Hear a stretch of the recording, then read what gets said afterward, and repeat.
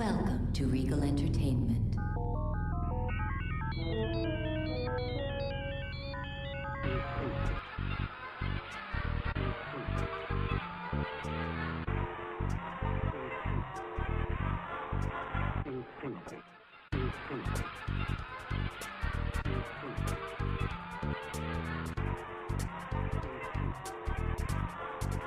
Enjoy the show.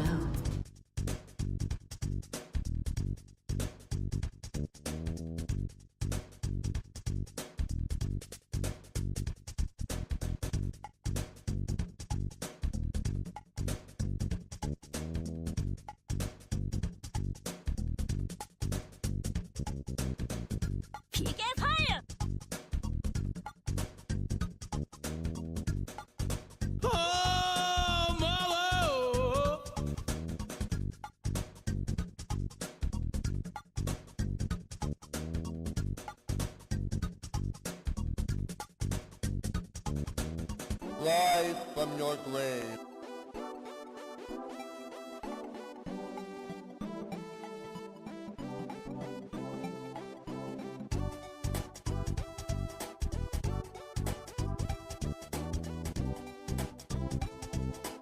What side are you on?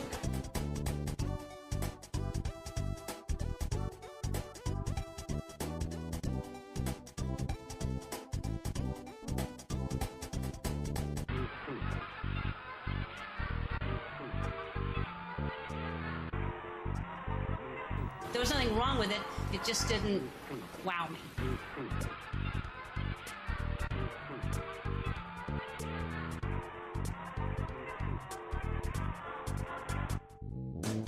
Dang!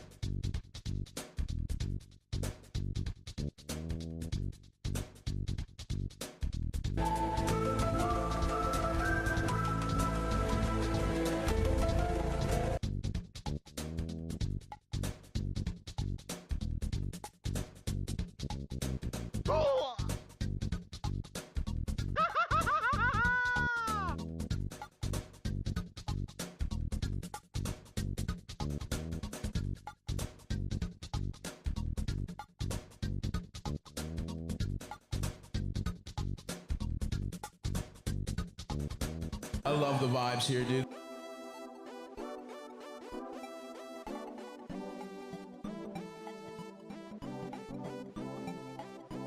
Oh, yes!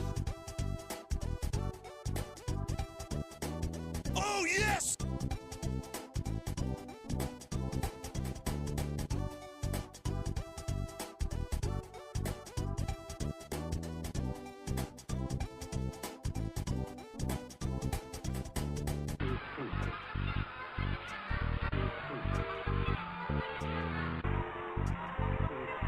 Okay, thanks for the tip.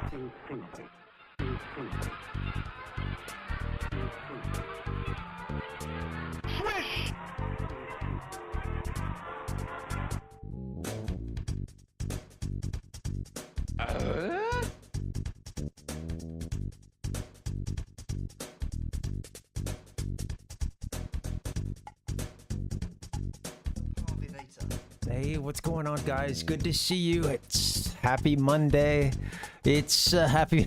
I couldn't decide if I wanted to say happy Monday or it's a Monday. It's a Monday. I don't know. I don't know where that came from. Anyway, good to see you guys. It's a Monday. And it is the case of the Mondays, sadly.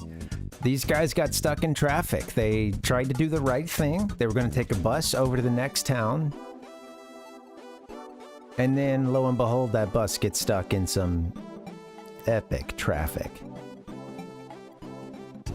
Yeah, it's really backed up. The bus driver even turned around and asked if he should drop us off. So we are now, of course, taking this opportunity to just wander the desert. So that's what you do when you're in a traffic jam in the middle of the desert. It's good to see you guys and welcome. How are you?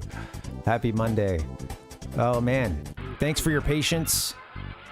Wanted to get started a little, well, I had set a time for, top of this last hour, 38 minutes ago.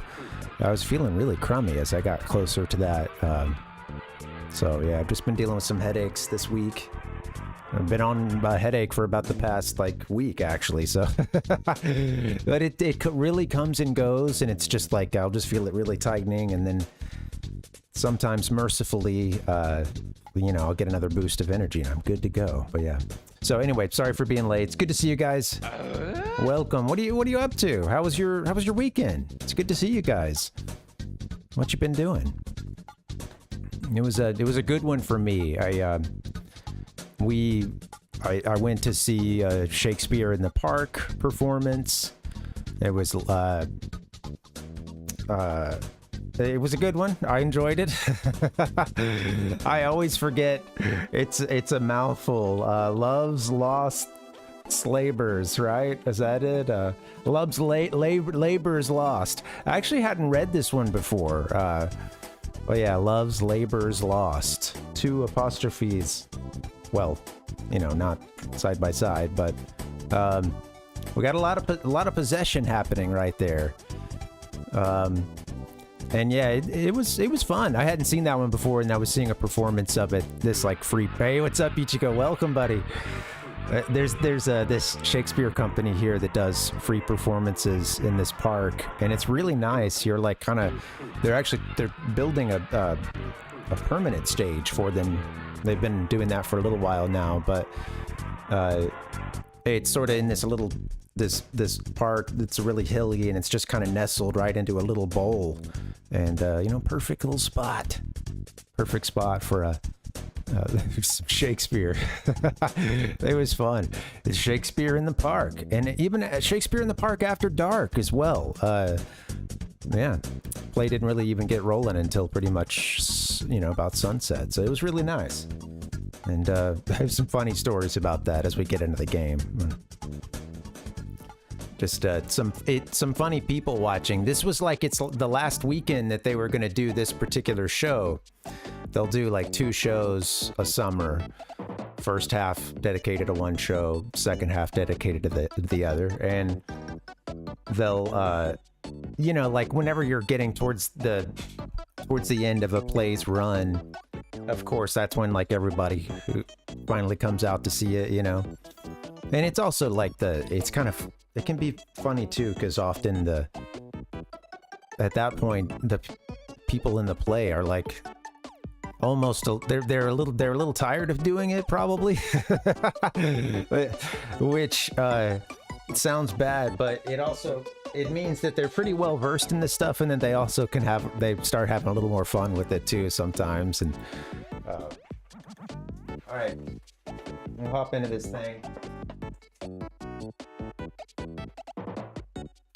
Or at least we will. I've got an epic. How did this happen? All my cords all twisted together. Jeez. Kinky. We're doing the SNES Mini here. A good way to play this game because it's otherwise $1 million. It's a very expensive game. How are you, Ichigo? Welcome, man. I don't know what happened. I got a big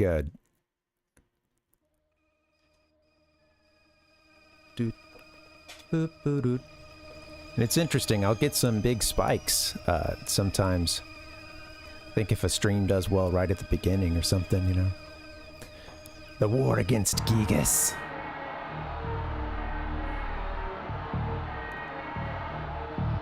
Some intense music. Oh, cool. Ichigo did the beach trip. Nice, man. Hope you had a good time. It's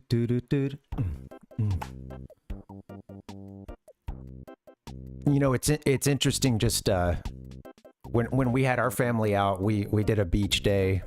Of course, I just had my big sis and a couple of her kids out, and yeah, it was sweet. They wanted to get some beach time in. One of the kids is especially into just, I think someday he's probably gonna surf or something, but he's really into just getting in the water, and then also he likes doing we didn't have a boogie board, but if we did, he would have been all over that thing. But Yeah, so, you know, he wanted to play in the sand and stuff, and, well, you know, it's funny because not even that long ago I had talked to you guys. I'd done a little rant about, you know, like, not kind of enjoying being near the ocean, but not necessarily like beach on the sand for like hours, you know.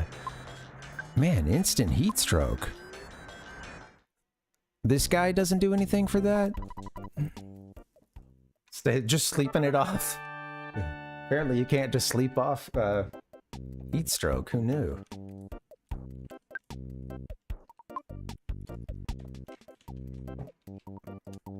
What we can do is hit him with healing. Yeah, exactly. That's what brought me there. Ichigo, yeah, it was. I don't think I have recommended it in the past, at least not hopping on the sand, but like I've taken them to some of the more like touristy stuff, you know, here, stuff like piers and, you know, boardwalk, stuff like that that's near the beach. But yeah, little nephew wanted to get in the water and stuff, and well, thankfully my big sis had picked up this really big beach blanket and stuff, and I wore these water shoes that I have that I got them before that trip to Maui, and I don't wear them that often, but I had forgotten just how convenient those things are and how easy it is to like just wear them and then, like, you know, wash some sand out of them or something. I know sand gets everywhere, but I think okay, we're out here in the desert. I want to pause for a second to finish this story, but yeah. But at the, you know, in picking a beach to go to, of course I had to think more family friendly this time around, especially with like something easy to looks like we've got company. Like, he's coming. What we got here? Metroid hatchling coming in. Welcome. But yeah, you know, trying to find like a restaurant or something for them to eat at afterwards. Or, hey, Metroid, welcome, guys. Happy Monday. Thanks for coming in. What's going on? What were you guys playing? What were you guys up to over there? But yeah, I was kind of thinking of this place that was like a brewery and restaurant that was pretty much right on the beach that I had been to before when we had family from the other side visiting from, you know, my in-laws. And like, I was just thinking like, this spot is great. Anytime I've got family here, I know where to park. I know. It made me think about, you know, the logistics of toting the fam around and how it, you know, how convenient it can be as well when you do find a spot that's good, you know, especially if you're finding it for others, you know.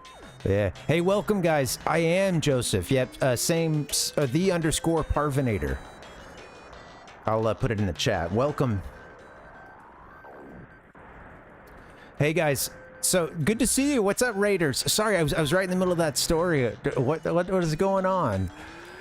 Metroid was doing a Saturn variety stream, trying out games I got in Japan. Oh, cool. I'd be curious to hear any highlights or any, you know, anything that didn't work, or just to go negative. We got a oasis here. I'm guessing our map. I don't think we have a. Yeah, you can't use your map right now. Oh no! I've had that. They get heat stroke pretty easily, huh? Bull just really getting heat stroke. Poor guy. Oh. Oh, that's funny, Metroid. That's a funny way to yeah, way to improvise. I like that. Look at this guy. We got a buffalo up here. Let's heal Bull once again. Poor Jeff getting a sunstroke.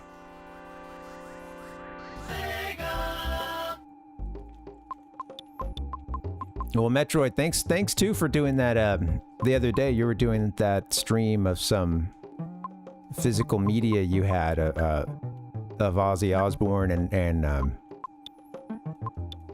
you know, some Black Sabbath stuff as well. That was cool. That was a fun stream. You have a lot of cool variety. It's always there's a lot of surprises. Like, oh, what's Metroid got on right now? Hey, Francisco, welcome. Silly boxing game where the default name of the player character was some asshole. Wow. You know, just some asshole. Man, they're really taking these role-playing elements to the next level, aren't they?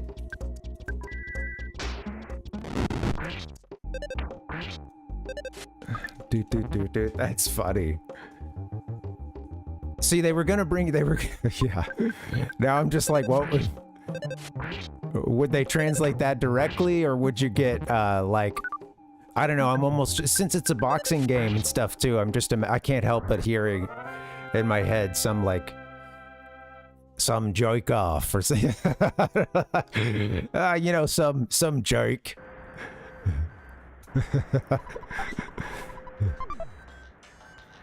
We're gonna take him from the bottom all the way to the top. Just some joke. Yeah. That's funny. That sounds like fun, man. Yeah, well, thank you guys for the raid. What's up? I'm the Parvinator. Thank you to anybody who's coming over. We're playing Earthbound. It's my first time through it, so I'm trying to go as blind as I can through the game. I've had some stuff spoiled by way of trying to have too much fun with the stream, like going to find GIFs and pictures and stuff. So thankfully, I think I still have most of the story unrevealed, and you know, I'm really enjoying this game from the very beginning. It's been such a bizarre and fun game.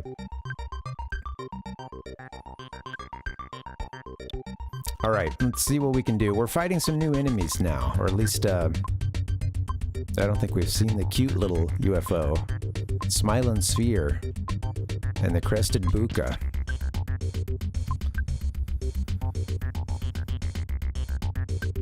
Some good bass in here. I don't want to wander too far from that shack we were at either, because we are out in the, out in the Badlands. I'm gonna try fire.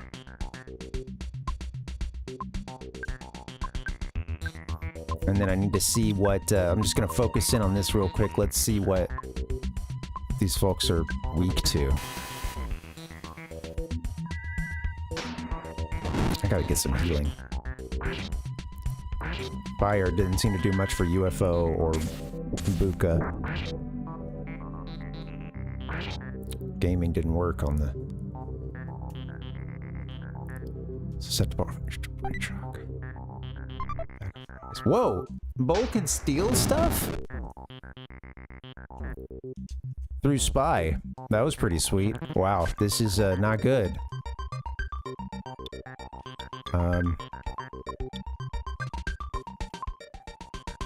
I don't know if I might not make it through this next turn, honestly. Well, maybe Parv can, but yeah. An Evangelion game that was like an interactive episode where you choose what Shinji does at points in the story. Ran away from school, got chased down and dragged back there, did a stupid dance in front of the class, kissed the class rep and got slapped, and when the monster attacked the city, I said there's nothing I can do and went for a walk, and the credits rolled.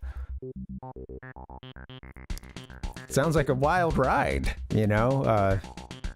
I like that you still get the credits, you know, practically doing nothing in this game. That's hilarious. That's hilarious. Yeah, I also game in quotes. Yeah, I see why. I'm worried. Parv might not make it through this turn, but let's get her some help. And maybe she can freeze a cute little UFO or something. Anybody got any, wait, maybe he could use this.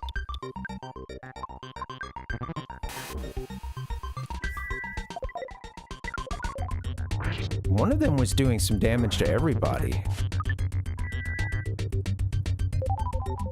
I gotta be careful. Yeah, I love that. That's funny. Well, now I'm curious how many different endings there are, Metroid. You know, to what extent can you, Wow. Yeah, we're in a bad way.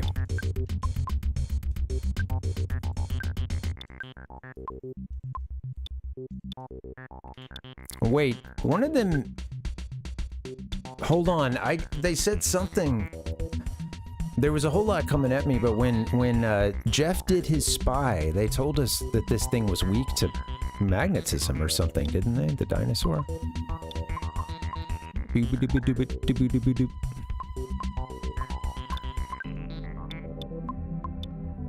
Oh.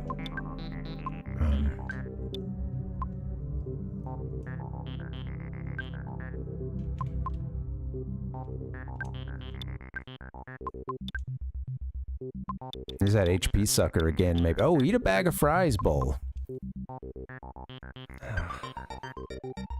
Harv's healing somebody, right? I think he's healing. He's healing himself.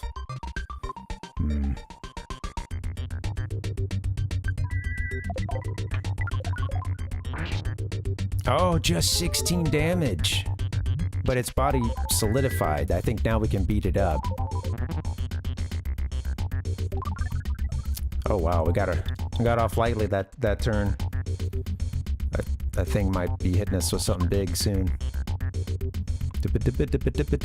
Yeah, probably so, Metroid. That's what I was thinking. There's got to be yeah, I think you kind of took up maybe with the fastest route out. It just makes me think of those choose your own adventure books, and we were talking about the Mario one that I read one time that it had some dialogue in it that basically was saying that your game, you know, like the something about it. Basically, they wrote that what the ending that occurred to the characters was the entire world turning green, and I think it was supposed to be hinting at like a cartridge tilt situation, or someone pulled too hard and pulled the console a little bit, you know, and oh yeah, I just I don't know, I remember that cracking me up. The whole world turned green. Like that was one of the bad endings, was the whole world turned green.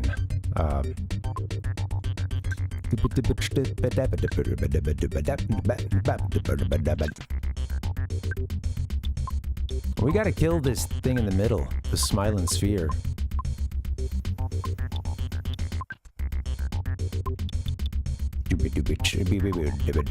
Let's give you, shoot.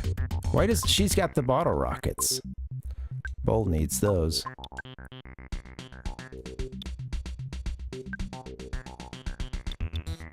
Ozzy's in a bind.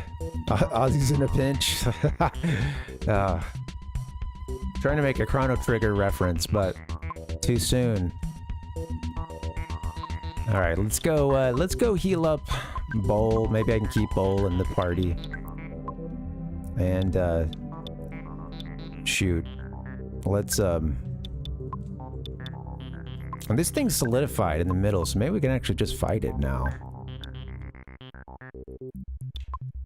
No, that was like for... Oh shit, what are you doing, Bowl? Well, her's dead.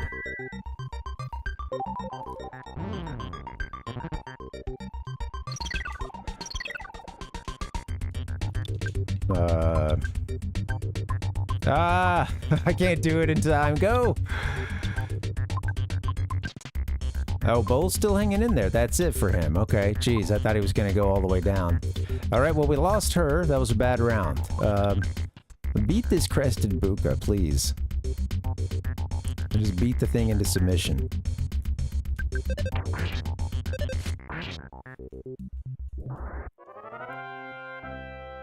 Okay, that was a heck of a battle.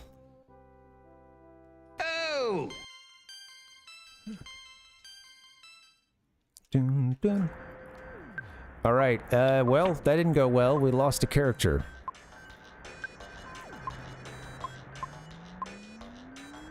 I meant to heal Parv before we ever started that battle, and I was just sort of playing from behind. Oh wait, we have a cup of life noodles we could use.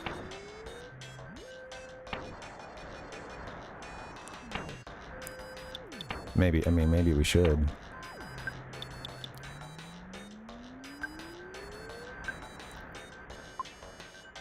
Wait, huh?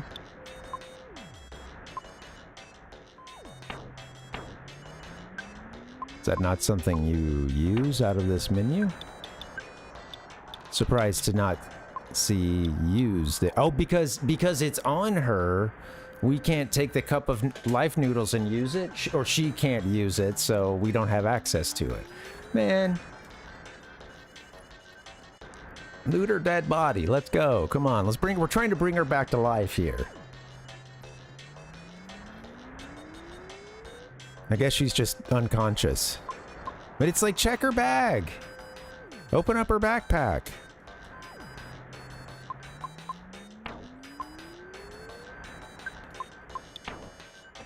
It is great, isn't it, Ichigo? Yeah. Drink from the cup of life noodles. Raise your cup, guys. If your cup of life noodles be empty, please. Hey, thank you. Thanks for the sub over on YouTube. I'll let you stay anonymous if you care to. You don't have to say anything. Welcome. What did I just do? I healed Jeff. Okay, well.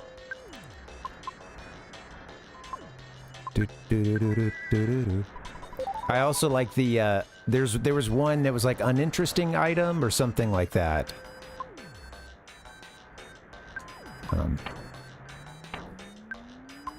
Hold on. Wait a minute. But I guess she can still give even if she can't use it, right? Okay. Oh, shit. No, don't do that. This is terrible. I just put it back on her. Everybody else is full, huh? No. Alright, Bowl took the cup of life noodles and I think can use the cup of life noodles now.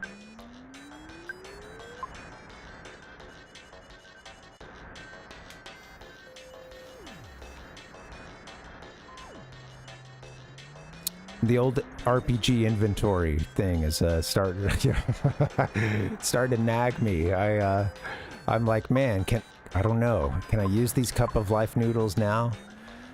Should I be saving them for a boss fight or something?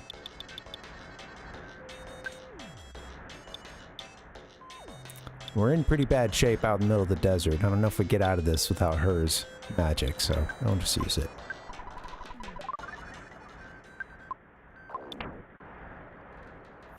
Without her psi powers.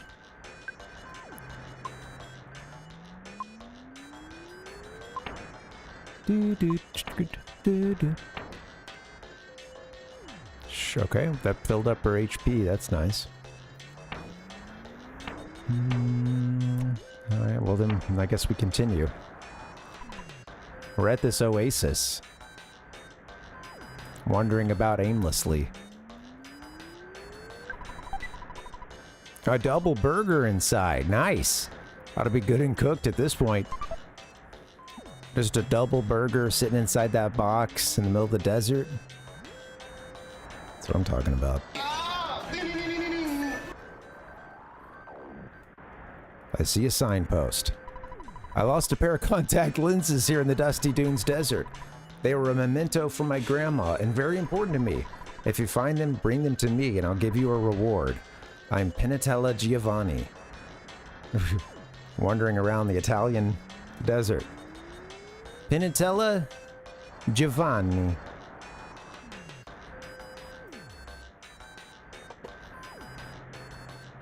Lost contacts. Okay, this could just be a funny sign, because, you know, right?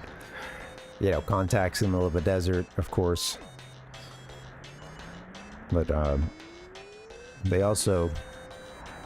It's also funny as hell, so... Well, I'll just take a quick note here, and... maybe this game finds a way to squeeze that in. They went through all the trouble of describing or putting all this on a sign, which for this game doesn't really mean much, but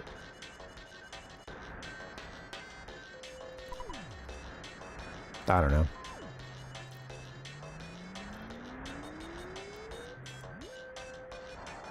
Most things for humor, you know, don't, it's not like tricking the player as part of the humor or, you know, like being trolly or being mean, but Video game trauma. even though I'm just a pile of bones, I can talk, and I'm lonely out here in the desert. I feel that, you know, I understand.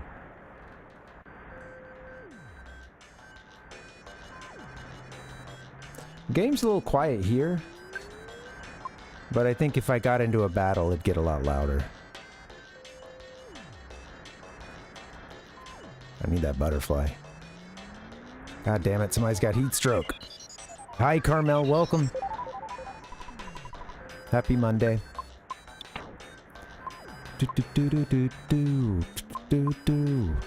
Okay, her could use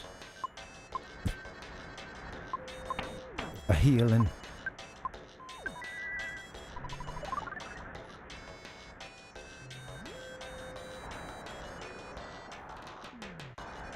Already been back here.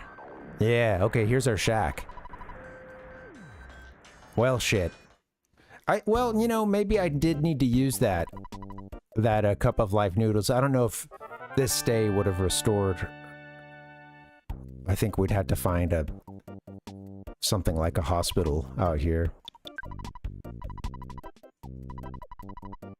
I think there was one kind of off to the west some.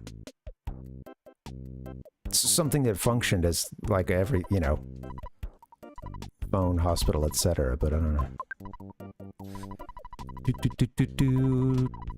All right, we called Dad and we're all saved up. I'm gonna call Mom too, and because Ness will get homesick. That's caught me a couple times. He'll get homesick, and I think sometimes there's it affects his stats, and I don't know to what extent. I was getting the sense that he was missing a turn. I can't remember. Sometimes the battle does go pretty quickly, especially when you're sitting here talking a bunch of stupid stuff during it, you know? What the No problem here. Just finished burying a dead body out here in the desert. No worries. Okay, so we headed a little... So that time we kind of went just back, and we found the water.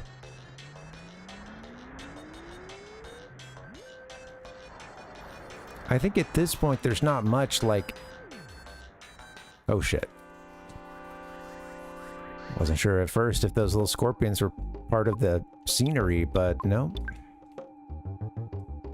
A little skull for a face.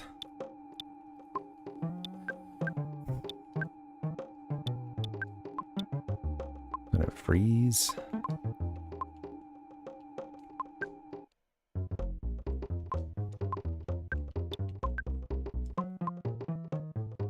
Going off on the base.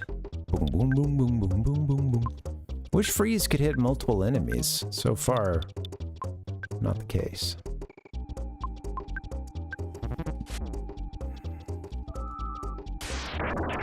Oh, dang. Thunder, huh?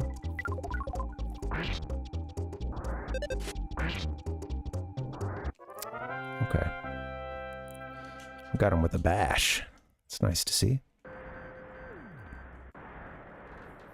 Yeah, so earlier I was talking about going to Shakespeare in the Park. It was really fun. There's a Shakespeare company here that does a free show in the park, and I've been doing it for a long time.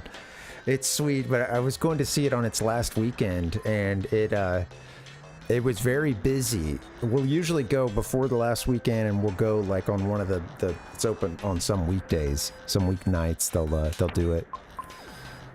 Just, you know, it fits with the schedule, and there's that heat stroke getting everybody this time. But, you know, it's funny because it was very busy, and we got there, they recommended getting there a couple hours you know, they said, you know, if you want a spot really close, get there about 2 hours before the show. Otherwise, you know, you can try to squeeze in where you can and da-da-da, but we didn't get there quite that early, but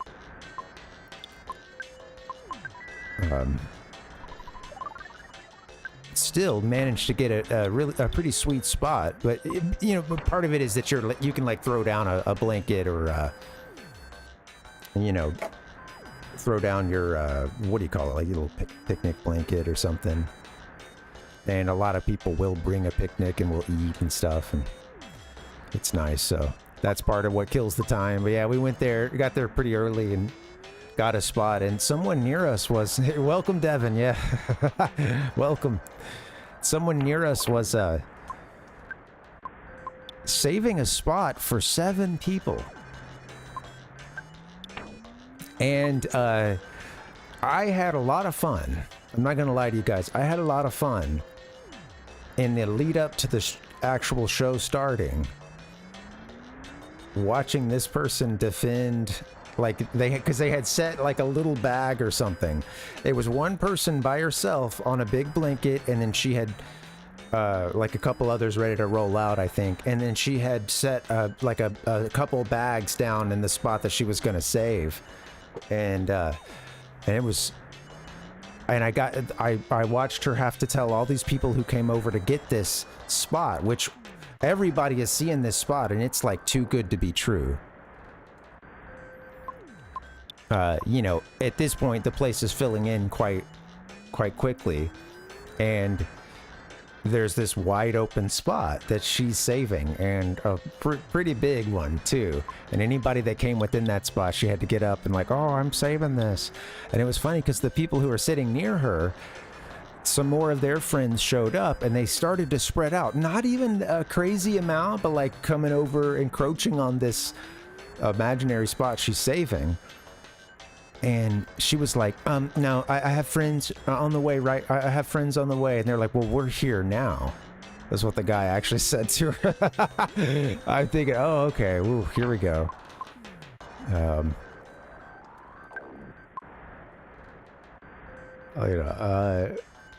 And she's like, well, and they're on their way. And he says, well, are they coming? She's like, yeah, they're coming over right now. They weren't coming over right now. It's from that point, it was about probably 25 or 30 minutes from that point. At least I'd say a good 20 to 25 minutes after that the people actually showed up. And not all of them. But yeah, it was funny because like I said, I was just watching all the different ways that people would come and try to get the spots.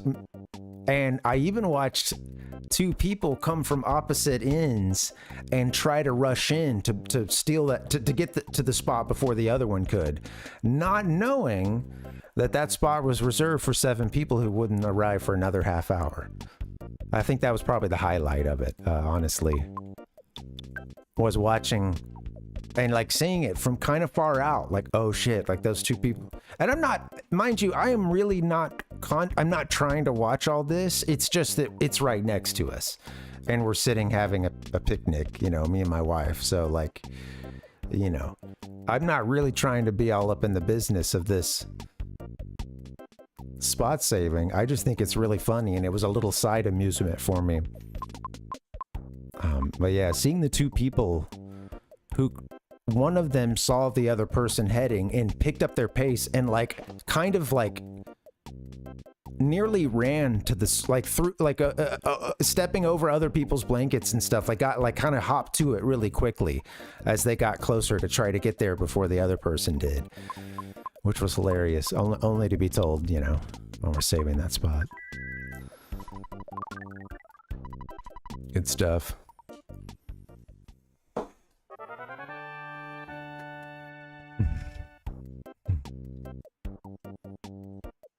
How you doing, Devin? Welcome. Happy Monday.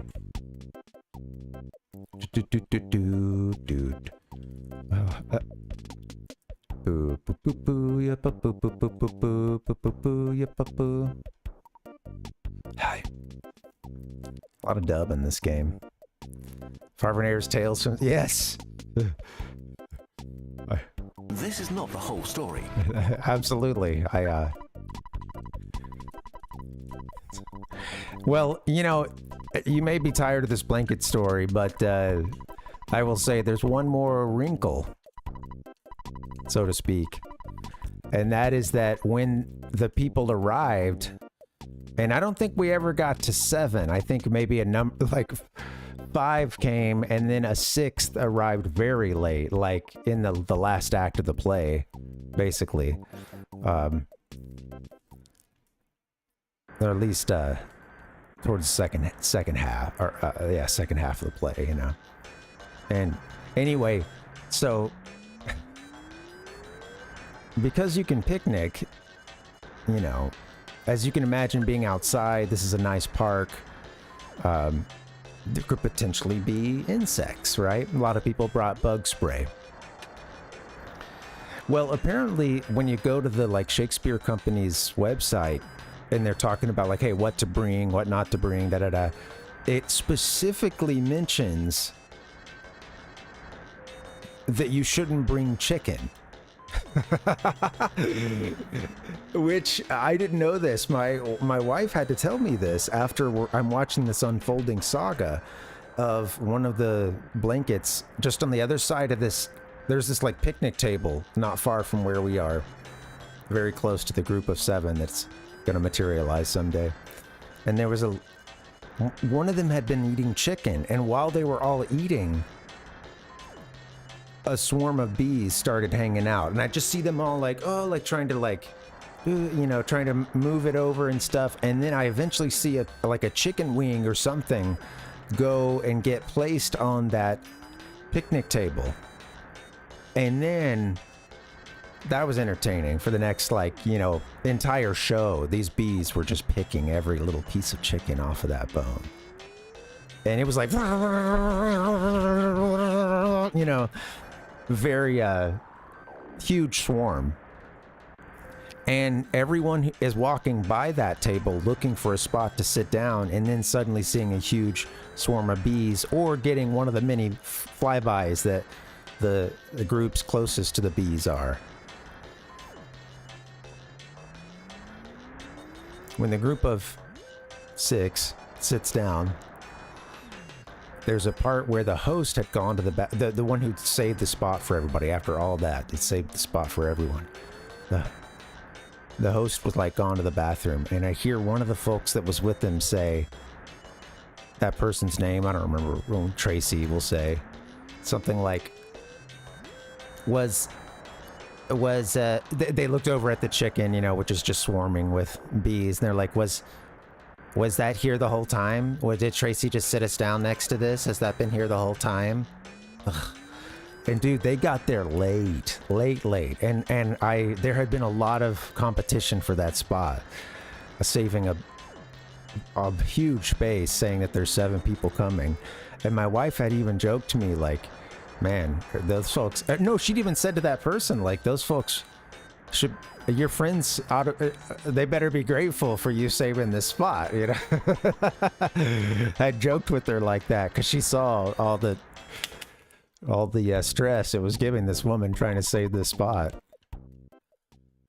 And then only to see the friends come, and then just like as soon as she walks away and goes to the bathroom, I'm hearing like, so Tracy just set us up right here next to this? Has this been here the whole time? Because they're all getting, you know, bee flybys and stuff, and they're all looking pissed. And I was like, dude, I'm not trying to eavesdrop on any of this. It's just that we're inches away, you know, like we're like a couple feet away from these people, you know, and it's everybody's sitting on the ground, you know. So yeah, anyway.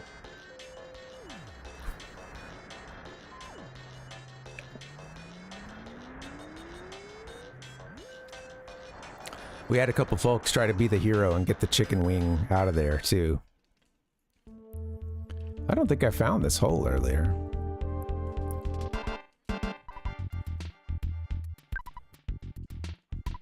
Doesn't appear to be much. Someone tried to come over, like, with their hand in a like Target bag or something, thinking that they were going to do the like dog doo-doo grab, you know, with the hand gloved in the bag and then flipping it back inside out or whatever. It's like, that's, yeah. So go ahead, stick your hand down there with the swarm of bees, like with this Target bag wrapped around your wrist. That's.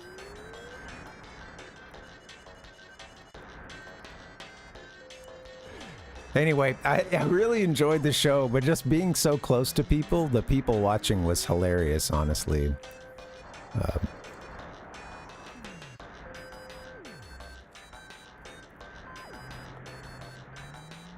Damn.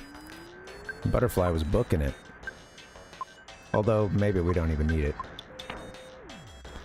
I'm playing like I'm lost in the desert.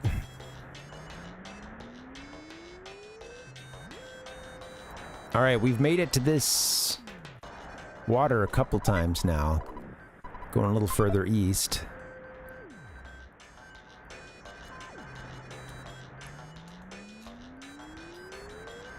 I want to do more fights too, because I'm not really loving,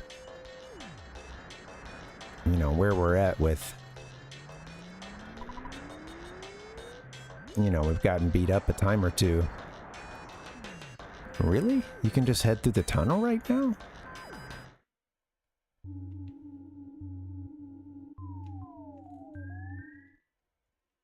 Okay, well, inside that tunnel I was hearing the weird noise, so...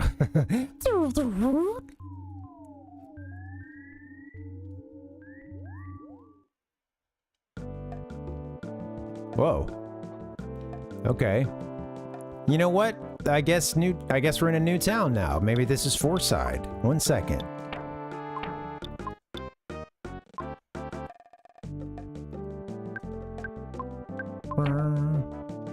Yeah, still no map. We're still like not quite in a city.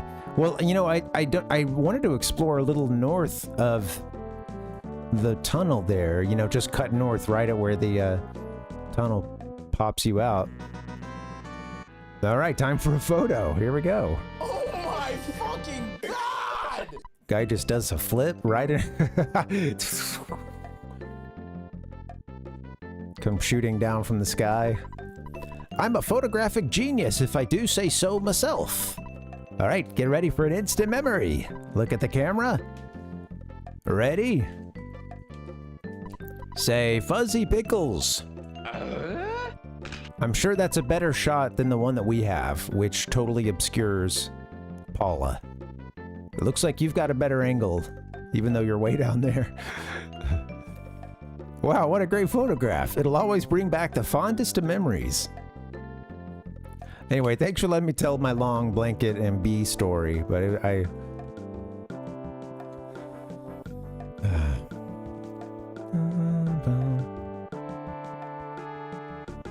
There was also someone during the show that was doing a little too much active listening.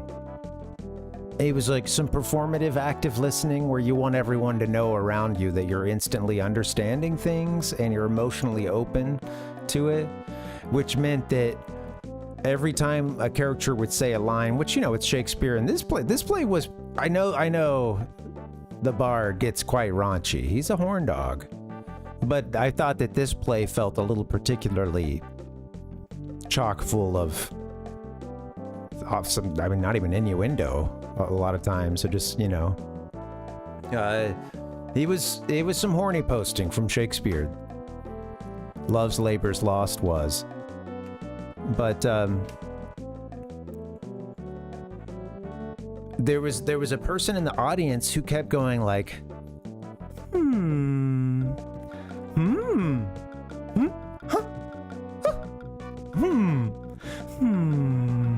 It was, you'd often get the in there, like, and so a character would finish their line and you just hear this the contented and I'm like, what are we doing here?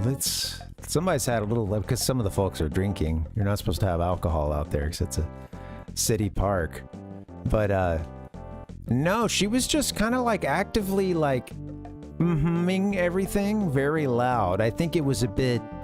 I think she was a little tipsy and just like kind of like a little manic pixie energy that night of like I don't know, wanting to be a little artsy, or I don't know. I don't really get what it is. But yeah, it's a that sounds mean, but I got the sense. I mean, you know, like I don't know. I felt like she wanted to be heard a little bit too. You know, it's but it's like I don't know. I mean, like I will say this. I think sometimes, because she was otherwise quick to respond to some things, I think some of the players were actually happy because they would say a line, and just because it's so, you know, the play is very dense, of course, it could take a second for what was said to wash over you. I mean, you're hearing it live right in front of you. And there were moments when like a player would like finish their something, you know, finish a long passage, a long soliloquy or something, and maybe the audience wouldn't quite like, you know, like clap that one in. You know, it would just, they would kind of let it just go to the next person talking sometimes, and sometimes that, you know, maybe in like a different setting, that might have been a moment where everyone was like, oh, that was good, or yeah, or, you know. So honestly, it felt like some of the folks were like happy to have someone seeming like they were into it, but I think she was not that close to us, but I'm just hearing, like after so many of the lines, and just like, like, what are you doing? Like, Monotoli's toadies stole everything from me, including my house and land. Oh. So we heard about Fourside earlier, and we heard about old, Penatella. Also Penatella. Penatella Giovanni. Penn and Teller. Monotoli's. Monotoli's toadies. That's fun. That's fun to say. Monotoli's toadies. Stole everything from me, including my house and land. Weep, weep. They are evil incarnate.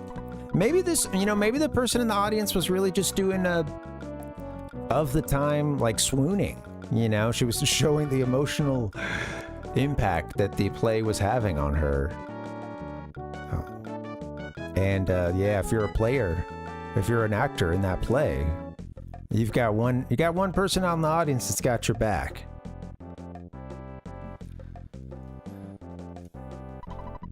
They're all his toadies. No matter how you fight him, you can't win. Yeah. I'll just say she was kind of like clapping and cheering way beyond everyone else around her, so there was kind of a funny like level of energy difference, you know? That was kind of the part of what was cracking me. She was particularly excited. Just leave me here to cry into my cappuccino. Nosy. Buddy, I walked up and you just started spilling the beans. Also, cappuccino? Okay. This is not the whole story. All right, guys, we're in what seems to be a pretty sweet little town here. I wasn't expecting to... There's got to be more for us to do in the desert, though.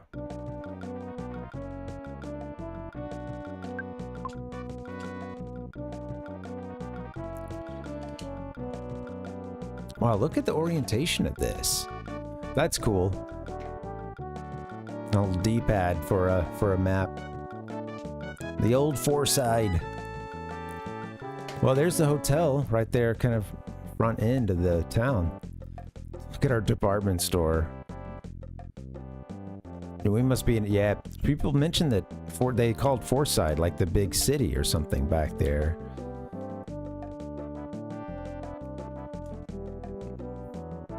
All right, well, maybe I'll hit this hotel up and then...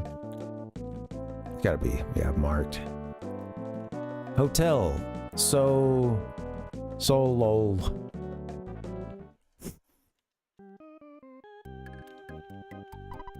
There's some good, just like fake Roman character. Well, random Roman characters thrown together at some points in this game that it really cracks me up. We'll just add a little writing, just throw a couple letters together.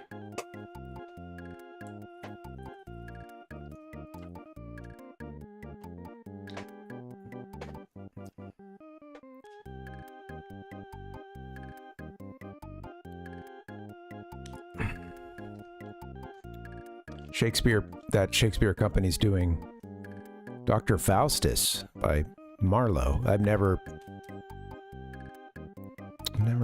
actually, I don't think I've actually read that one. So yeah, that'll be the one they do the next half of the year. Parv, sir, are you staying here tonight? Thanks for being so generous with your tips. You never gave me a tip? Never mind.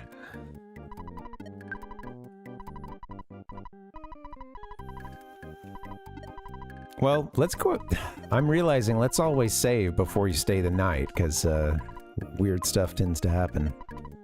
Especially when you're in a new area. Woo! 225 bucks to stay at the Grand Hotel here.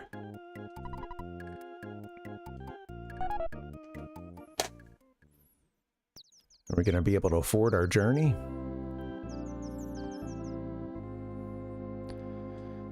Rise and shine.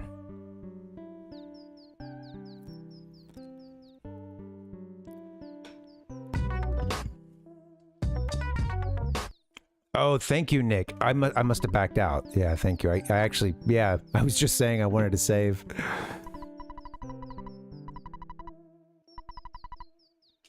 All right, here we go. Front page, the Fourside Post. Over 70% of Fourside citizens support Monotoli.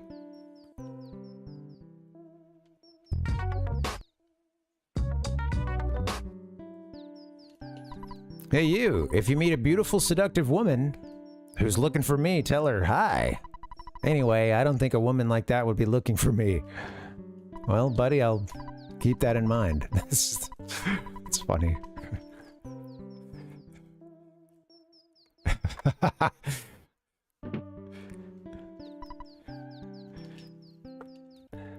Let me go save. Also, it's just funny, like, you know, once you've seen a couple of like Shakespeare plays, when you are seeing one or reading one that you don't know, it's funny when you start to see like tropes and stuff. The premise for Love's Labor's Lost is essentially there's a king and he's decided that he wants to surround himself by a few scholars. Like his kingdom should be known for its knowledge and wisdom and, you know, application of, you know, accumulated knowledge. Or, you guys know what I'm trying to say here. Usage of science, etc. And he has 3 characters who are like you know, going to be part of this court, sign this contract, essentially, that they want. It was like, I'm trying to remember what all it was, but like one of the main things was that, like, yeah, for 3 years, they're supposed to just study. They're not supposed to look upon a woman, I believe. And then there were a couple other rules as well. And, you know, so they all take this vow, basically, to kind of, you know, to live as scholars and, yeah, go, I don't know, it's kind of funny. It's a school for, well, I won't say that, but, these guys have decided they can't look at a woman. I'd imagine they're going some level of, no fap as well. It's a weird situation. They've decided that what they need to do is to hide themselves away from the rest of society and study and yeah. Oh, no. Okay, right. So it's that king and his 3 whatever members of his court, or scholars, whatever. shortly into the story, a lady who's traveling and comes to, like, you know, they're just like coming to the next town or something. I can't even remember why they're there. But a lady and her 3 assistants, or 3, you know, I don't know, whatever. Sorry, I'm just struggling to think of the word here. But her attendants, you know, that travel with her and stuff, and basically they show up on the scene trying to seek out this king, and basically I think just as passing through the courtesy that would, you know, that they could probably get, and some lodging and stuff, and a quick meeting with the king before they're sent on their way, you know. But of course they show up and then they're told that they can like camp out in the field, you know. no one's staying inside, no one's gonna be in the castle inside the town, you guys can camp out in the field. But it was just as soon as it's like, okay, well, here's the lady and her 3 attendants, these 3 like young women. All right, well, we've got the lord and we've got the king and his 3 guys, we've got the lady and her 3 guys. All right, this is clearly heading for a huge wedding at the end of this. And Shakespeare pulls a fast one on me. And apparently this one is known for having a bit of a twist. In that, and I'm going to spoil this Shakespeare play for you guys, sorry. But at the end, basically, and of course there's all kinds of like, we're wearing masks to confuse the guys as to, you know, which one is us, because they've all fallen in love with one of us, and they know that we wear these trinkets, so we'll swap them amongst each other and play a joke on them. And, you know, there's lots of fun, lots of japes. But then you think maybe there's going to be some, I don't know, was waiting for it to like really turn into the love, you know, everybody like actually being in love with each other instead of just like a quick infatuation that gets them going. And then the lady gets a letter that her father has passed away. And it was right about this time, and we're deep in the last act, that I had a very, very strong, urgent feeling that I was about to urinate on myself. Bad.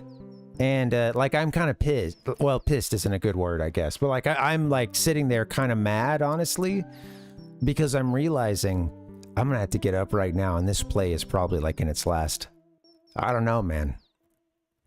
With this turn, actually, Nice. it was It's a new follower. It was thank you, thank you for the follow. It was the getting the letter that there was a funeral that kind of had me. You know what? Maybe that bought me some time. Maybe her dad dying just bought me a little bit of time. So I hopped up real quick and had to, you know, it's a long trek to go to the bathroom and stuff, and then get back. And I got back pretty much during like one of the last scene or something. And Rhodes, welcome, buddy. Thank you. I'll slurp up in just a sec. Yeah. So I came back and I didn't know that, like, I was coming in at the end of basically, I had to ask my wife part of how it ended because I missed some of it, but they had all like signed basically they had all agreed that in 1 year's time they would try to come back together and see if anything happens, and, you know, see if their love can pick up from there. But of course the lady and her attendants have to go back and deal with, you know, the passing of her father and stuff and blah blah blah. But yeah, apparently that was like kind of a unique ending for Shakespeare comedies, because they do often end in like a huge wedding or some other kind of, you know, happy kind of situation like that. The comedies do. So to have it end on this like kind of bummer, and then this, we'll meet up here again in a year, like, and that's the positive one, and then it ends there. I wasn't surprised. I should say I wasn't seeing that coming. Yeah.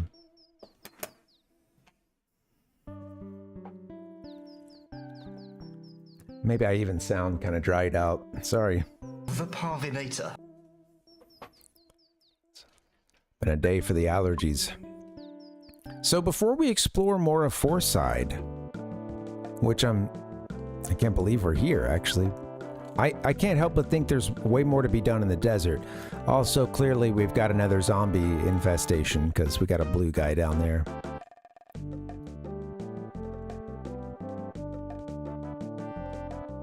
We got a blue guy. So Fourside's right on the water here. Very interesting town. We crossed over a really big bridge.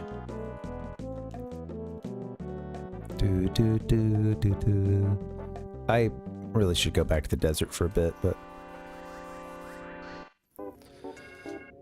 anyway, yeah, had a good time. That's a I'll stop the Shakespeare in the Park for now, but yeah, it's fun.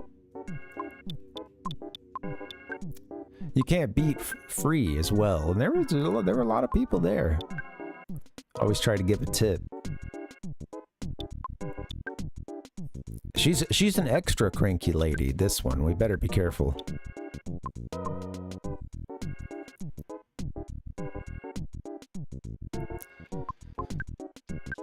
How cranky we talking?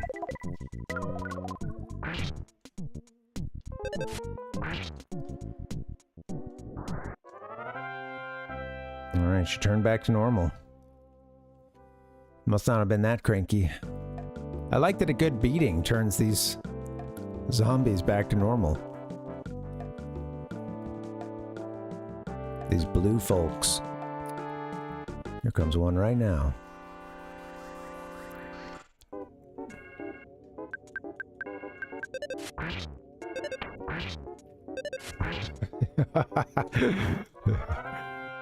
The hyper-consumption zombies, yeah. Got her shopping bags and everything.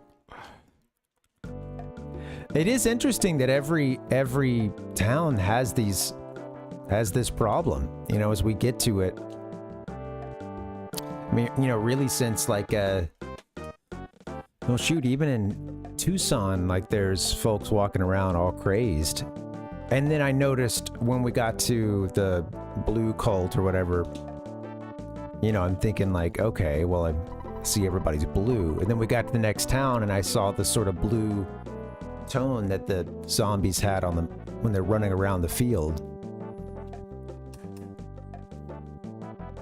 Mr. Geldegarda Monotoli hit the big time. It's been good for the city. Okay. Sorry, let me read that again. City of Fourside has developed quite a bit since Mr. Geldegard Montoli hit the big time.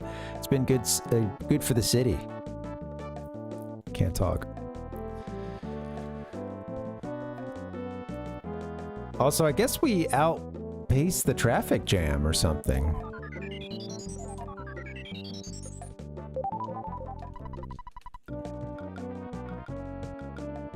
So I'm gonna travel back and I'm gonna see if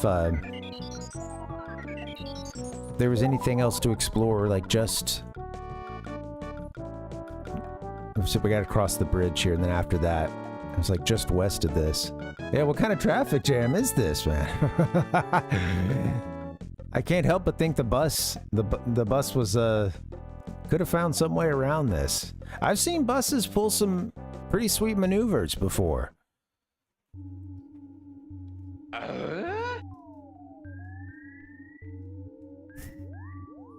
There's a subreddit called Bitch I'm a Bus, and it's all just videos of motorists thinking like, oh, I'm gonna cut right in front of this bus, you know, or oh, I'm gonna be like right in the you know, I'm gonna be like right here. Sorry, I lost my train of thought. Yeah, thanks, Rhodes. Yeah, man, I popped in for a bit yesterday to his stream, and he mentioned it, and he specifically said that you had brought it up again, so we got it done. So yeah, thanks, man. How are you? Welcome. This dog, look, the desert wolf, looking a little sick. Thirsty. Hounded. Nice pun, Rhodes.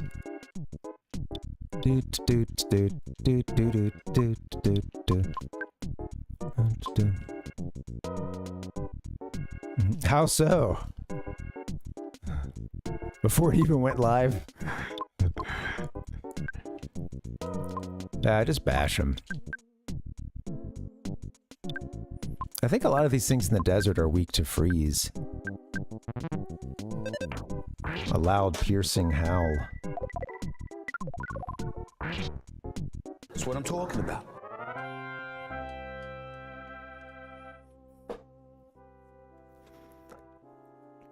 Oh, okay. I didn't know that that was the, okay, right. I didn't know that that was a... I thought the Borks were just for fun. Hey, Jamie, welcome. Yeah, it's funny, right? Like, it's interesting because this game is quite big already. It's got a ton of text. And of course, text doesn't really take up that much more space. So yeah, I wonder when it comes to like having the little sprites out on the field, if they just had to start reusing a lot of stuff. And it is funny, huh? I had that, when I see it, I have that sense of like, let's chase this thing down. This is instant experience. Because I'm looking at that same icon, that the same little sprout that was I think at this point, maybe even another dog too. Since those first dogs we fought.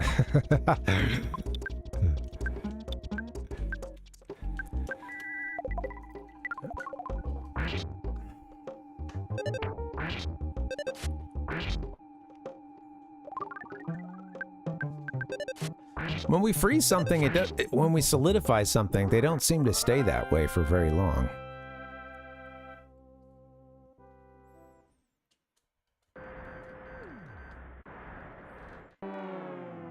What did we hit?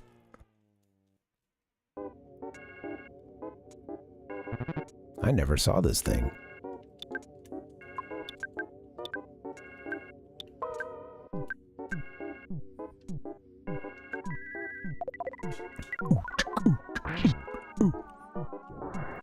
So yeah, I just wanted to explore a little more in the desert. I mean, I can't help but feel that there's got to be more for us to do. That rocks.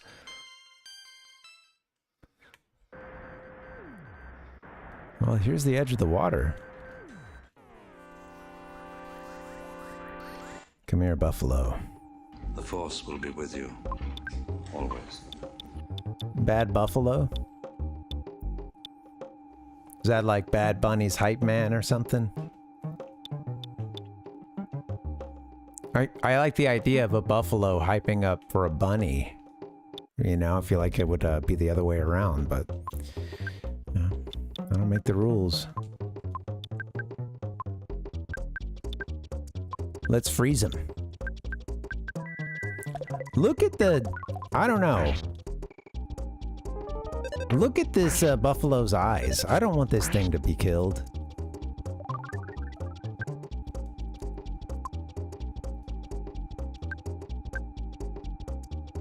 Sound spikes, huh?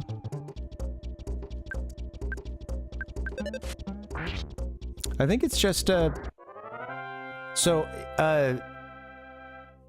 the game, Rotes, or for microphone. I will say the game has a huge range in decibels. So right now I'm looking at it like when it peaks with some of this music, it's at 32, minus the 32 decibels, and then when it's like in battle, it gets up to, you know, like minus 20 or so. So yeah, it's crazy how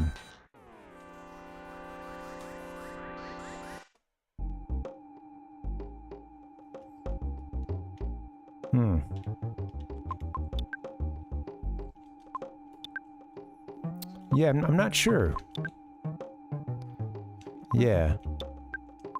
Yeah, sorry, Rotes. Yeah, I don't know if there's a problem so much as just that the game, yeah, it just has, the mix is like really loud and quiet at points. Yeah, really dynamic.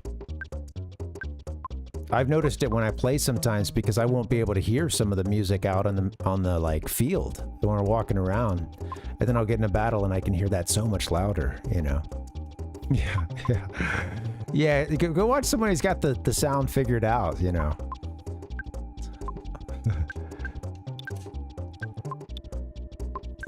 Boom, boom, boom, boom, boom, boom, boom.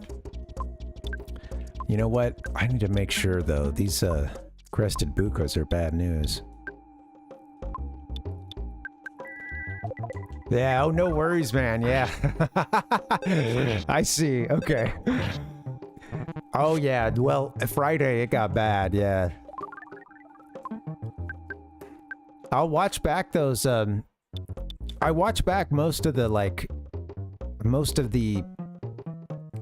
you know, little collage things I'll do at the end of a stream.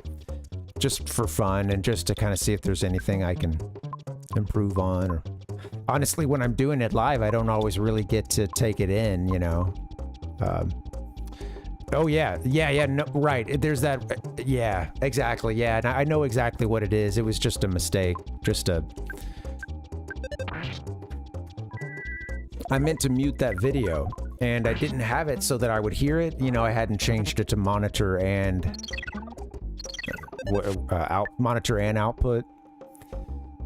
So I was just sitting there jamming, and I had no idea that the music from those commercials was, and sound from those commercials was playing. And then I went back and watched it, and I was like, holy shit.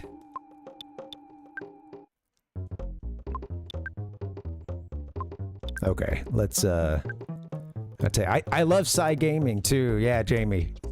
I like that that's what the main character, his like big Psy skill, you know? And it makes me wonder too, when all the PK fire, you know, like thinking about in Smash, right? Doesn't Ness even say PK fire as well? What's up, guys? I mean, maybe he gets it later, but...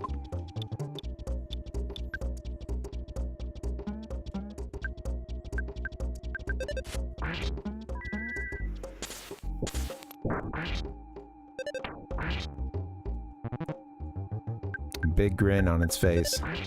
Yeah.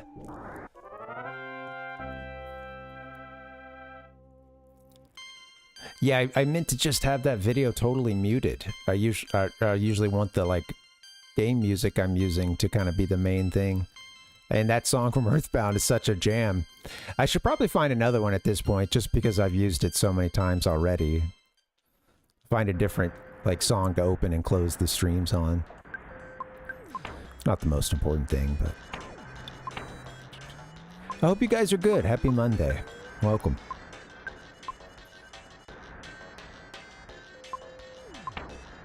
I think we're okay.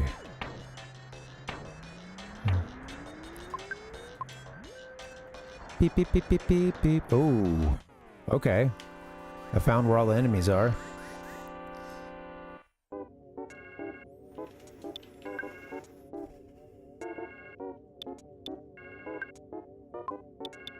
Let's try... like, I'll try a big attack here. And fire wasn't doing much against some of these guys. Guess that's not too surprising. Hey, I had a good time on Friday. Thank you guys for coming through. We had a lot of folks hanging out for that one. It was good. It was the first time playing, well, first stream dedicated to this Genesis we got just a couple months ago. I forgot that when Bowl spies, he can get that stuff.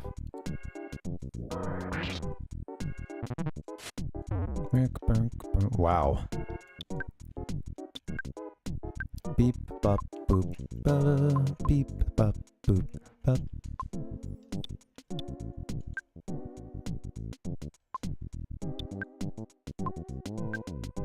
Are still ticking down. I guess if I had hit him with that spell sooner, I could have.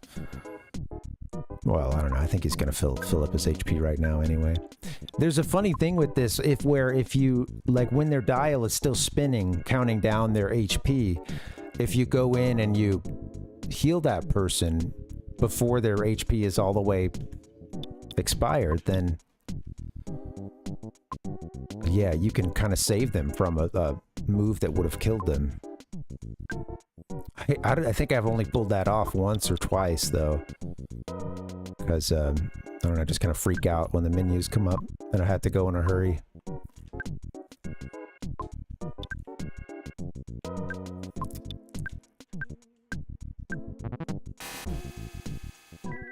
Cute, what a cute little UFO. You name it, done! Kill this thing. Holy shit! He did the mortal damage to those folks, but I guess because I skipped through things quickly. Yeah, pardon my French. Watching two of my characters, I was being told that they were about to die. Alright. We did get a pizza out of all that, okay. I was like, whoa! There's a pizza down here.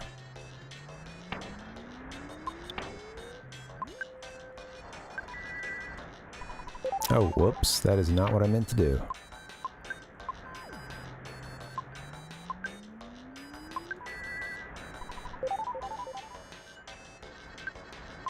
And then we're going to do one more of those. I don't know. Yeah, man. So we got to this water here, but what else is there for us to explore?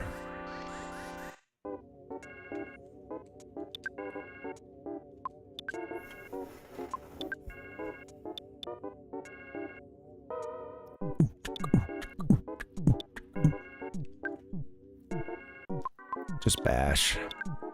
Her can hit him with the freeze.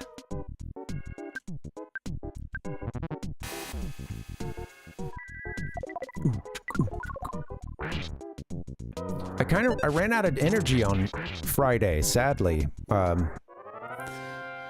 think some of it was just that there was a lot of stress and buildup to the, got ourselves a bag of fries. You know, up to the stream itself, I was just kind of like, I gotta get it ready. And I had left a lot of work for still to be done the day of, which, you know, came back to bite me. And then, so it's like, some days, especially when I'm kind of in this headache zone. Yeah, it is. And totally, like, the stress for preparing for something. If you're not careful, you can really, like, you can cause that reaction in your body that just,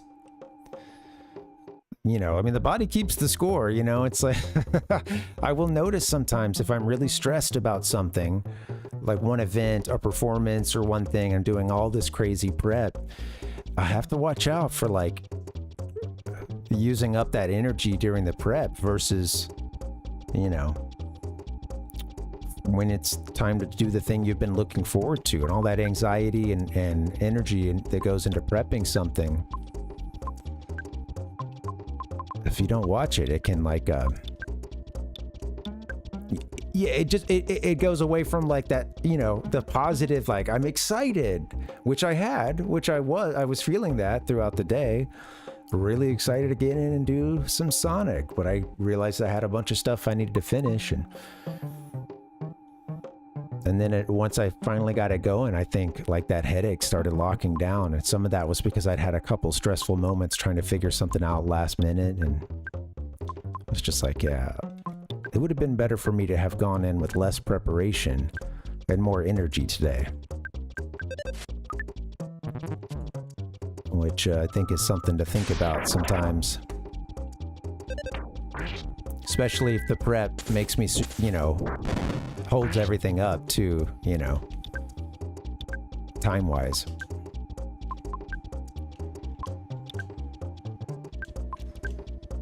I found that, yeah, when I get stressed about something, especially like when I'm in the headache zone, you'll notice I keep touching my forehead. It's just that's where a lot of the tension is, and it feels as if I'm, like, flexing my eyebrows, or I'm, like, squinting, but I'm not. You know, I've got a furrowed brow all day. It feels like. I just Just locked in.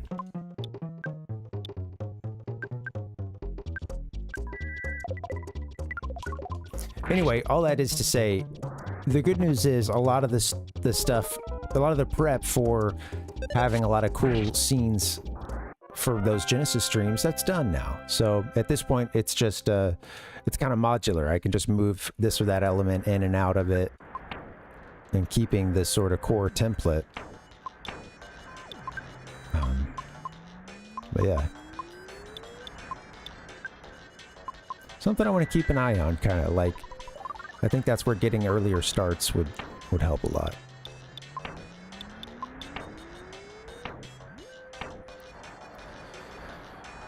Yeah, totally. Yeah. And so I had been working piecemeal on it throughout the week, and it was one of those things where I had a few, I realized kind of, I think Thursday afternoon when I sat out and I wrote a to-do of everything I still had left, and like was just trying to think of, okay, I know I wanted to go get a picture for this scene, and I wanted to get you know, and I wanted to get a song for this, and I need to set up the good old day, you know. It was stuff like that since I do the segments. And I realized, like, Thursday, I was like, oh, this is a lot of work. And then I started feeling shitty Thursday evening. And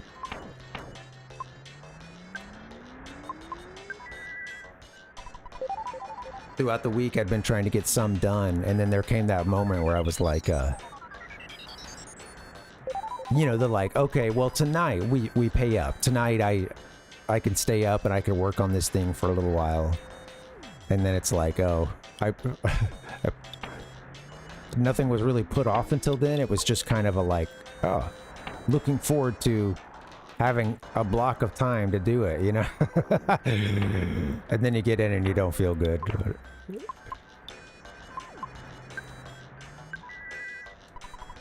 I must need the other one. Come back here, butterflies. Yeah. Well, thank you guys for understanding. Either way, I still had a really good time. I just kind of hate it when, like, I lose my energy because, you know, it feels like a big part of, like, when I'm not tired or, like, you know, otherwise sick, something like that. That's a big part of what I want. So, you know, if you're a person who's really energetic and very hyperactive, when you have moments where that is, you can't access that, it kind of feels like, oh shit. I don't know. I think I've known a couple other people who like kind of similarly have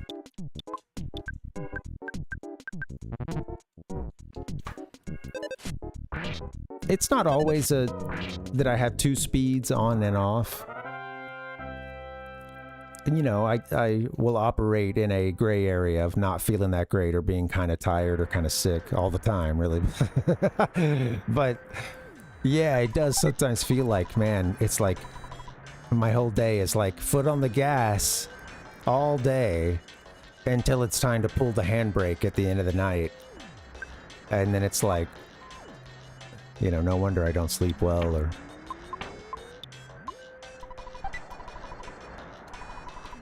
Couple life noodles in there, huh? Well, somebody could eat a snack.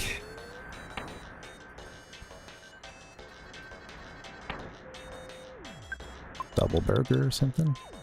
Bag of fries. It happens so quick.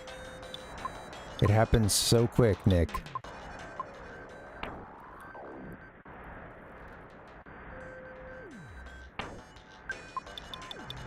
Double burger sounds like it has a lot of healing. Maybe a bag of fries for her.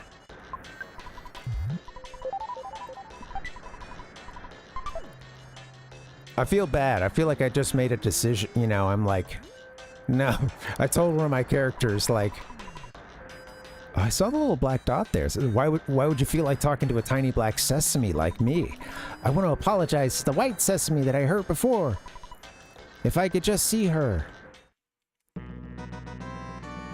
Time for a photo. I'm so excited. pictures taken instantaneously. I'm a photographic genius, if I do say so myself. Okay, get ready for an instant memory. Welcome, Dustin. Look at the camera. Ready? Say, Fuzzy Pickles. It's funny, you couldn't even see Ness's throwing up the V. Wow, what a great photograph. It'll always bring back the fondest of memories. The staging in a lot of these photographs, like, I know that we're getting a nice scenic background, but this guy is ass as a director of photography, you know, in terms of like directing his subjects around.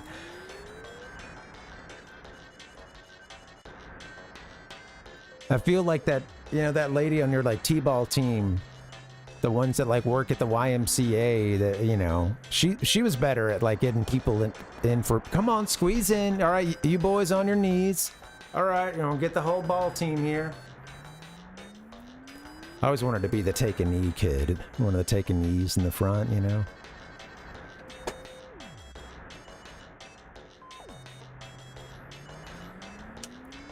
She didn't say Fuzzy Pickles, sadly. Now we got to keep an eye out for a white speck. I'm gonna write that down. Desert. Found black sesame seed. Look for white sesame seed. And then maybe next to that, another photo opportunity? Question mark? Okay. Fuzzy Pickles, huh? I was reaching for a jar of pickles the other day, and of course Fuzzy Pickles came to mind since we're playing this game, and I think I had that first realization of, if those pickles are fuzzy, something's wrong. That the vinegar in that jar didn't kill everything. I don't know. It's you got a mold problem. You don't want fuzzy pickles. No. That's, you know what it is. Somebody's gone in there. Like if it's slices, they got handsy with it instead of just using a fork. Yeah.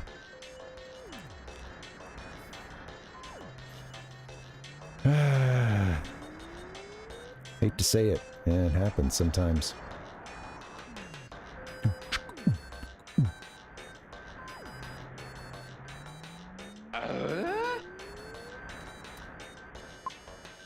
I need to get a break in, guys. Let's get a break.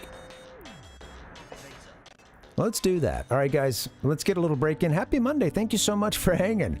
I'm out here in the middle of the desert right now. Just, I may have... time is flying, man. Absolutely. We've been at this for an hour and a half. By the time you get back here, all that remains... Actually, every part of me might be gone from this sandstorm here, just battering me down. Yeah, hey, welcome, Akar. Yeah, it's my first time through it, and yeah, I'm really enjoying everything so far. I was surprised that we hit the town of Fourside already. I'm thinking there's got to be more for us to do out here in the desert, but maybe when we get back, I'll try to do a little more exploration. See what's up. All right, guys, I'll take a break. You should get one, too. We can wander the desert a little bit more if you want to. All right, see you guys in just a bit. BRB.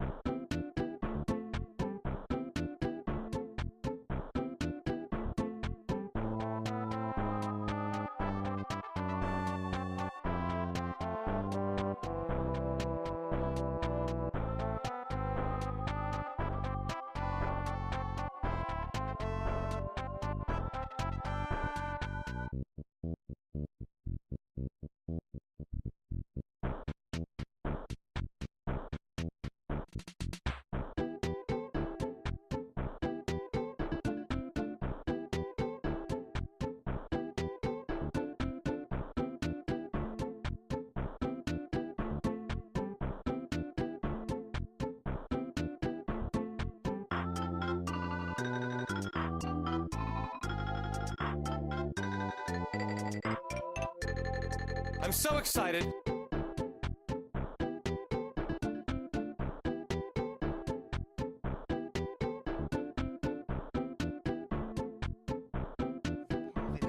Man, this game has such fun music. I think one of the things I'm the most excited about with it is, among other things, once I finish this game, I really want to do a deep dive into the, music. And I had seen this video on YouTube that was, I guess, explaining every sample and, like heavy interpolation or borrowing of a melody or something, and kind of explaining all the musical influences for this game. It sounds really cool, and I like watched the beginning of it, and then I realized like I need to stop. This is gonna spoil some stuff. It's been kind of hard to sometimes, when you have access to the whole world, not even just at your fingertips, but if you search for an Earthbound video, you start to see more Earthbound videos. And yeah, sometimes you gotta log off and play the game. The world will be a better place if some of us did that. All right, let's get back into this thing. Well, yes. Yeah, we're totally, yeah. We took I-5. We took the 5. You know, it's boring as hell and it smells like cow shit, but it will probably get you there a little faster. Yeah. Right. Welcome. How you doing, Nick? Only log on for Earthbound. Well, thank you. Thanks for logging on, yeah.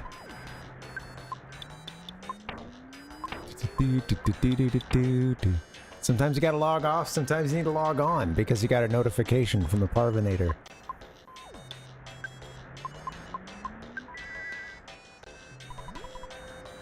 Okay, that was a waste. Don't know why I did that.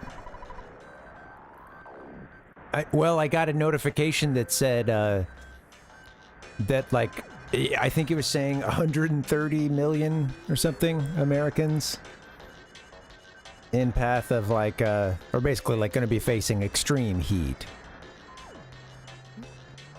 now and into the next couple days, I guess. But yeah. Oof.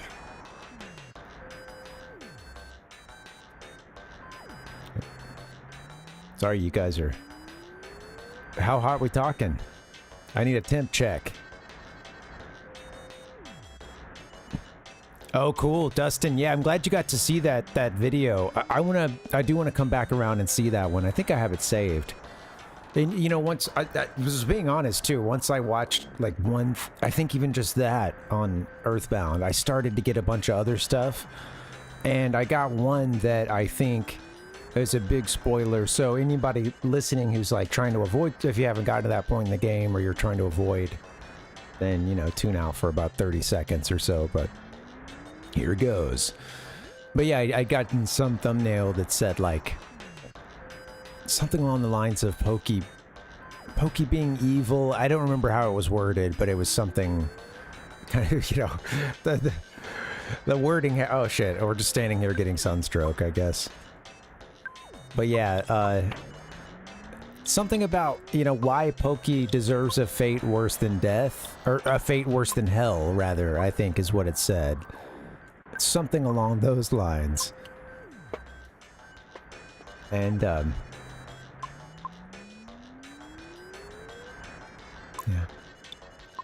At that point, I think I had just, like, you know, just met the neighbors, and I knew something was wrong with that kid. Come on, right? That's obvious from the beginning. I thought we have too much stuff still. Eat something. So we can, let's toss a stag beetle. Let it go. Chicka chicka bida boo do do do chicka picka picka boo boo. Might be time to eat a double burger. Picky picky pom da da pom pa pa pom. For another double burger. Fair trade. I'll eat this double burger so we can carry another, we can take the other double burger out of this box that's been sitting in the desert heat and put it in our bag.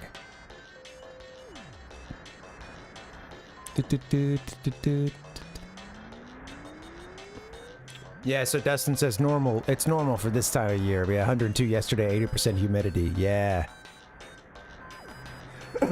So that's both like quite hot, and then that's pretty humid on top of that, for sure. So it's both hot, you know, out just in general, and then bam, you're sweating it up. It's interesting, you mentioned the Pacific Northwest, and yeah, it's interesting, like, you know, there's been a couple of heat waves that have... We have a friend that lives in Portland, and there's been sometimes we'll tune into a news story there or something, and a friend, she was there whenever they've had a couple of, like, really hot days in the last couple of years that, you know, get at or above 100, and it's like, whoa, that's you know, like, it wasn't that uncommon for places to be built, especially like depending on where you lived there, like to maybe not even have AC. You know, you might be able to, or maybe you just have like a window unit or something, you know. And then it's, yeah, you're dealing with like several days of 100 or more. Somebody eat something. We're at an impasse. Eat a double burger. Who's hungry? They're just passing this hot, nasty double burger around. Oh, I don't really want it, you know.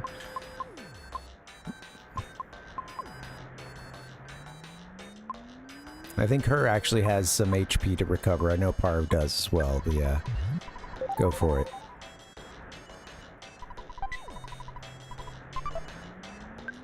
I hope that was worth the sunstroke that her got. Is it because she just ate a burger out in the heat? She got sunstroke immediately after that?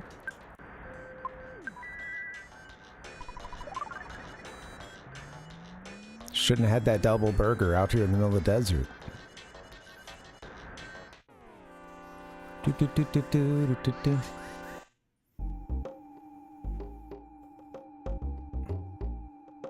Yeah.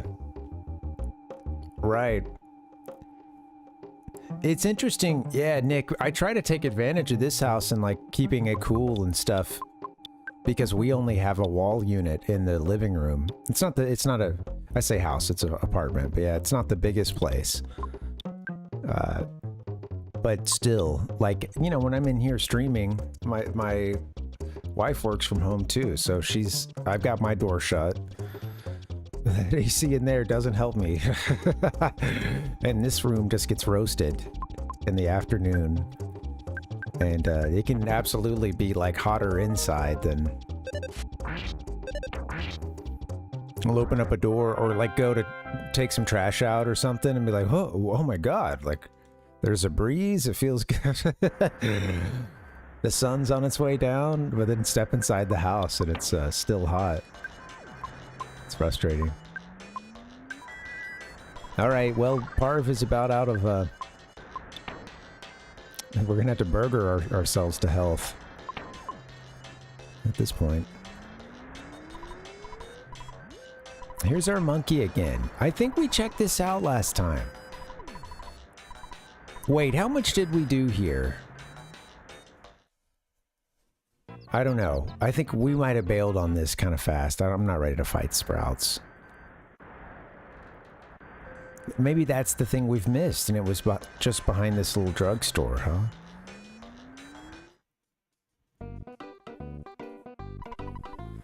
Well, it's kind of cool we can go to Fourside. Maybe I should have checked out, like, what they had for weapons and stuff. If we end up having to do... I don't know, maybe I did check that... Maybe I checked that monkey's hole out already. I don't know. We might have checked out that monkey's hole. You name it, done!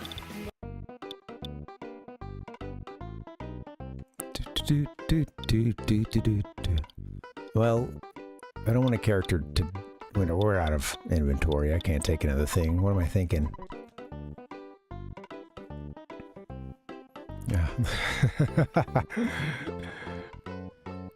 Yeah, that would help a lot, Nick, if I had that. Yeah, some kind of something.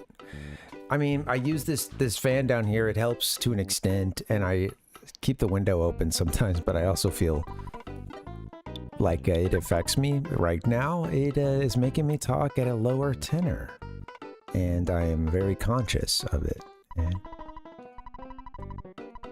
that's not a good thing.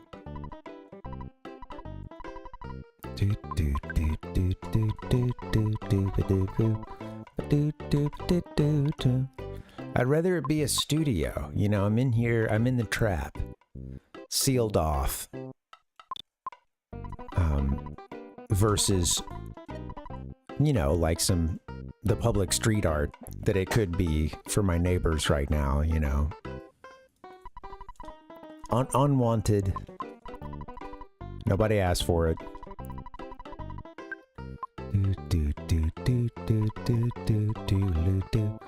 Get me something cool. Oh, don't we? Doesn't someone have an extra coin of slumber or something?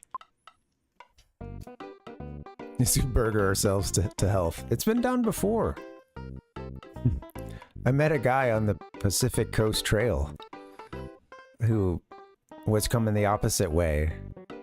We were just staying at a campsite near it, and there were a couple of people who were working the whole trail that we passed and would sometimes talk.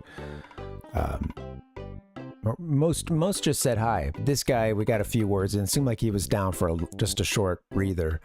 And it was funny because he was so excited because he was very close to he was like a matter of miles away from his next stop, and he knew that there was a McDonald's at this stop, and he'd planned his whole, you know, path going south on the Pacific Coast Trail, starting in Canada. Sorry, excuse me.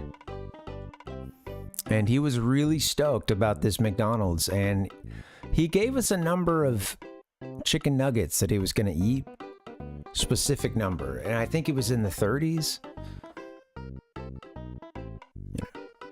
I liked the specificity. I wanted the first number that I'm thinking is 36, but I'm not sure if that's what he said. But I mean, what do they come in? I guess that could help. Is there a 32 piece? What side are you on?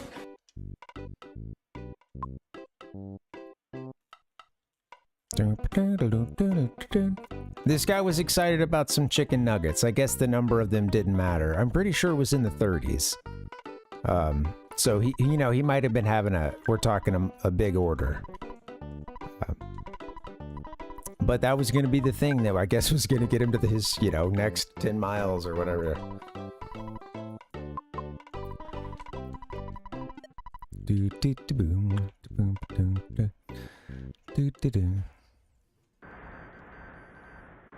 Yeah. Well, he had the thing going on that a lot of people who do sort of extreme outdoors endurance stuff have, which is like a body that is just, it's like so finely tuned to do exactly that thing, and then fails in every other aspect in terms of visual fitness, like you know what I mean? Like I mean, I'm like this. Like I got myself a little pot belly at this point. I don't know. Blew out my ankle like 6 months ago, and then didn't run for a long time, and then turns out you can get out of shape totally. And learning the lesson now. Running around with my shirt and shorts that are like circa 2014 or something. I've been maybe even earlier. I've been rocking them a while. But they get washed, you know, washing them after every time.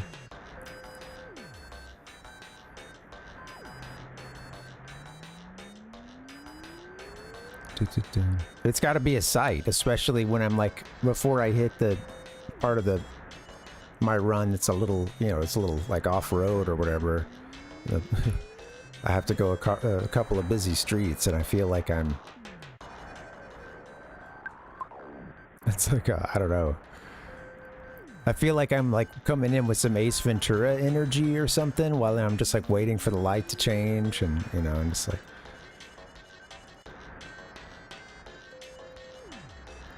Alright.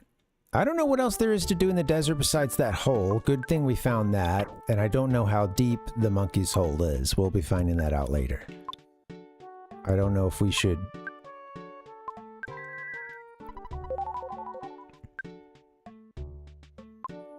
Well, maybe I just stick to the road, and then we save at that shack. Rather, stay the night at that one place. And we could always come back. I think if we just stay on the road, I don't think we'll deal with much in the way of fighting. Also, I was just thinking that, like, earlier I was saying I couldn't believe that the traffic jam has cleared, but then when I was during the BRB, the thought occurred to me of like, well, we did sleep like several nights in the game. Normally that wouldn't affect anything, but you know, the town would be frozen in time waiting for the critical move from your party. Holy, I never saw these guys. I was like, whoa! Oh. Bull got so excited. Still no PP. Alright, we're coming back for that. But yeah, if that was like a 5-day traffic jam, happened before, but pretty epic. I'm just gonna get Jeff killed walking around the rocks here. I've been kind of bad at chat, trying to get him in when I can, but please feel welcome to repeat if you know. Let's pause this real quick. I think if I go to this screen, everybody's okay. Stop sweating.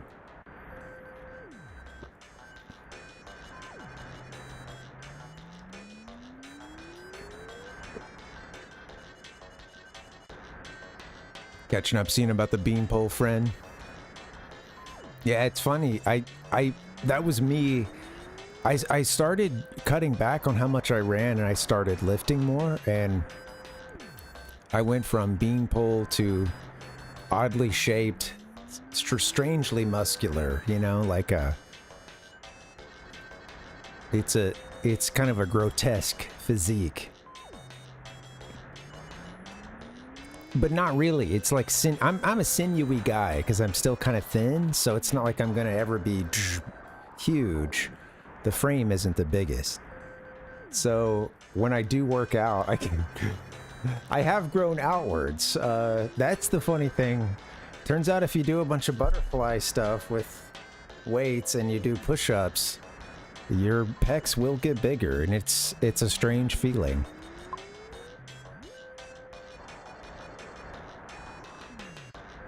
And I'm a total nerd about clothes not feeling well, and I get there's like a get it off me kind of feeling, you know. Right, you know. Probably something going on there, who knows. But yeah, it made a lot of shirts, that combination of not running and then but also still kind of working out some. Prior to that, I was already getting, the pecs were already starting to come in. But it's honestly just kind of funny. Like sometimes I just laugh. All right, we got $1,000. It's out here in the desert. Could have been left for one of those families that's beefing over in Fourside. Yeah, yeah, yeah, that's what it is, Dustin. Right? Yeah. Yeah, that's a good.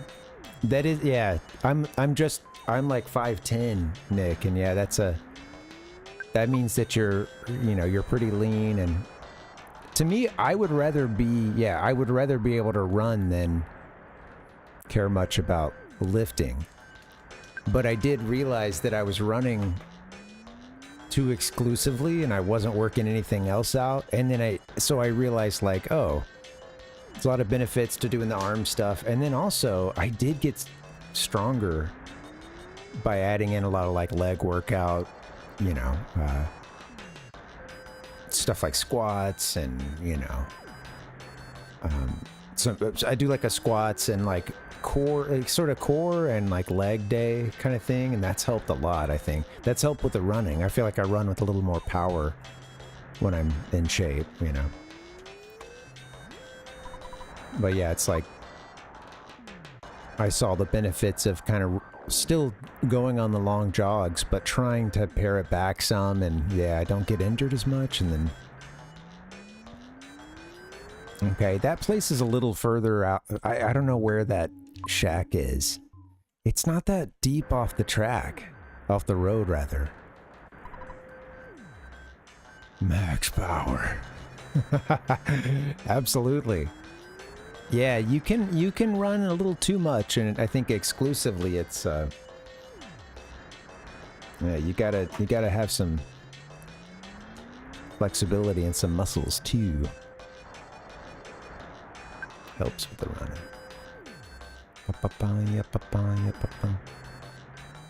Yeah, that's sweet, Nick. Yeah, those are all good. Those are all great workouts.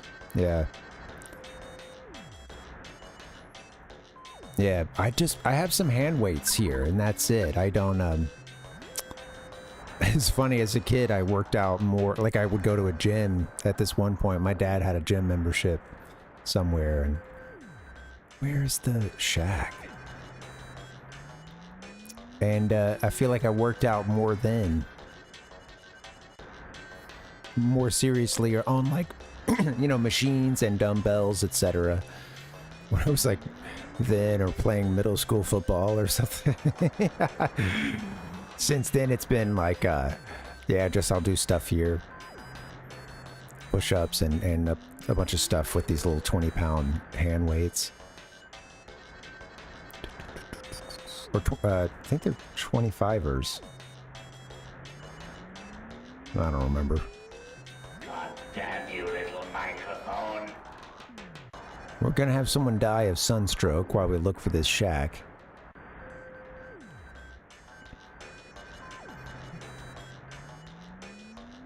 Yeah. Right, sure, Nick. Yeah. Well, that's what I think I really get out of running. Yeah.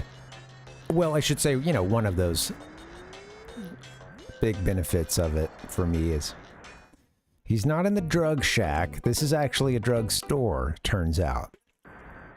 Man, okay, well, I don't know where this guy is. His shack was not... Okay, it was just like on the other side of this ridge or something.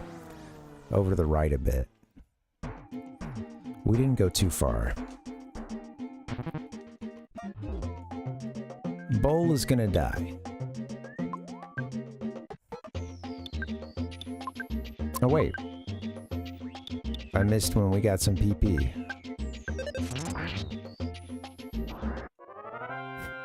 Alright, hold on, Bowl. Yeah.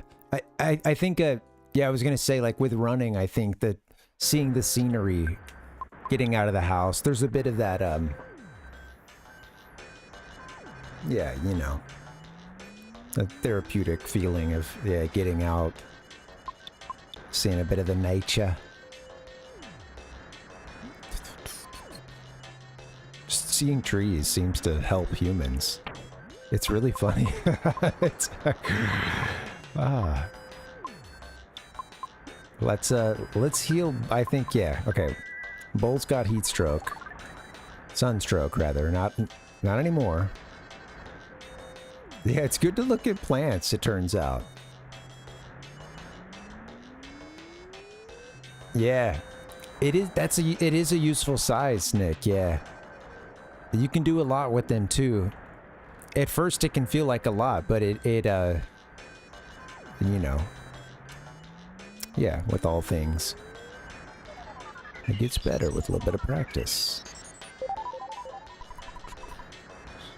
Swimming is sweet, yeah. Absolutely, yeah. That's a good one to keep you occupied.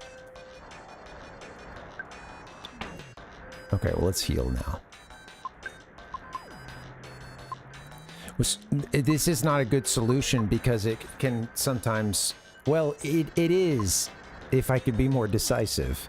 But when I'm working out at home, I do usually try to put on, you know, something to watch. Some kind of longer show, documentary, or whatever. You know, the issue is finding something sometimes, and also finding something that is gonna... You don't really want to have to stop in the middle of a workout and adjust that. You want to be focused. Or at least, you know, be able to continue your workout. Shouldn't take too long to fix that. But yeah, that's where watching some longer documentaries or something has helped. And I will say, if I have music, that has helped me because... Yeah, just at home and for running. I really do enjoy music for a workout as well.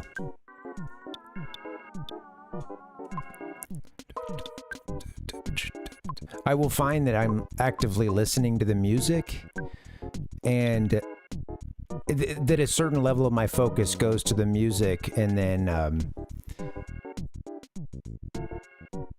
that allows the kind of like... I don't know, I feel it also kind of helps me relax a little bit in the workout, which can be an issue, like, no matter what you're doing, running, swimming, any kind of workout. Sometimes, like, if you're not really that relaxed, if you're not breathing that well, you can really be hyping yourself up more than you need to, so... Yeah, and it can help you, yeah, get even further. Oh, I'm seeing your message there, Nick, yeah. That can take the workout up a notch. Watch the old ticker, you know. But yeah. Sometimes if that's the thing that's necessary to get one off their behind, and they're feeling the need to do so, then it is what it is. Oh shit, hit the same... Can we attack the same people? That'd be nice.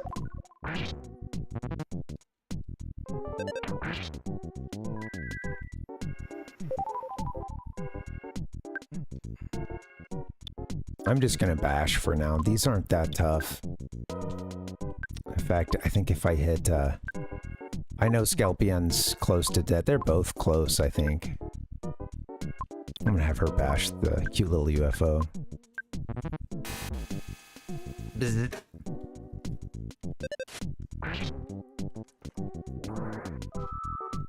Yeah, catching up with the chat a little bit. Yeah. Yeah, totally. I think, yeah, Dustin, I think walks are really, they're really important too. And, you know, it's funny because I have had periods in my life where I wasn't doing like something each day, like a quick workout or a walk or a run or something. And I wasn't necessarily cognizant of what that was probably doing to me, and sort of, at the very least I can say, once you start working out, when you have days that are more sedentary, your body, you can realize like how much additional stress it can add, how you can, I don't know. I just remember, you know, everything being disrupted, having the family here, and there were a lot of days when I was like, dang, I should have woken up and just gone for a run early. I feel like I gotta like, nothing's negative, but I just have a lot of extra energy I gotta burn off, or I need to move, you know. I need to move. Wait, what are they trying to give us again? Let's see. A fresh egg. We'll keep the fresh egg. Yeah. Bum, bum, bum, bum, bum, bum, bum, bum.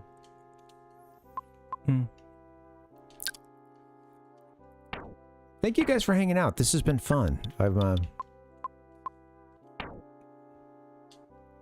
need to, at a certain point, I should probably take a to a place to do a little more of everyone's favorite segment around here.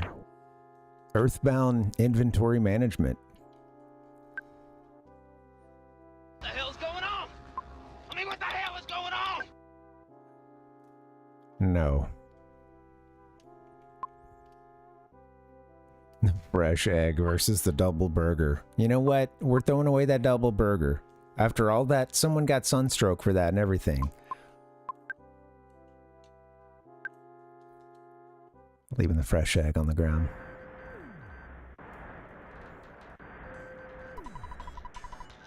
I wish the black sesame would heal me. That'd be nice. Okay.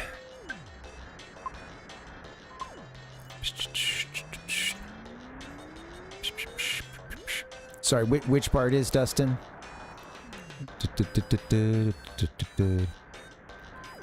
The fresh egg or the... Oh, the inventory management? Totally, yeah. Oh, thank you. Yeah, I've been wanting to sell that coin of slumber. Thank you. Or, yeah, what was the score on that? I think someone else. Great Charm versus Coin of Slumber.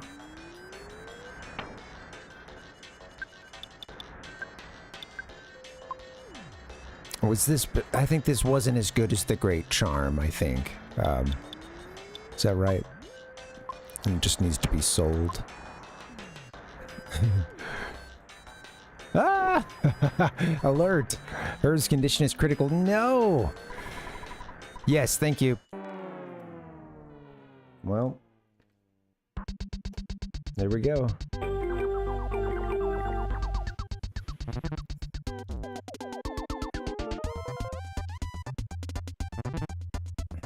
Everybody's getting poisoned around here. All right. Good start. We might end up in the hospital.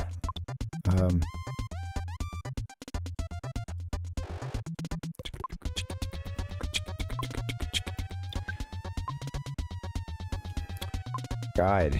Well, this... What if I go for the home run here? I'm doing... Parv, hit him with the gaming. Everybody give it your best.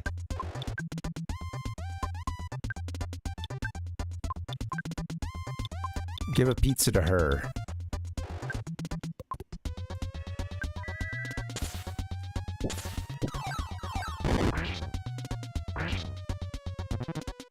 I thought okay, yeah. Was that his highest level job? Or was already gone? Subscriptions on Twitch. Poggers. Well, R.I.P. Her. Hell yes. Don't hell yes that. Get out of here, Beck. God damn it. These sprites are hilarious.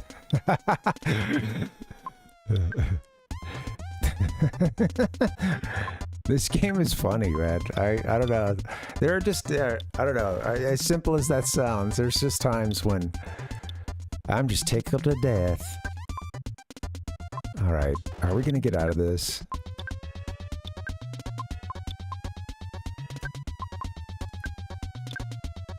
I think we may still have a cup of life noodles. I don't know. Might have used our last. Wee bop a dee boop boop. Wee bop a dee.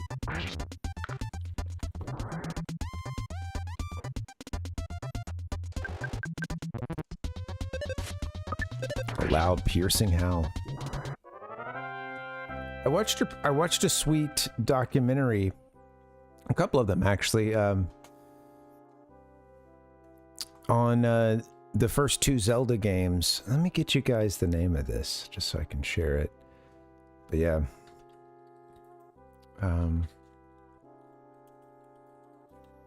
Take me to my YouTube. I'll have to pull this out of the history. Maybe I'll come back for a little bit later. But yeah, I found a couple of documentaries from this YouTuber I hadn't seen before, but I was really enjoying the style. And there was a lot of good stuff just about, I don't know, a lot of behind the scenes stuff. I will say this, it's pretty cool the extent to which, oh, Dad's calling. Yes, Dad, we probably could use a break, yes. Honestly. Keep an eye out for the bad guys. We've got some right here bearing down on us. Okay, well, her can give the cup of life noodles to Bull.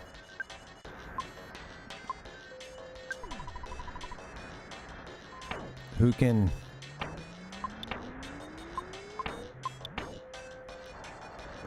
use the cup of life noodles on Paula.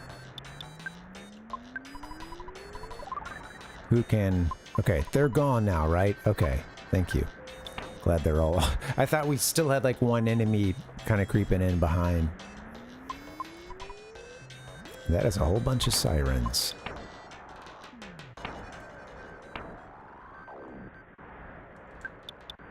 I hope you're hungry, Bull. I'm so glad we found all these double burgers, pizzas, etc. just out here in the desert. There's the white sesame. I heard that the black sesame I used to love is somewhere in this desert. If you see him, please tell him I still love him. Really? You've seen him already? Was he okay? I see. Yeah, that's it. Alright, yeah, that's it, huh? Hello, dog. I like your base. That was an accidental one, but...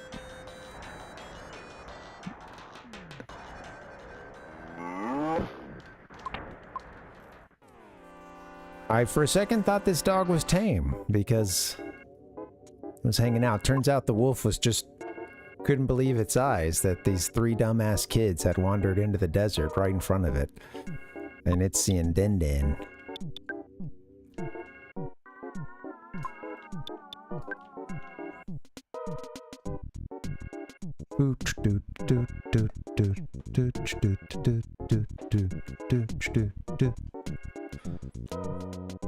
Love this. Love this game.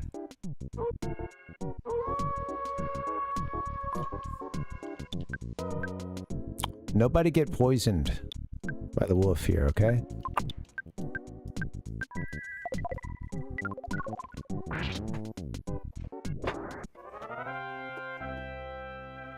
I wanted to show you guys, I ended up getting this on Thursday, the day before we started a new series called Healing the Console Wars.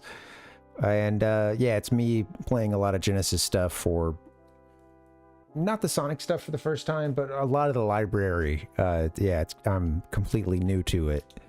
I didn't have a Super NES or a Genesis, but most of the friends around me were all little Nintendo nerds.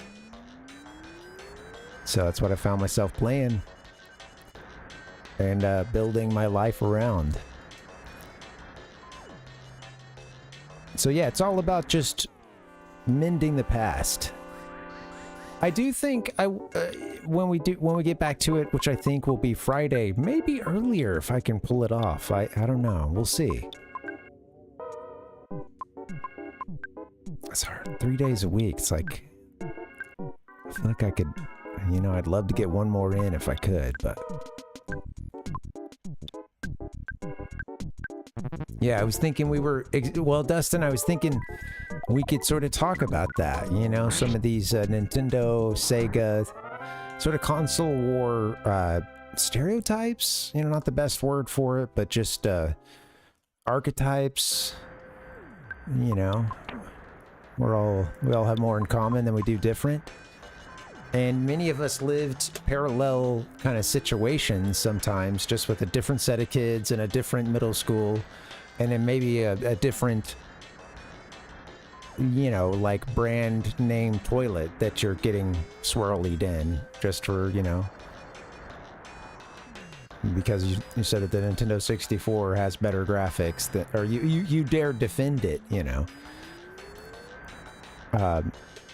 So yeah, I want to hear you guys' stories as well, and we're just going to talk about, if you could kind of boil it down to one kid on both sides of that console war. Sega kids, right? Sega sickos. They tended to be the kind of the rough kids, you know. It was an air of danger. Coolness, don't get me wrong, like but there was something to that. There was something beyond the blast processing too. There was, yeah.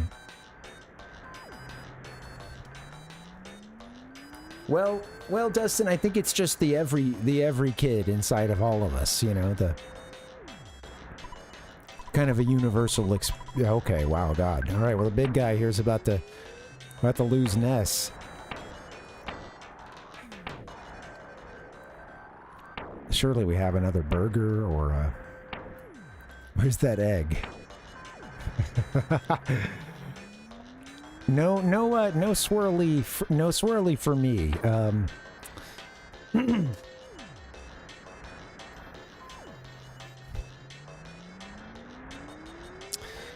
I think I will say that nothing console related in my immediate space like ever came to blows like with me or anyone around me related to the console wars, but it was often more of a war of words and some, you know, like other kinds of bullying, like the exclusion, you know, that sort of stuff, right?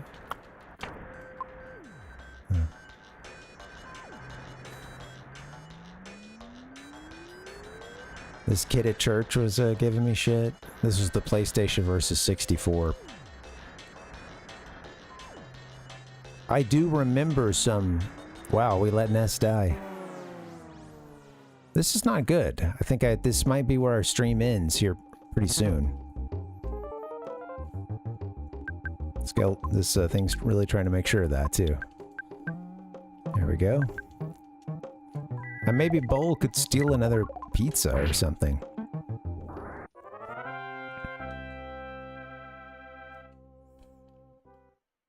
Wow. Okay, well at this point we need to go to a hospital. This is the shack!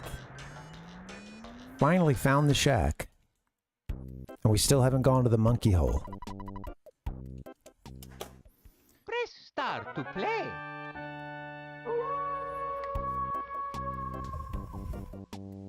Doot. We're still stroking out. Sun stroking out. No, she's poisoned. So, the idea of these kids stumbling in, one of them is just poisoned, just looks, you know, sick as a dog. The other one is on the verge of sunstroke, I would imagine, just because he always is, Jeff. And then there's a ghost following them as well, and they come in talking about how their buddy died in the desert. They got stuck out there in a traffic jam. And then he's just like, yeah, stay the night, sure.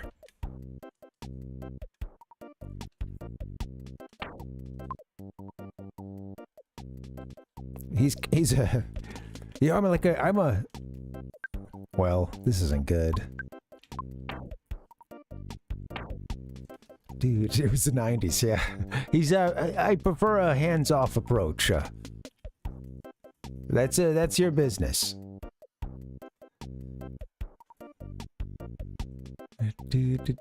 That's pretty sweet, Dustin. Nice. I remember, so I didn't get to play one that often, but I was telling you guys the other day about being at the ear, nose, and throat doctor as a kid. And I would have terrible memories of that place, the things that went on once they called your name. But then on the other side, on the side, the waiting room, you know, the lobby, they had you covered as a kid. They had a rack, couple racks full of zoo books, what was it? What was the big one? Like Scholastic something or another. I'm trying to remember.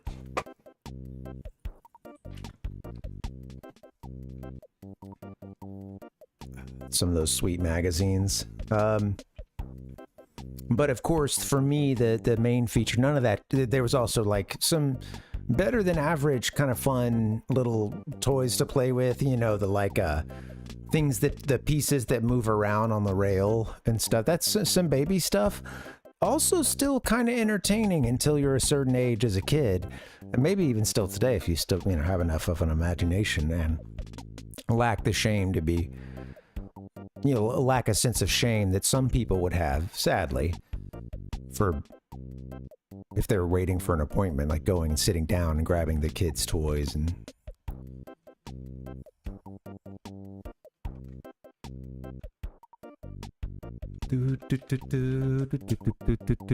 But they had the centerpiece was the Sega Genesis with all the, Sonic 2, Sonic 3, Sonic and Knuckles.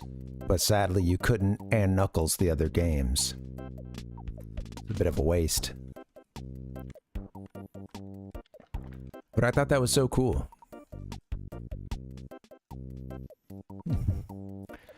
That's hilarious, Dustin. Yeah. That's, it's funny because I remember commercials that would advertise like a Nintendo 64. And of course, we all probably stayed in a hotel that had one of those. They were everywhere. One of those like the 64 is the like controller that like purchases the rental, and you would basically like have a bunch of games on it. And it's probably, it's just playing. It's just some like emulator system. There were some like real 64 ones, I believe, but then, yeah, I don't know.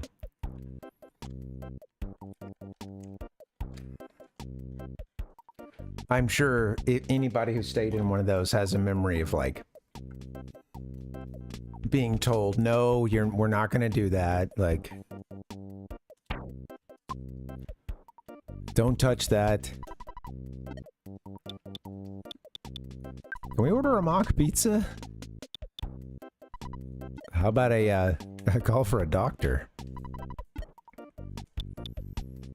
God damn.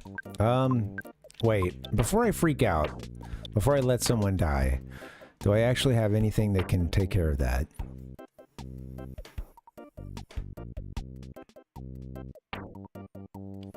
No, I don't think so.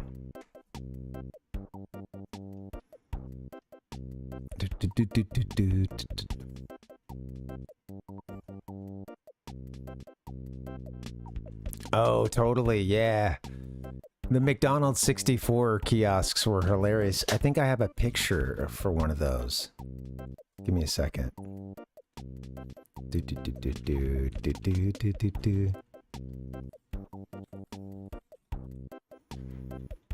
Again, this was where you would find an extremely greasy controller.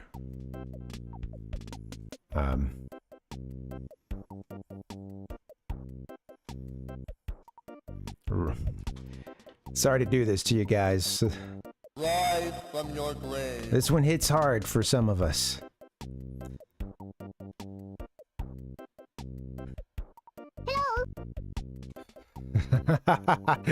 Yeah. Yeah, oh yeah, man. This is sweet too. You've got the characters, or at least what is the character on the right? I see a Grimace question mark. Bottom left on the green one. Is that Fry Girl? Okay. Yeah, maybe I'm not as up on my first, I couldn't make it out. Of course, we've got a nice shaky picture here, but yeah.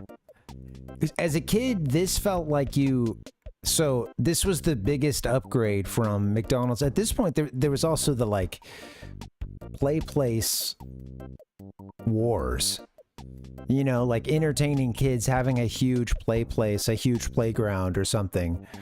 And like, I feel like this was part of that arms race. And I'm graduating from sliding around, getting my knees all scraped up and stuff in those tunnels and whatnot on the little play place to playing right in front of that 64. Oh my god, we're back again.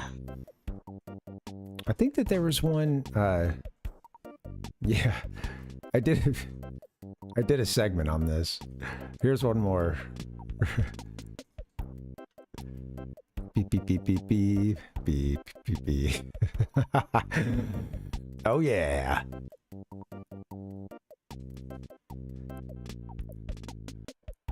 That's what I'm talking about right there. Dang. So does he restart it after that? Oh my fucking god!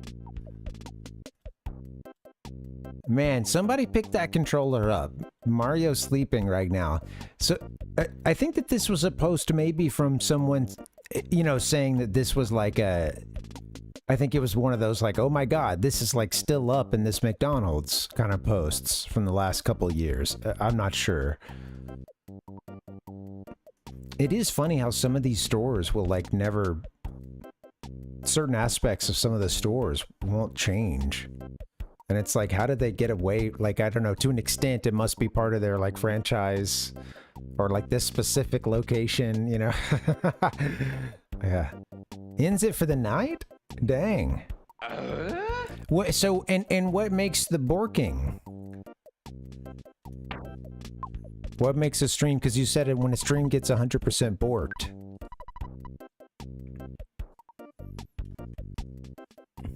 There's an app for that. I know if you do like, right. Oh, okay.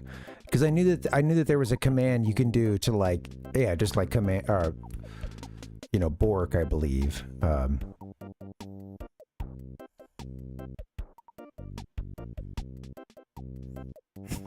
So you spammed it until it hit 100?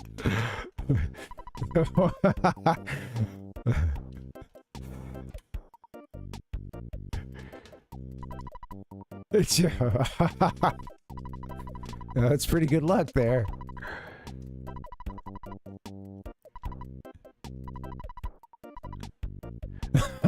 That's so you stopped the guy's stream twice. This is like very early on. I know that he has the rule. He doesn't have to stop it, you know. That's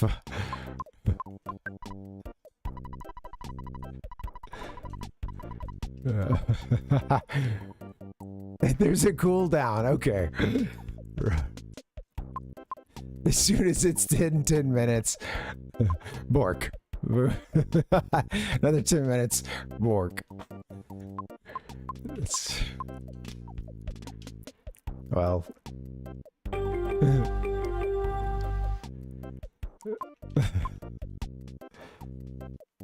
Now I remember why now I remember why you all have minimal creative control over the stream.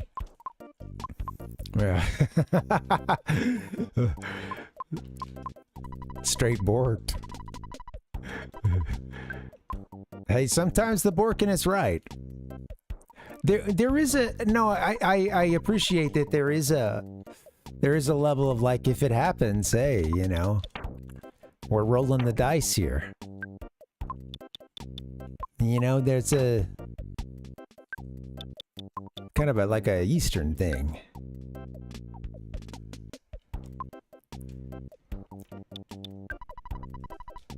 All right, let's not use the great charm here, but let's consulting the I Ching. How borked is my stream right now?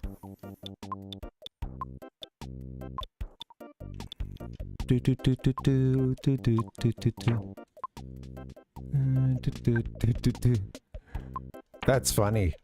Honestly, some days I need a bork button myself.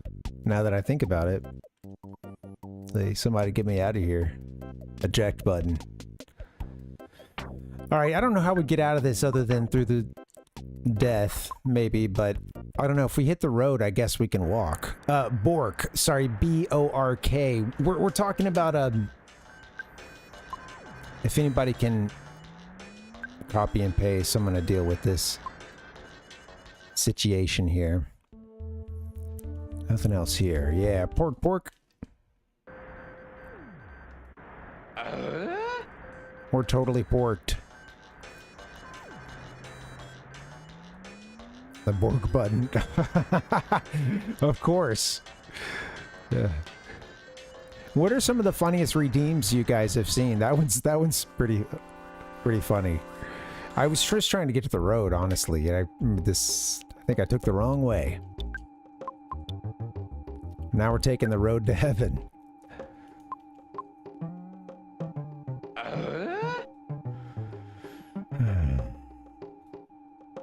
Not good. Strong men also cry. Do. Where's that one folder? Can't find anything. There it is.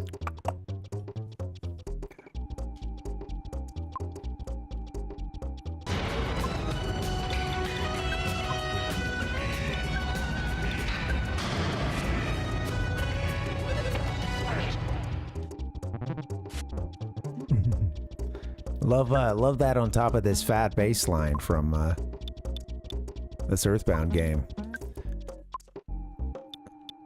Okay, I don't know that I get out of this.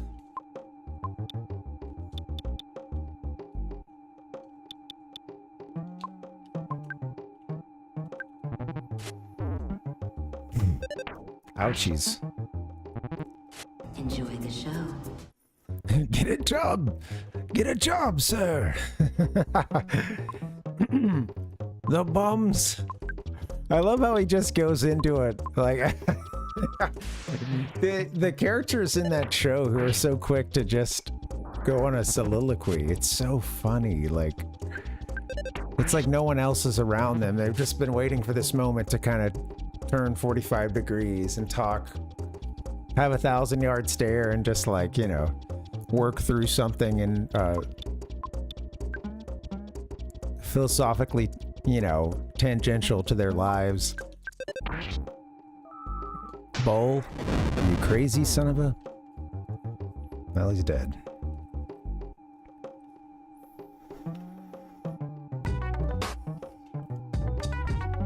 What is going on here?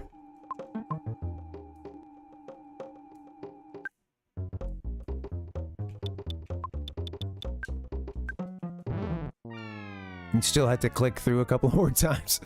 Okay, well, I had forgotten about that. I think that's happened before. This shot is really funny, too. I don't think I've paid it much attention, but... Ness here in a dark place.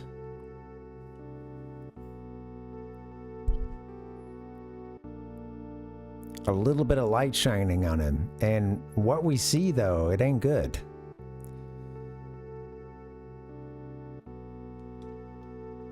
I would... Yeah, this the most inner darkness, absolutely. Heaven beside him, hell within.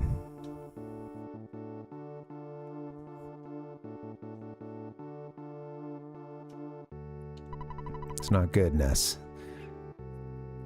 I love that, Dustin, I love the, redeems there, yeah.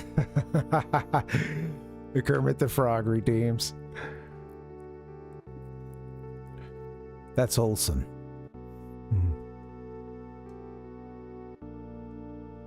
What's the point of this game? Is there like a part where I get, like, where's the part where we start doing headshots?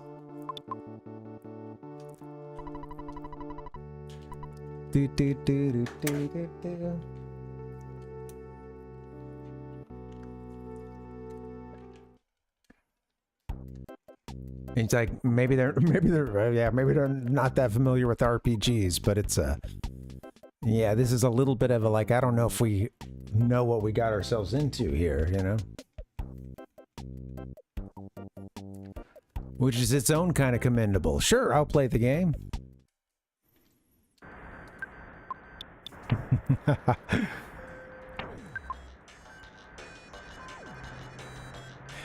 I haven't watched much of this, but I know it's always a popular one, always a popular topic. The streamer like playing a game and just either being awful at it or giving terrible takes or misunderstandings of the story.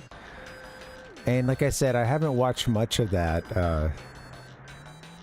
but every now and then, you know, something will find me, and some of those are there could be some good stuff. Yeah, there's a lot of like angry, like really just like anger at the chat and like, what? You know, like, I'm at the bridge. What are you talking about? You know.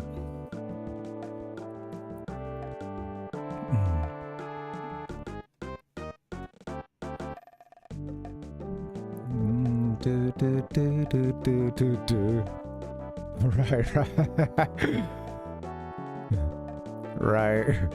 Thanks for subscribing. If anything, yeah, there's the something pops up on the screen for a little bit, you know. Yeah. Right.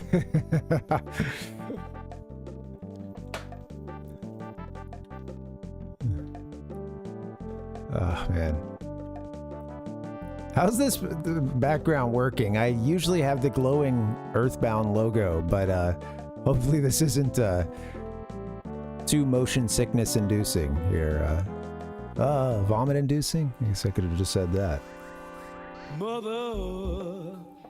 Annoying what? Oh, Reveler.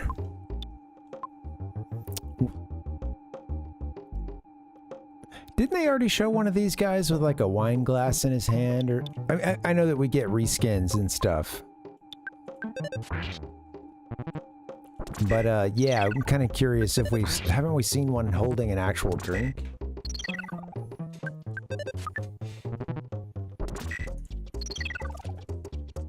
I meant to drink coffee, damn it.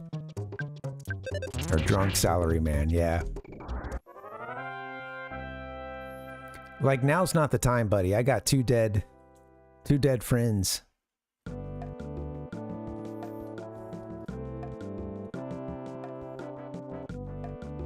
Yeah, we're gonna...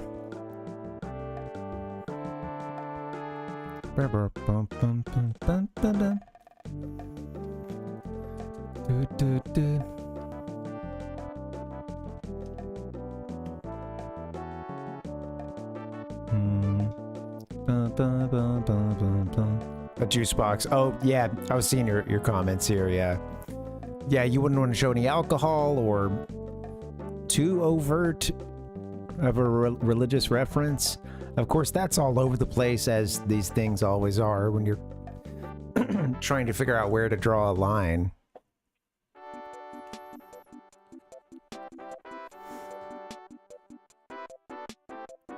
It's funny because, you know, it wasn't until maybe a year or two ago that I even learned about what's that game? There was a Famicom game, something Devil. Sorry, I punched the microphone, as I often do. Little Devil, maybe?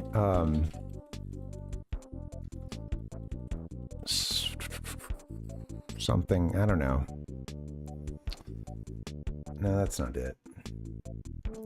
In Smash, it's there's that little guy that like I don't know, the bad guy is the devil or something, but I don't know, he does this thing where he's like pointing and then the screen will go in that direction, you know, and then it will move over. Anyone who's off on the margins now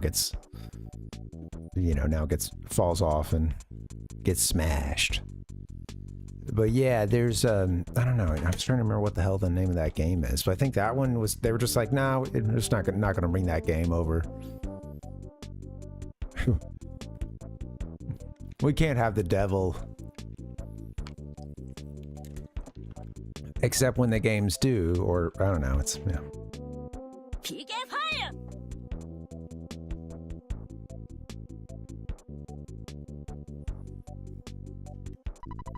Recently, a strange fellow has been wandering around this hospital saying he can cure you of the afflictions that we can't treat. Please be informed that he has no connection to the hospital. Fourside Hospital Management. Devil World, yes! I think that's it. I think that's it. Didn't that one not come?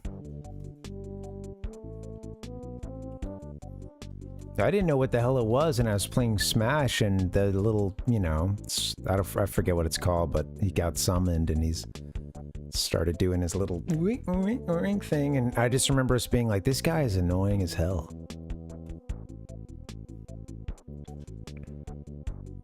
I always got to make sure you're paying attention when the devil shows up.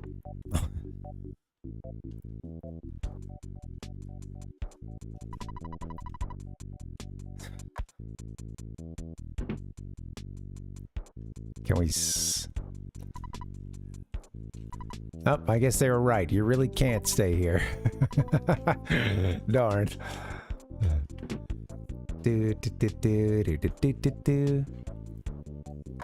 Yeah, I guess if you asked, yeah, what's the point of this game? Yeah, that's hard to answer, right?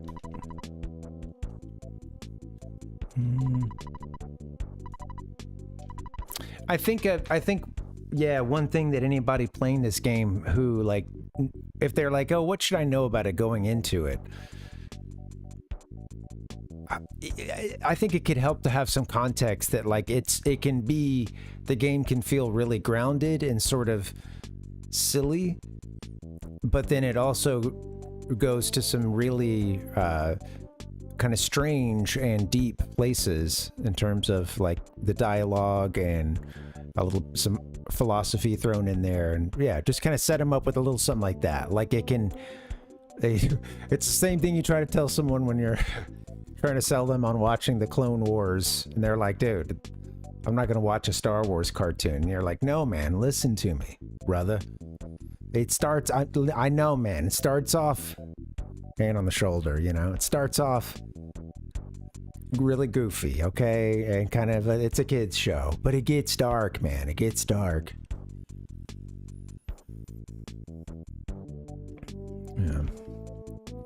Yeah, right, and it's a game that has that absurdity as an ethos. So yeah, that's a good call there, Dustin. Yeah, so it's kind of hard to even explain a point of it,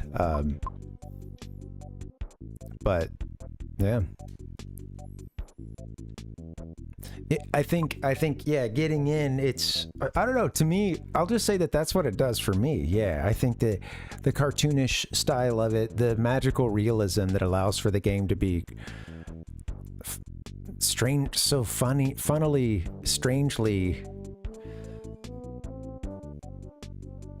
grounded at times, and then just, you're also dealing with a story involving time travel and aliens, and, you know, and yeah, from the beginning, the stuff with Porky, yeah, should let you know this game has been dropped on its head in the best way, and it's better for it. Okay.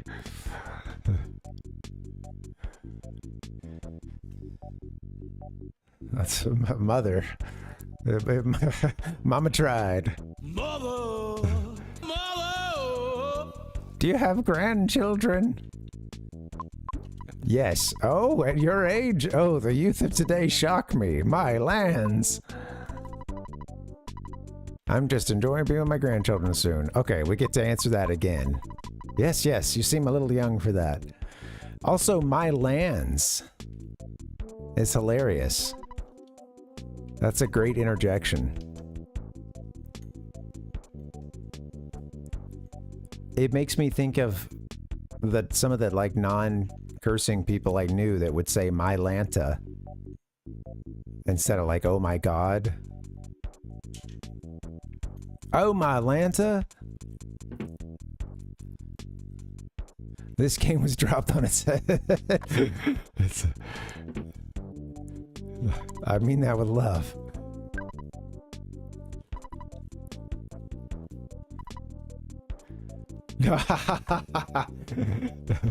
That's great. That's great, Ichigo. Oh, my science. You know, it's funny because, yeah, even if you're like atheist or agnostic, I feel sometimes it's just such a fun, that's a fun interjection, you know, like it's a classic. Invoking God in your surprise, anger, frustration, whatever the situation, you know.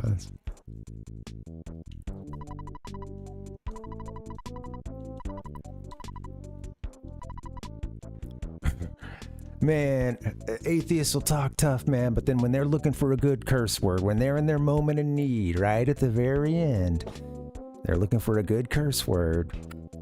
They go back to God, man, every time, I'm telling you. God damn it. Oh my God. They can't get enough of his name. I gotta run this one by me again. One person requested a shampoo and cut. Must have thought that a bad hair day could be treated at the hospital. Either that or they wanted their medical insurance to cover their grooming. Now I'm curious if that's going to be a status. Wait, we got to talk to the... Sorry.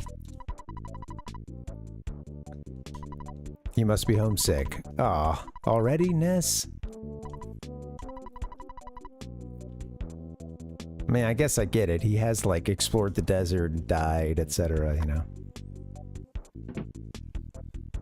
Yeah, Nick, it's interesting.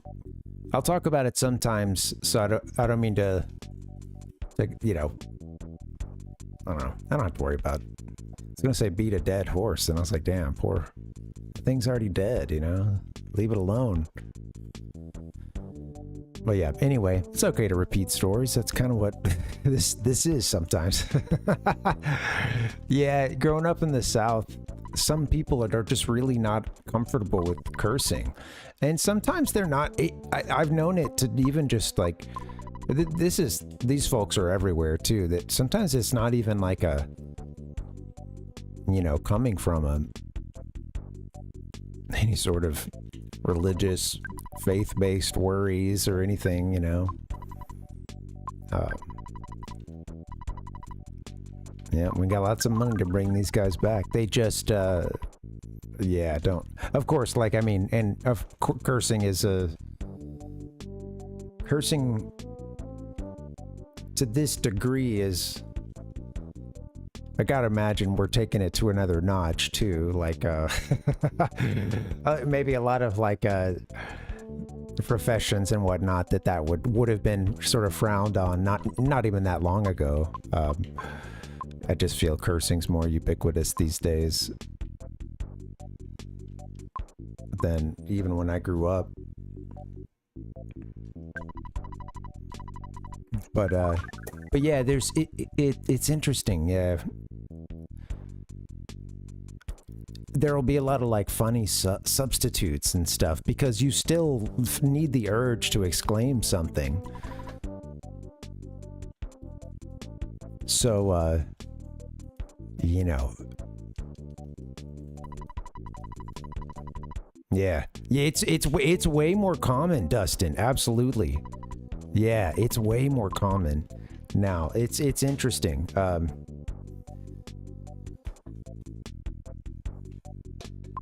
I think especially in my, like, you know, it's funny too, because like, I think when I was younger, I knew a lot of adult women who especially tried to never cuss, and it was usually like something big was happening if you heard a curse word. And I just knew a lot of some men as well, but they tended to not keep it in as well. But at this point, like, it was still usually reserved for a lot of folks as like yeah, something is very wrong, you know. Bam, time when you want to drop a curse, you know, drop a curse word. You want to cuss. And yeah, it's way more common now. It's yeah, totally. Yeah, there's an element of shame to it.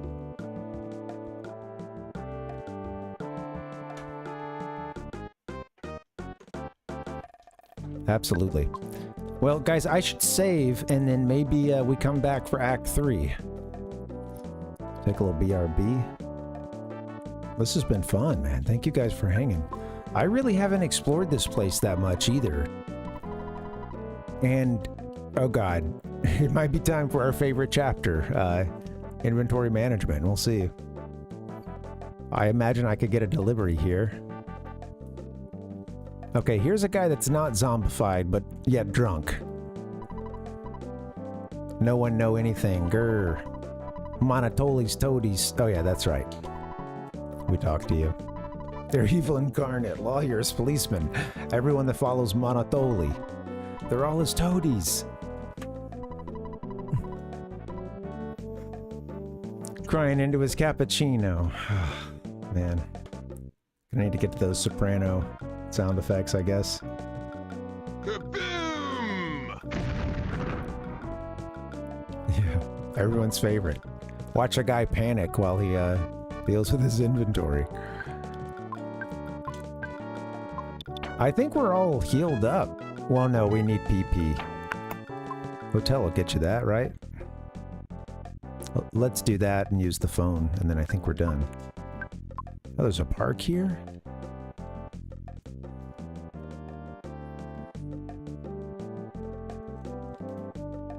I'll talk to you first. Heard some bad rumors about Mr. Monotoli. I heard he made a deal with a pure evil entity in exchange for power. You know, stuff like that. Oh, really? Let's run that back one more time. That's a... My lady, that's quite a charge you're giving this guy here, Mr. Monotoli. Let's run that back one more time. What's that rumor? The rumor is, I heard he made a deal with a pure evil entity in exchange for power.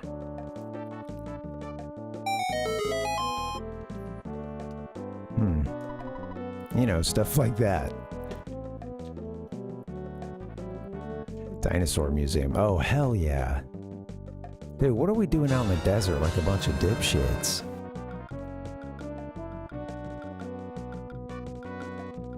We gotta be exploring the bit. The city is the place.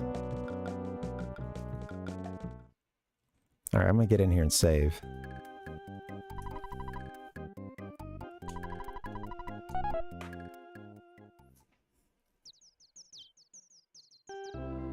I'd like for Jeff to fix something. Although, maybe it has to be on his... Okay. Sounds nice with the birds.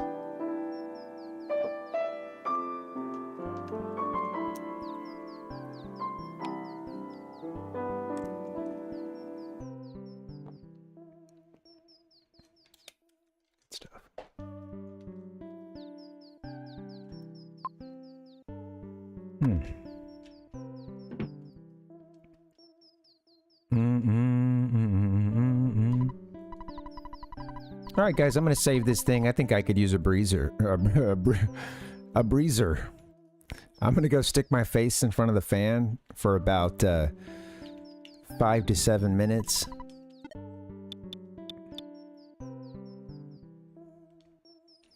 Let's call Dad. Guess we should call Mom too, since he's homesick.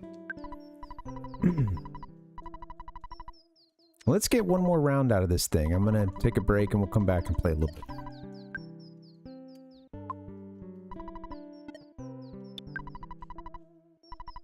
Oh, I knew there'd be days like this. It must make you feel better listening to your mom's sweet voice. So, do you feel any better? I better get going. I'm in the middle of my ironing. Bye! Parv got over being homesick. Nice. Nothing like a good call. Nothing like a good call to Mom, assuming your mom is not a psychopath. Alright, here we go.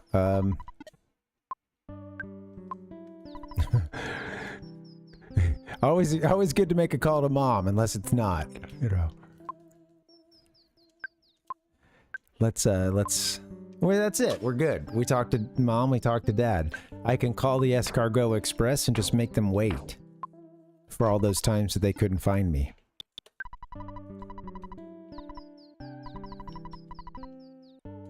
I want to pick up.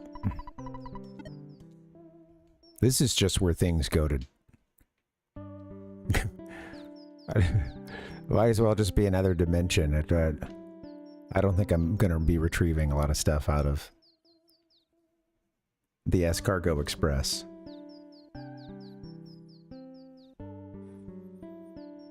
Time has come. Come on. Hopefully they're not stopped by the traffic too.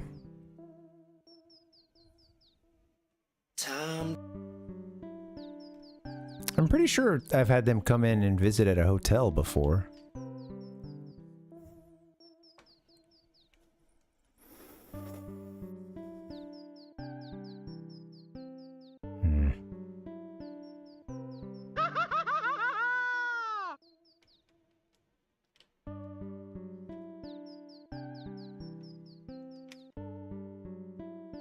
This music is sweet.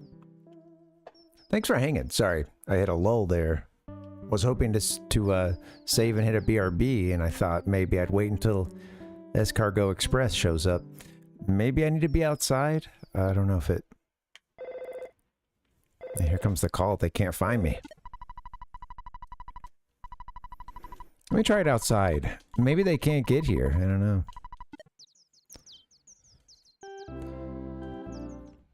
Thanks. Thanks, Dave.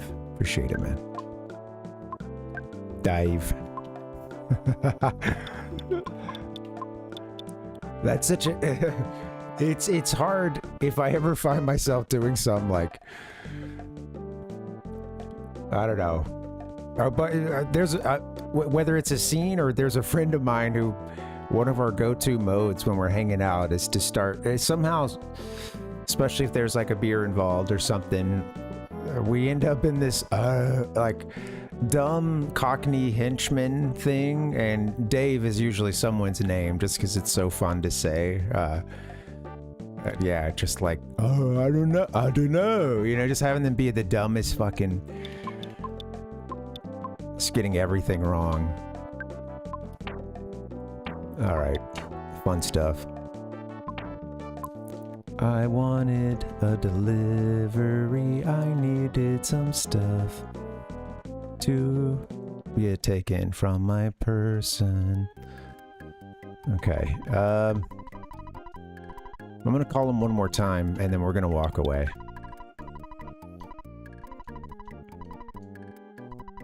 Tracy, you gotta fire this delivery guy. At least bring him in for a talk, cause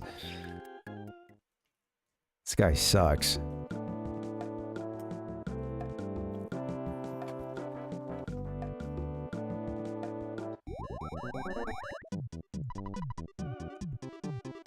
I gotta look up the rules of Escargot. There's so many mechanic things in this game. Some things that I've just been kind of stumbling through, which is fine on the first playthrough. But there's some aspects of it I'm like, man, I want to know more. Like, because I know he's come to some interiors, Escargot Express has, but whatever. Maybe sometimes they just don't find you. I don't know. And there's no rhyme or reason.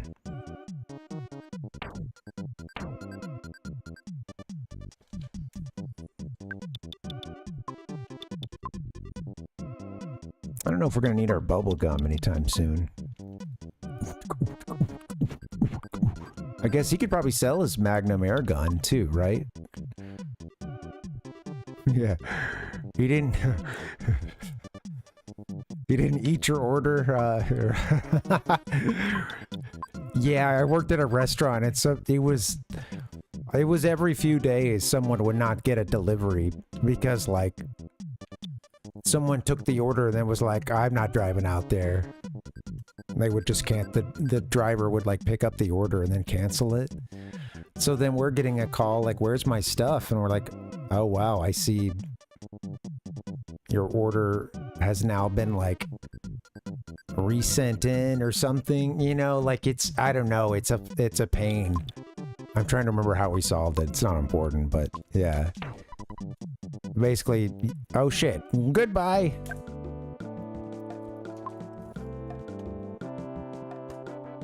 I love the vibes here, dude.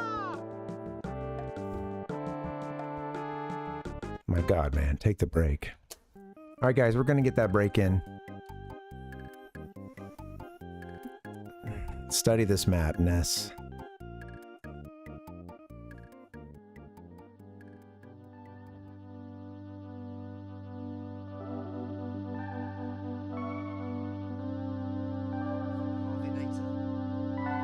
That's not what I was trying to do, but all right, guys, we're gonna take this break. I should do that. I tend to drag it out to the point of tedium, like walking around a desert looking for a monkey's hole or a shack to heal in. All right, guys, I'm gonna take that break. You should take one too. I hope to see you back in just a bit. BRB.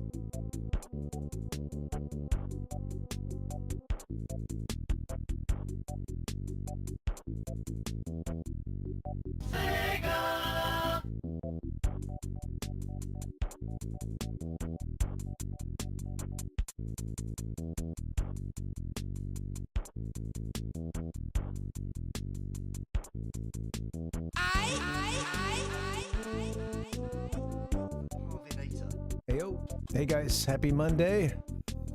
Welcome to the desert. Oh man, I set that one up kind of last minute today, and honestly, both times it's come up, at least it's amused me, you know, it's saying something. And if I'm having fun, hopefully you are too. All right, let's wander the desert one more time.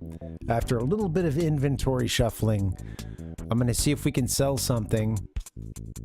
And I'm going to see if we can, get a pickup from the S-Cargo Express. And then maybe deal with this monkey hole. So, it's like fun. There we go. Third time's a charm with hitting the button to go to this screen, but that's cool. Boop, doot, doot, doot.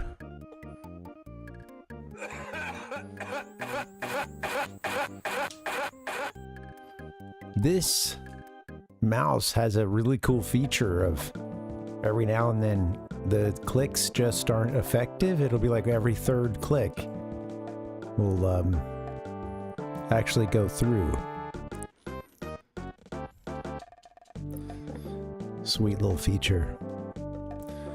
I'm going past all this cool stuff that I really want to explore, and I'm heading straight for the department store, baby. God damn it, which is closed according to this guy. Ah.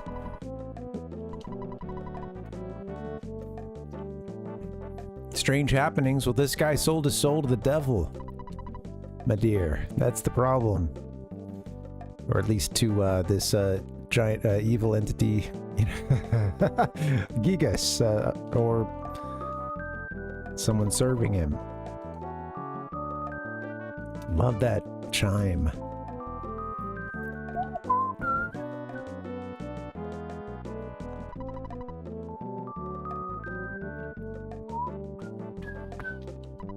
Get that.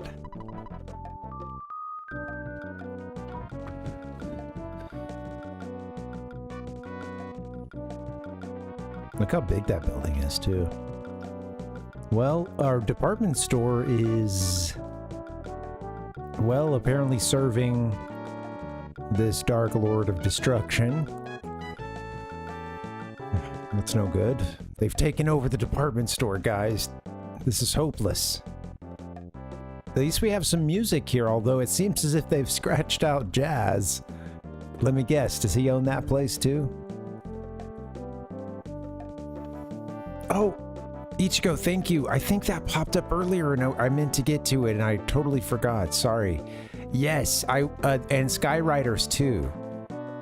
I think most times that I've been to the more like kind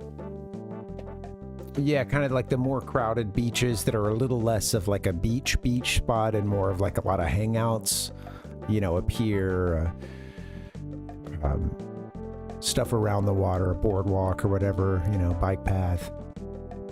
I think like, yeah, you get a lot of Skyriders. Oh my God, a car just ran us over. Mad Taxi. Yeah. It sucks. Yeah, it's kind of stupid, huh? And like half the time you're seeing the skywriting, like if they do the like, you know, where they're putting out the skywriting, yeah, you know, where they're putting out the exhaust that makes letters and stuff.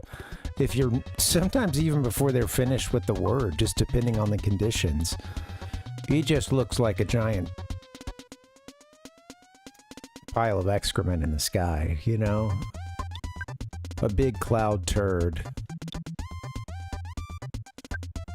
Which is kind of funny, because I'm imagining someone on the ground, they're like, there's some elaborate setup to get that person.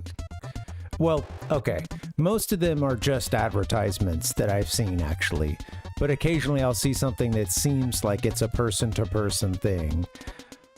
That's pretty rare, honestly. Most of the time it's just some... Yeah. I've actually seen some... Sorry, I'm getting excited yelling into the mic here, but I've seen some... I've even seen some for your consideration skywriting, too. Like, people wanting, like, wanting their movie to get an Oscar. Like, getting a Skyrider and stuff. Oh, yeah, gotta love a good ad. And a Mad Taxi. Alright, let's bash the thing. I want to learn what this thing's all about. I'll try a little thunder on the Mad Taxi. I don't know. Freeze it. Let's spy. Revved and accelerated. We're fighting a taxi right now. This is awesome. Its body solidified. Gotta change the oil, man.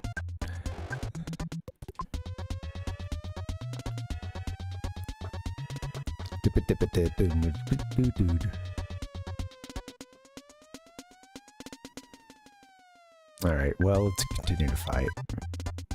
Oh, I didn't see what I didn't check our spy, did I? Looking away.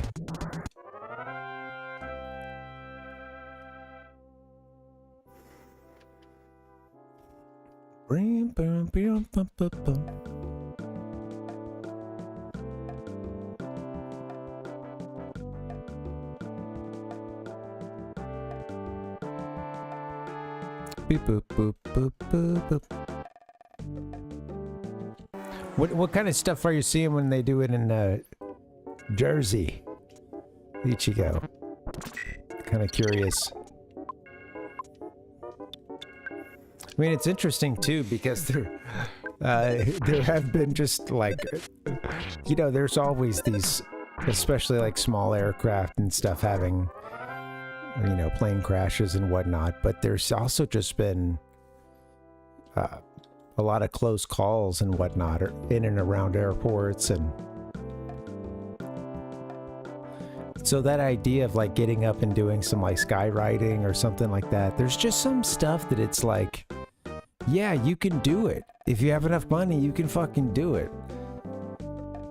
And no one's saying, I don't know that I'm necessarily saying you shouldn't, you know. It just that like at a certain point, I would hope you'd stop yourself. It's that you would realize that, hey, that's probably like, you know, maybe I shouldn't hire a plane to go write a message up in the sky for someone or something, you know. But yeah. Of course, like I said, a lot of the stuff I was seeing was ads, so there's a, you know, that's what we're doing here. That's that's why it's up in the sky, you know. Yeah, it's yeah.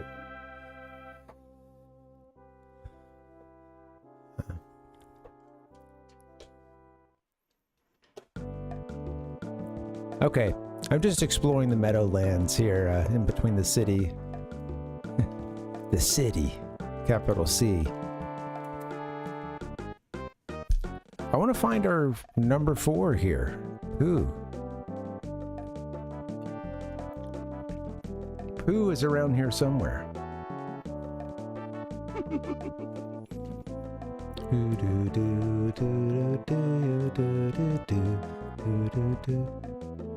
All right, I want to go back to the monkeys. No, we have a full inventory.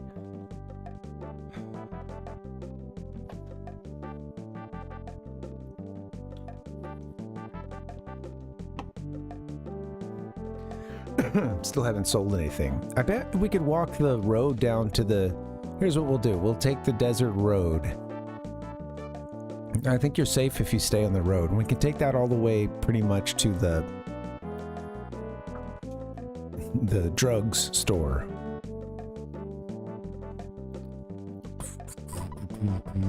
Come here.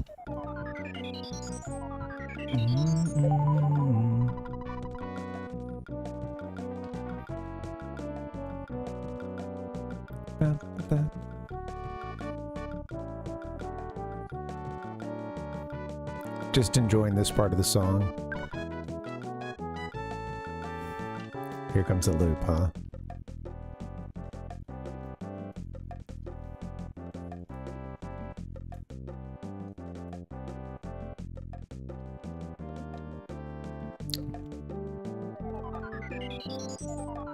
This is one of those songs that I'll feel like I'm hearing, you know, I'm not hearing for too long.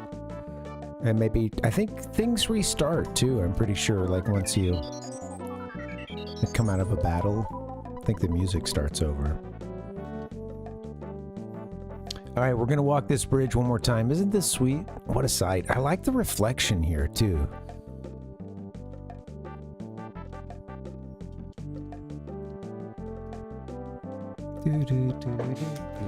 Man.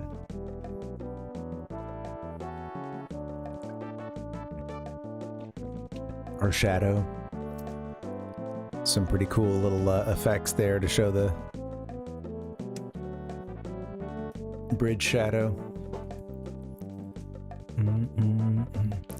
The columns look, you know, like there's, yeah, they're decorated and dignified.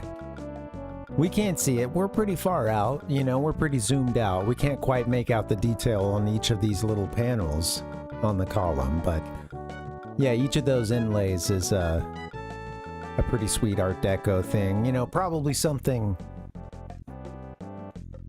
really cool, and or like involving, you know, like a horoscope or maybe the devil or something too is in a couple of them too, which is, you know, that's pretty cool. Having that, you know, that always makes for like a good thing to throw in like an Art Deco building, you know. Do do do do do do do do. So it is, yeah, mostly ads, huh? Yeah, no worries, Ichigo, no problem at all, man. Thank you. Yeah, it's, yeah, similar. That's what I'm used to seeing. Okay, stay on the road. Hey, on the road, they don't have, they maybe don't get sunstroke either, so it's good to know. Still haven't talked to these folks. We could actually do that at this point, I guess. I'm Big Brother Poncho. I'm... Alright, get out of the laughs. Go to the hellos. Some... What's going on, man? I'm Kid Brother... Sorry, sorry, we had, Poncho? We have Pincho. Oh. I'm Thomas Jefferson. Nice. Thomas Jefferson. Not, come on, Hefferson. Right there. Kid Brother Pincho, which that one raises an eyebrow for me. Poncho, Pincho, and then, of course, Thomas Jefferson. All standing here with straight sevens. Let's pull the lever. It's a broken slot machine, but the Sanchez brothers and their friend are a very cheerful trio. Frickin' what up, dude? They will make you happy. Would you like to insert a buck? Just a buck. Sounds like another walk in the park. Yeah, finish that. Sounds like another walk in the park. Another day, another dollar down again.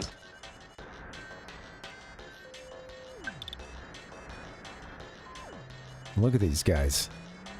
They're just spinning around. That's not a match.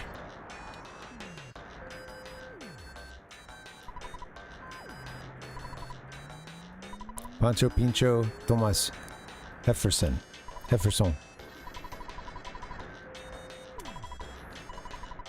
Would you like to insert a buck? Let's insert another buck. One more. You know what? I got $10 to put on these guys. I miss you. That's 2. Okay, we're hitting random things here. This is where the fun begins. All right, guys. It's a broken slot machine. So they tell you right there, and it says, you know, they're a very cheerful trio. They'll make you happy. If we were to win something, should one be able to, we're all doing this on a, quote, broken slot machine. Is there any payout? Where's the buck going?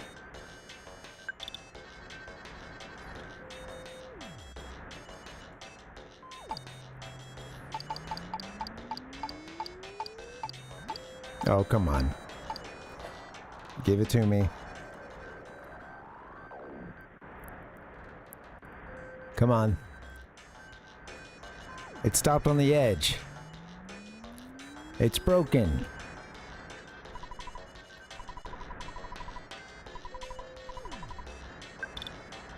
What is this, number 4? Number 5?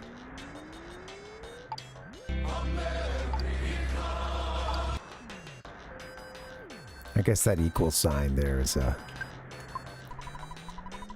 We're gonna hit the jackpot, guys. Here it is. Have faith.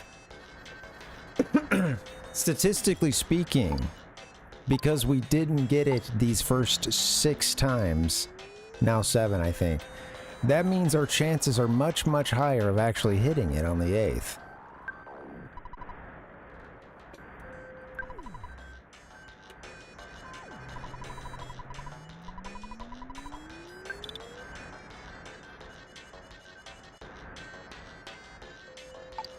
Hello. We'll call this the 8th or 9th. I think I don't know. I think I got a bonus one in there. And let's toss in one more buck. Honestly, these guys are out here in the desert for everyone's entertainment. There's a broken slot machine. And, you know, rather than hire someone to come and fix this thing, which may be... How many people in this Earthbound world? How many people in Eagle Land fix these slot machines? And are going to go to the desert and fix one. And these guys have taken it upon themselves. I don't know where they came from or who they are. And they're out here, again, maybe not the most efficient assignment, but these 3 men have gathered here to replicate this broken slot machine. I don't know. I think that's pretty cool.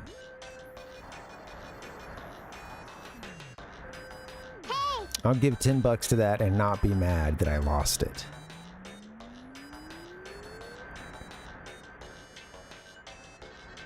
Unlike if I did $10 at the slot machine and lost it, and then I would be like, well, damn, I could have... I don't know, I could have, like... I could have bought something with that. I could have had something forever. Yeah, you're right. If it was just the machine, honestly, this is... I kind of... Who knows? The machine broke down and then 3 folks were hired. I'm over here complaining. I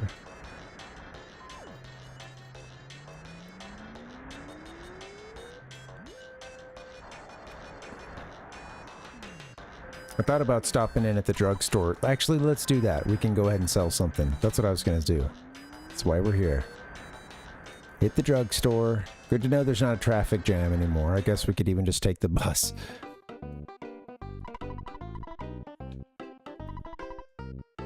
Unless they make you walk it. Alright, we are selling, I believe, a coin of slumber. Because it's not going to be good for anyone else. I don't think.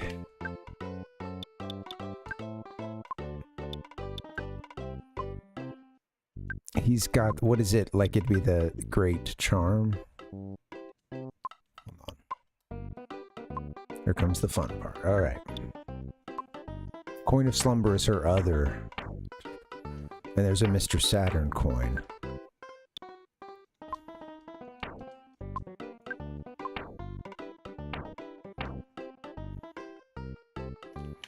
Boom boom boom boom do do do do do do do do do do do.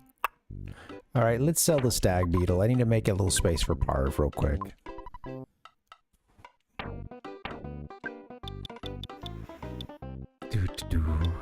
Spray can, huh? Whatever, just get rid of it.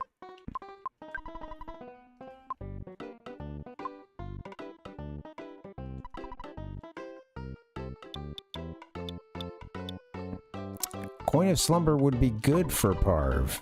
Okay, and her has one. Well, perfect. So, what does he have now, though? That's going to change something. Anyway.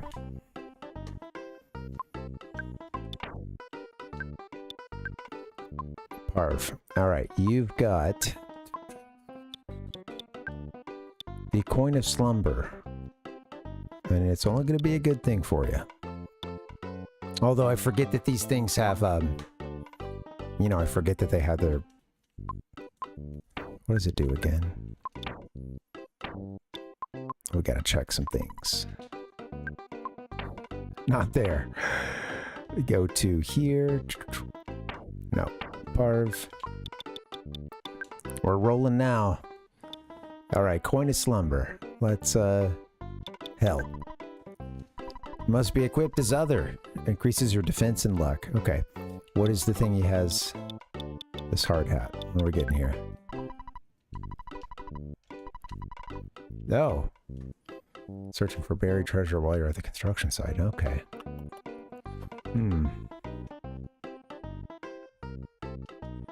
Interesting. That was a pretty big jump in defense, wasn't it? Wasn't I seeing that?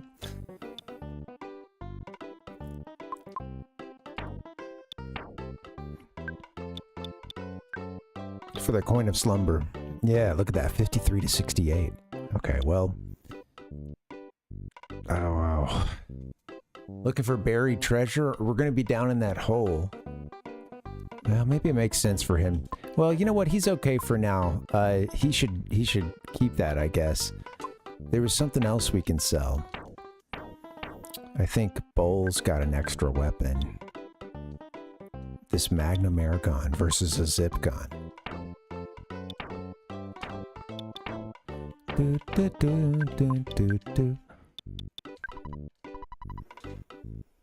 That's right. You don't really get much, I think, other than he can equip them for a lot of these. Sorry. The zip gun. There it is. The very bottom. Give me the help. Okay. Right. Well, in that case, then, so what is, not any better, this Magnum air gun. We're selling the Magnum air gun.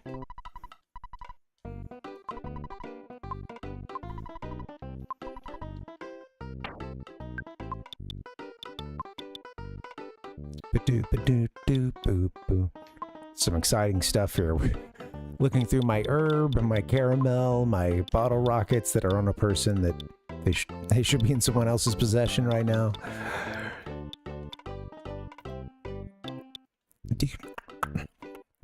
All right, her. No, don't sell that right now.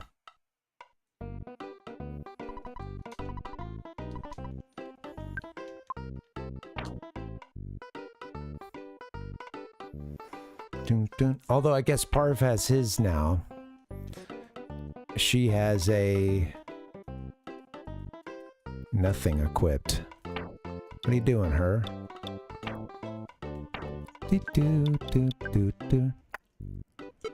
Silly Billy. I must have sold the one she had equipped.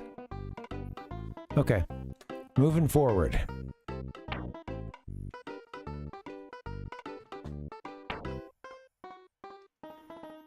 Sell the Magnum air gun.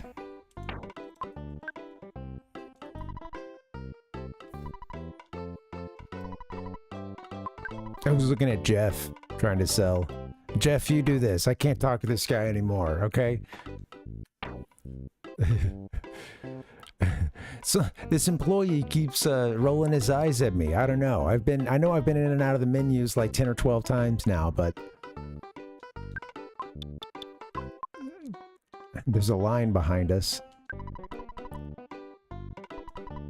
We've run into that problem before. Maybe it's going to be upgraded or something.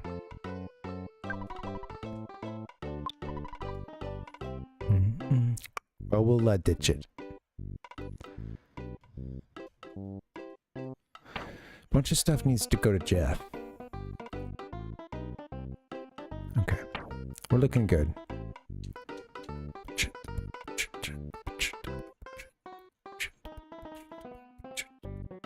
Okay. All right. I don't think I have anything I want to sell right now, but we can ditch some stuff through the delivery service.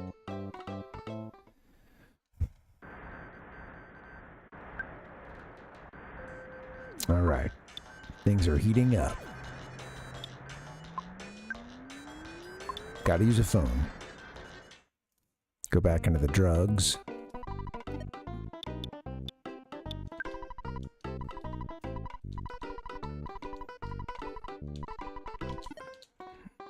Another pickup. Here we go.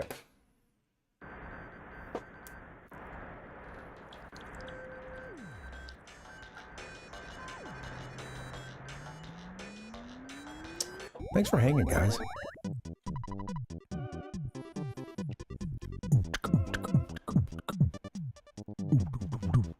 Oh, that's nasty. What a nasty beat. Very bassy. I heard a version of this with the bass not so forward today, and I have to admit I didn't even recognize it. It came on a playlist. Like for a little bit I didn't get what was going on. You know, it's got that repetitive bass, but this one had, I feel like in this mix it's coming through. Absolutely, Dustin. Oh, we're only getting started. Oh yeah. I wish I could, my god, I wish I could do the full neck crunch both sides right now. I think I've hit that once in my life. Alright, you covered the bill. Yes. Alright, every button press matters. Alright, let's wet our whistles. Here we go.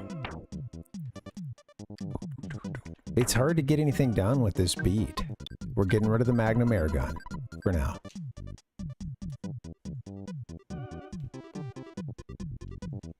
I'm sure I'll forget that it's there, but we are going to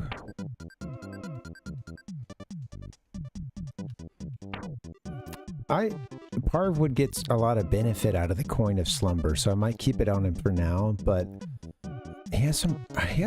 everybody has stuff that needs to go over to Jeff.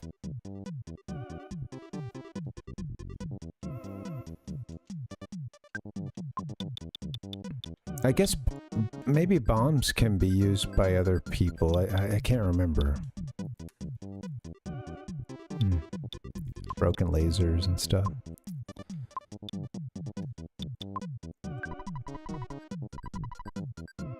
Just take it all, man. Take it all.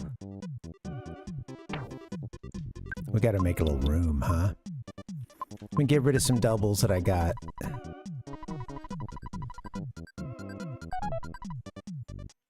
Alright, let's wet our whistles. Okay. Alright, so let me check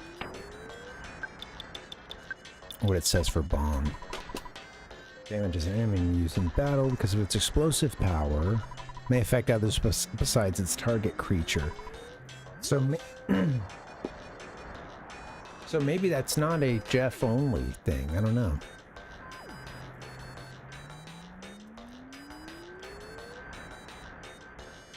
We shall see.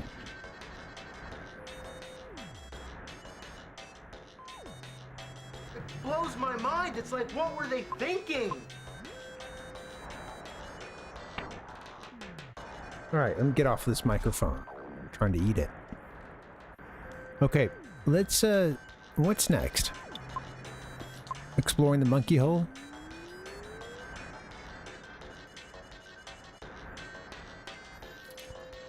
Maybe calling mom and dad. Always get a save in.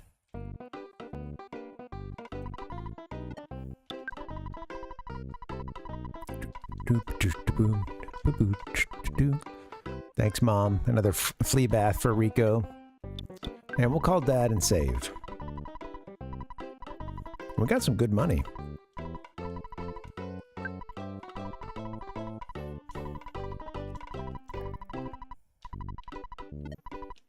Okay, I want to go see what's up in that dig site. And I don't know if that item that Ness has, the hard hat, is gonna like help him down here, but oh, insta-kill? That's right, hit him right in the Ass! That's a really funny sprite. Also, speaking of that, that's funny, little mole butt. I think I just killed this guy's pet mole. Oh, sorry, man. What do you got? Yeah, stuff that goes boom and bang.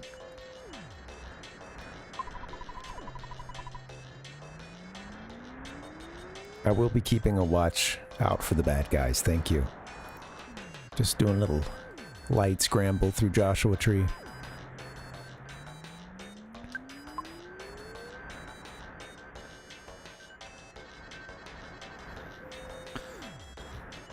It's like you're hogging her. Her? Oh, hey, free experience. One more time.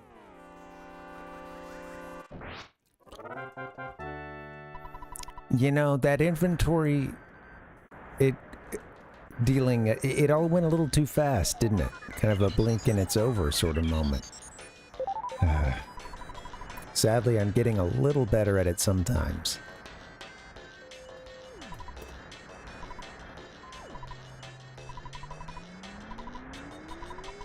It is important to check items. I forget to do that, and it's kind of funny because I feel like that's always, you know, if I'm going to be honest with you guys.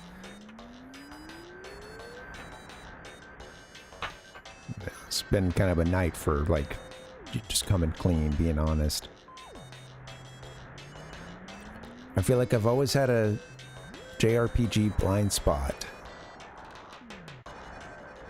And that is checking items when you first get them. Exploring them, seeing what they're all about.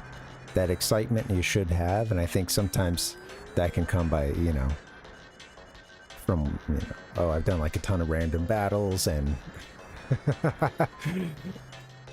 I never get anything good.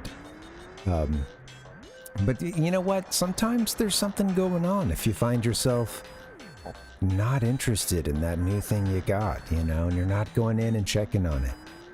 Maybe you need to check in on yourself. You're just playing that game. You know. The lights are on, but nobody's home. You're just playing. You're just, you know. If you're not enjoying it, you gotta check in sometimes. See what's going on.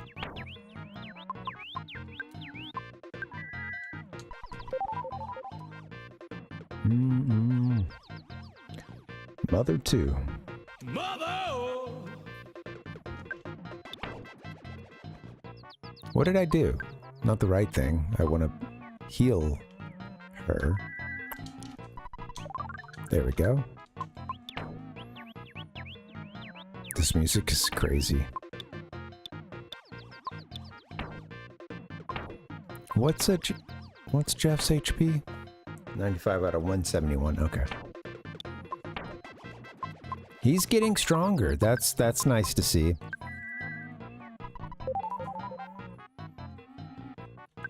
That old exponential experience curve. It gets him every time. We got these characters at level 1, you know, each of them when we found them. Parv had a pretty big head start. And then it all just kind of starts to level out. There's going to be a big gap, but... Get to bowl.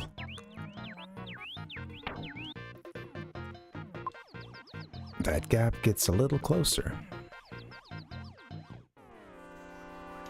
You might see that, hopefully, this playthrough, or, you know, today or next time we play with Pooh. I'm hoping he's in the next city. That would make sense.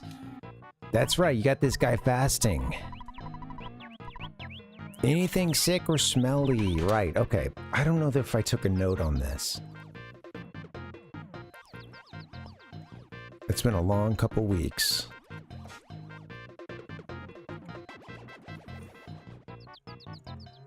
Ba-ba-ba-ba-bum. Ba-ba-ba-ba-bum. Do-do-do-do-do. I don't think so. Okay. He doesn't want anything that'll make him sick or smelly. What was the other?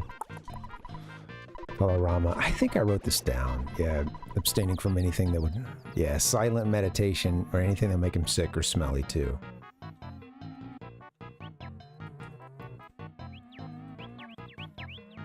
I forgot all about having come down here. Desert will play tricks on your mind. Do-do-do-do-do-do-do. Thanks for your patience. Let's get back into this thing.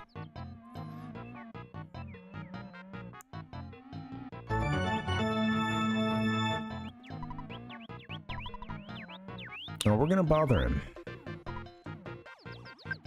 Do we have anything that would make this guy smelly? Oh, I want to make you sick, buddy. Let's see. What are you not into?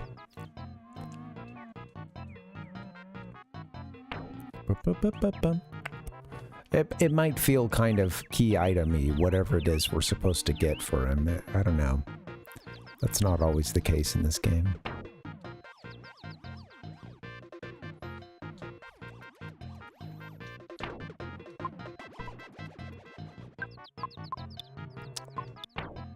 I don't think we would have anything now. Maybe you want some fuzzy pickles. I like this song.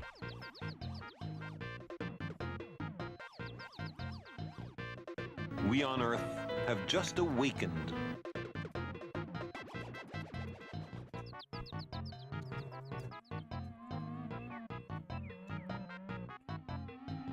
We on Earth have just awakened.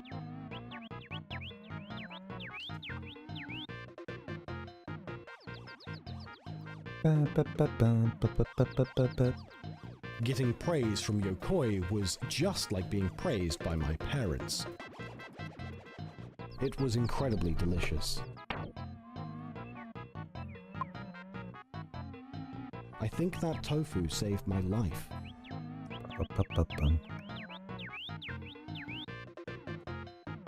Some of these sounds I gotta crank back up.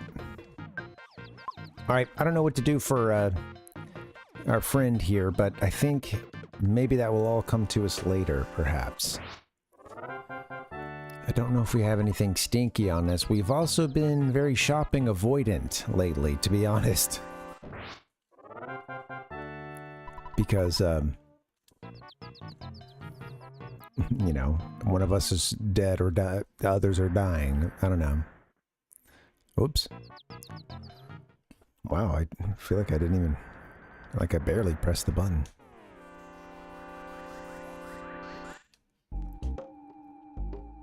SNES mini controller's got a hair trigger. I like it. Okay, let's the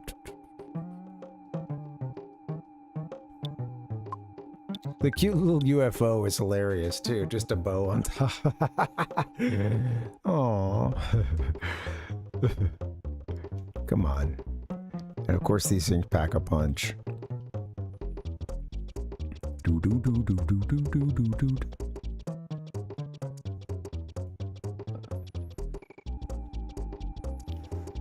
Alright, I can't find any of the sounds I'm looking for, so let's play the game.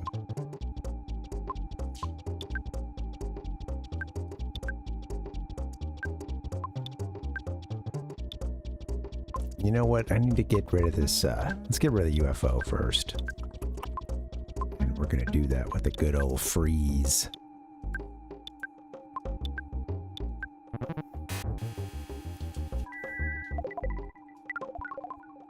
Yeah. Alright. There you go. That thing's done. Oh, heck yeah. Alright, everybody's tame. A fresh egg inside. Level 37. Sweet. Wow. Sci-fi fire. We're up to the thetas now, huh?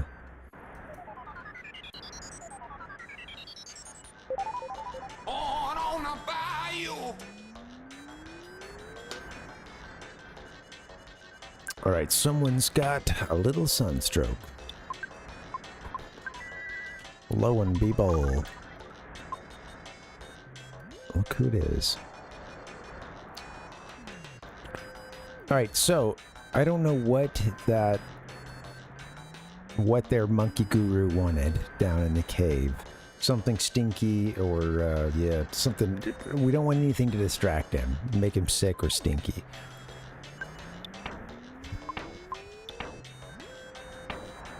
Find a rotten banana or something. Give him a sudden guts pill. And then he'll, you know, that should have him running for the restroom pretty fast. That's what I'm talking about.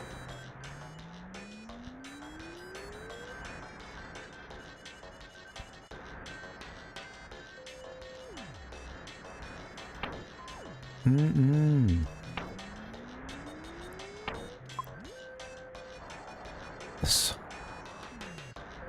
funny, yeah, hearing like the desert winds. 1 second.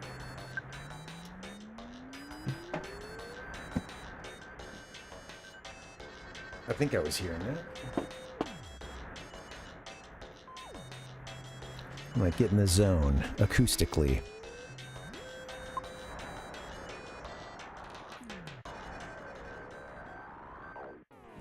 Wow, there's so many effects in the music that I'm missing thanks to a fan and the window being open so that I don't get sunstroke. All right, let's take these goobers out. Jeez. This crested buka can be a problem.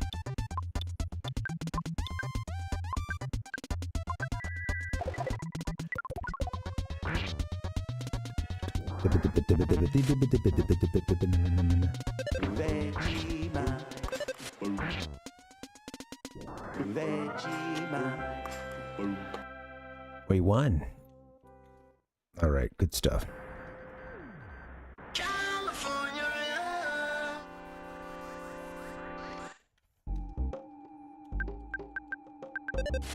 This is the setting of that music video, actually. Believe it or not. It was the desert in between Threed and Fourside.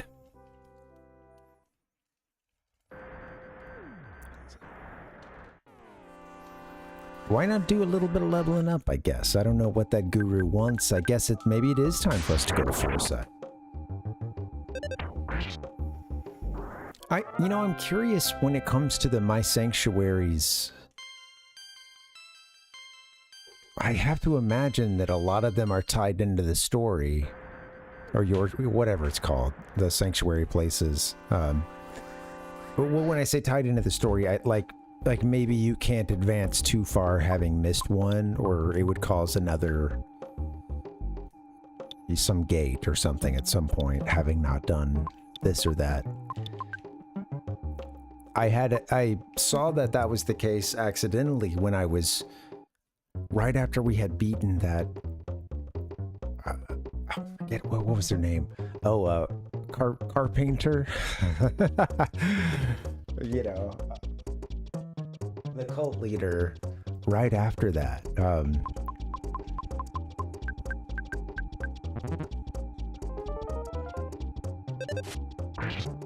Still adjusting audio here. Yeah, that'll make it tame. A huge smash.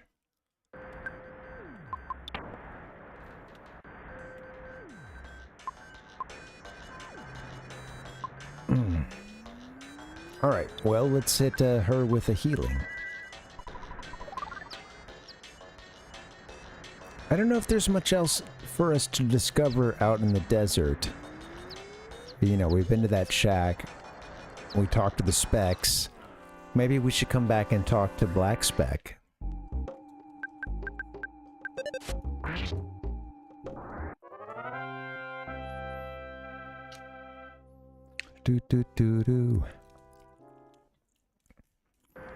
Talked to them both, but I didn't come back to that first one I spoke with. I think it's a little further east. I don't know. Alright, you have someone who needs a healing.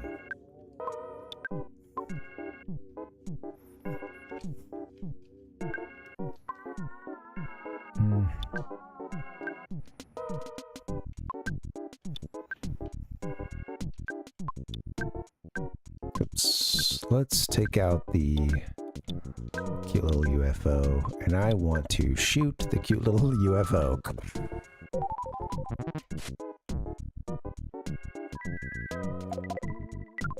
By the way, you better talk. Hit me, baby, one more time.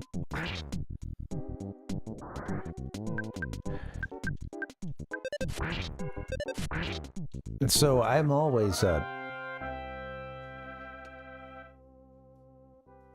dealing with an errant hit of the soundboard. However, I have a new phone now, and I think this one is just so much more sensitive. And I'm holding the controller a little far away from my body and close to where the phone is, which is working as the soundboard with all the sound folders there. And I keep like the fingers up on top of the controller, keep hitting it.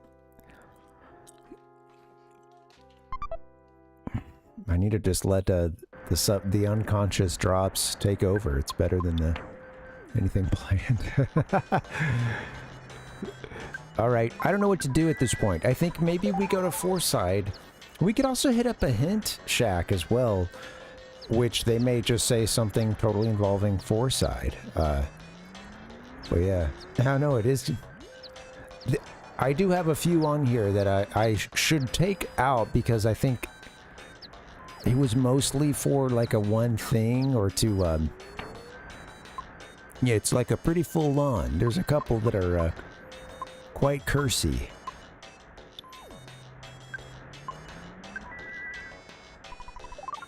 And sometimes those get triggered. And yeah, that can be really hilarious or... Yeah. There it is.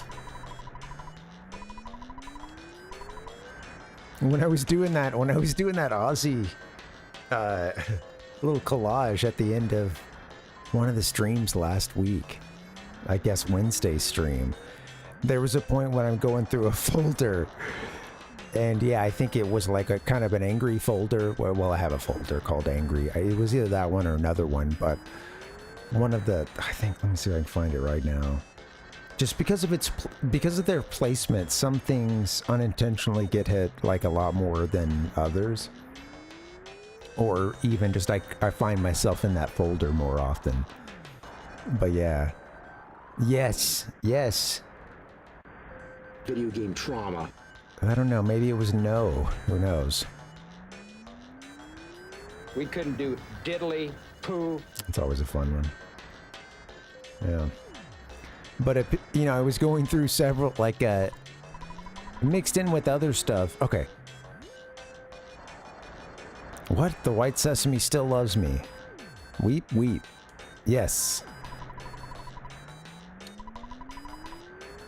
I want to apologize. Well, do we need to go all the way over there, you know? Again, I'm down for running this errand. Let's help the sesame. It is some console wars drama. Absolutely. Well. Oh! Pictures of Ozzy are coming up there, and then, yeah, mixed in with some console wars, goodness. And then I found a bunch of... found myself in an angry folder. And asshole came out. One of them says, like, asshole, you're an asshole. And... not my proudest moment. But I decided in that moment, you gotta let it ride, baby. Because in the context, there was so much other good Aussie goodness there, including him playing a little Cruisin' World. That was the highlight for me, was the 2 Cruisin' World shots of Ozzy Osbourne.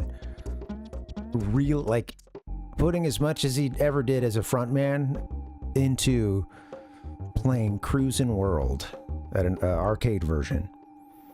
And anyway, all that is to say, in the moment I was like, oh,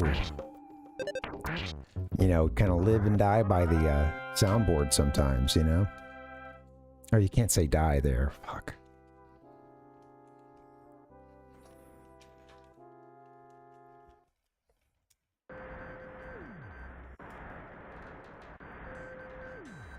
It's a dual-edged sword. Oh, do we have a chicken that's hatched? I'm hearing the chicken. Yes. Chicken. A real live chicken. Don't eat it, please. Is this thing gonna help us in battle? We've had a chicken once before. I was here in the Bagok. Whoops.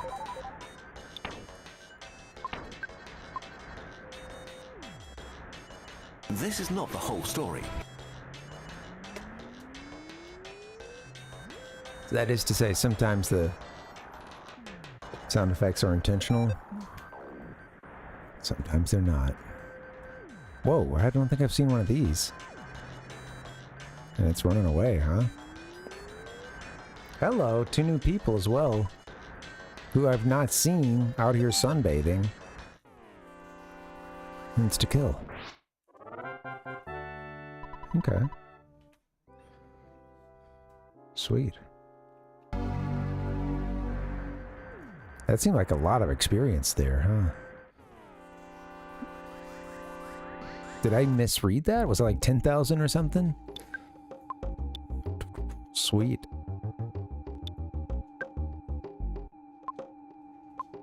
I do see our characters being so much better than when we started today already against these enemies.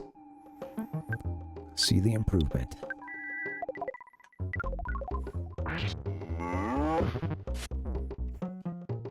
Oh hey, more Sonic to come as well. We're gonna do that at least on Friday. I'm set up for the most part, and like I need to get some. I think maybe there's some time for an extra day sometimes, like a gaming day, just getting in and playing one of these old games, and maybe a couple of them. Of course, with a console wars themed, segment. Eventually, I think, yeah, it'd be cool to also have the side-by-side. I mean, I guess we're doing something Super NES now, I guess.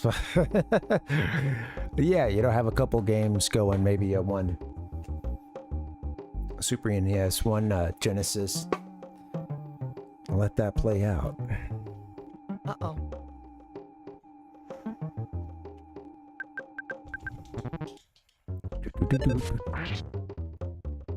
I want to set up some kind of like local gaming night as well. I've been thinking more and more about this, and I miss like an in-person aspect to gaming. And it's like a buddy of mine and then my wife, and then like that's about it that I can like in person, play one of these old games. And then sometimes like a visitor, when the family came out, got to play with the kids some, but okay, we're doing some fast blinking here. All right. Heal him, Ness. Heal yourself.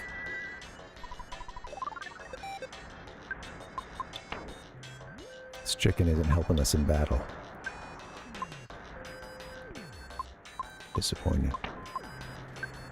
Oh, cool. Yeah, Dustin, yeah. Let the two systems battle it out a little bit. Yeah. I'm glad I did the switch move, the spin, the spin blade. I'm glad I did a little spin move. That's what I'm trying to say. Where is Sonic 2? I was going to show you guys Sonic 2.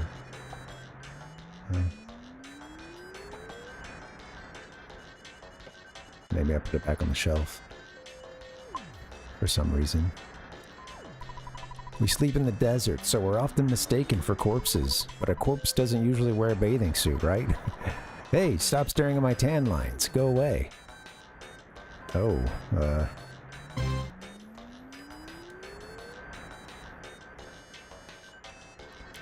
That's cool, Ichigo. Yeah, glad you got to play.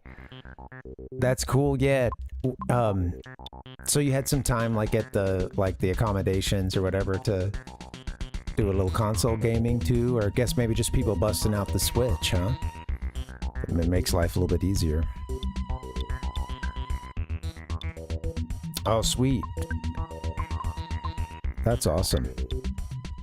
I don't use the travel option for the Switch, or like rather handheld option, that often, but it is cool to have that. And really, it's not that much stuff if I wanted to bring the base, and like I could even get a couple of short cords or something, for it, or something more, I don't know, just pack it down or something.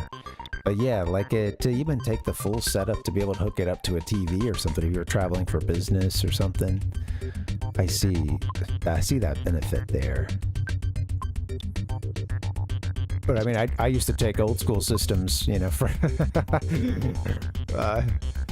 you know, I mean, we'd go to grandma's for Christmas and make sure to bring.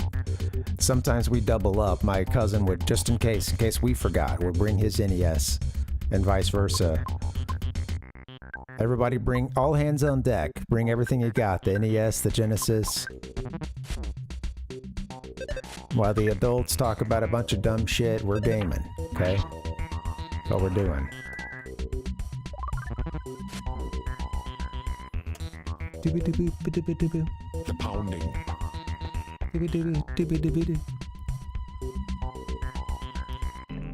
That's cool, man. I'm glad you got some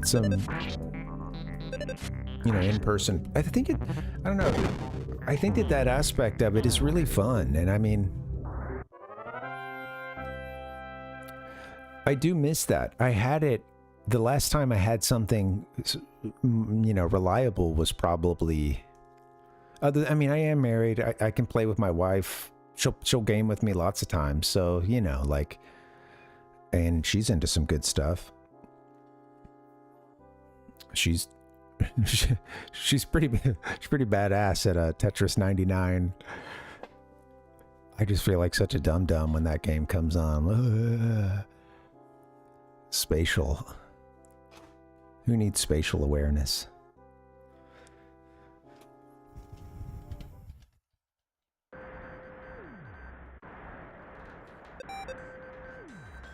We got a chicken. Annoying kids. What a group of brats. Yeah, you little monsters.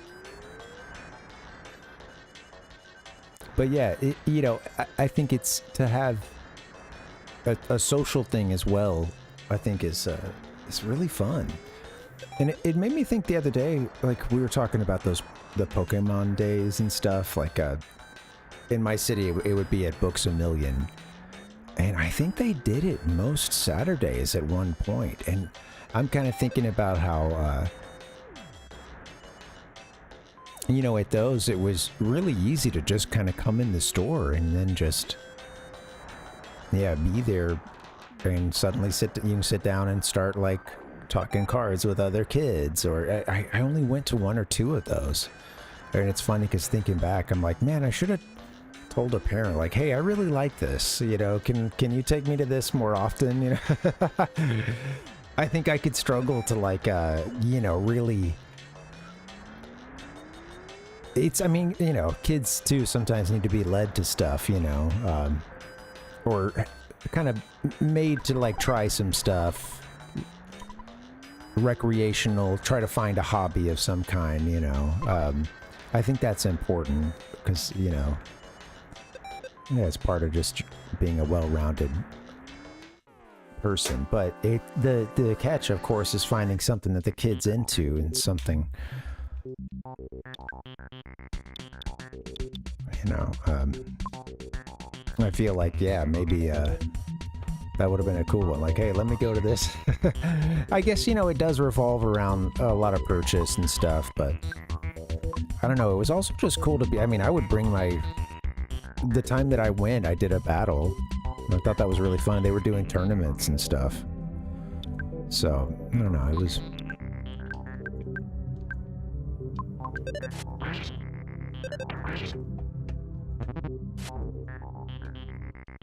It put a smile on my face to go to...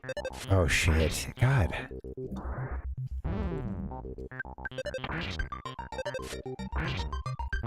Paula can take a couple of hits and then she's gone.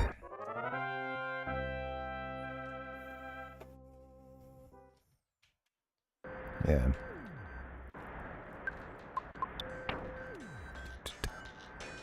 Yeah, I think, I don't know, that social stuff is cool. It's, you know, there's a lot of board game meetups and stuff.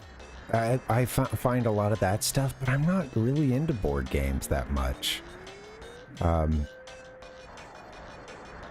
And I've been to a couple of those because that can be a good way to meet people as well. But then, you know, next thing you know, you're there and like someone who's extremely excited about this board game that maybe even like a friend of theirs made or something. It's like, blah, blah, blah, blah, you know, like, hey, play my game right here. And the whole time you're kind of like, I don't know, you know, of course you're like, it's kind of complicated. So you need at least you need a game or two to even really kind of fully grasp what's going on. So sometimes, you know, those kind of and they're usually, well, you know, that could be hard too if you don't drink or something or don't want to be at a bar, because most of the time those, you know, can tend to be like, yeah, a bar setting or something. I was gonna say, when I went to that one place, Frankensons, the big like trade show thing. I've mentioned it a couple times, but I ended up taking my niece and nephew there. It was cool, just like browsing the stacks. It's just row after row of vendors and stuff. And I'm not a huge merch guy, but I you know, I dabble occasionally, and it's great gift giving sometimes too. But it's so much hobby merch and a lot of cards, ton of stands that are cards, a few video game places.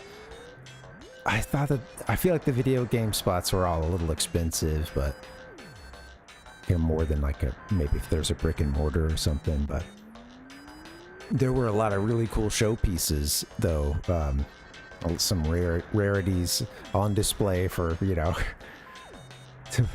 a small fortune.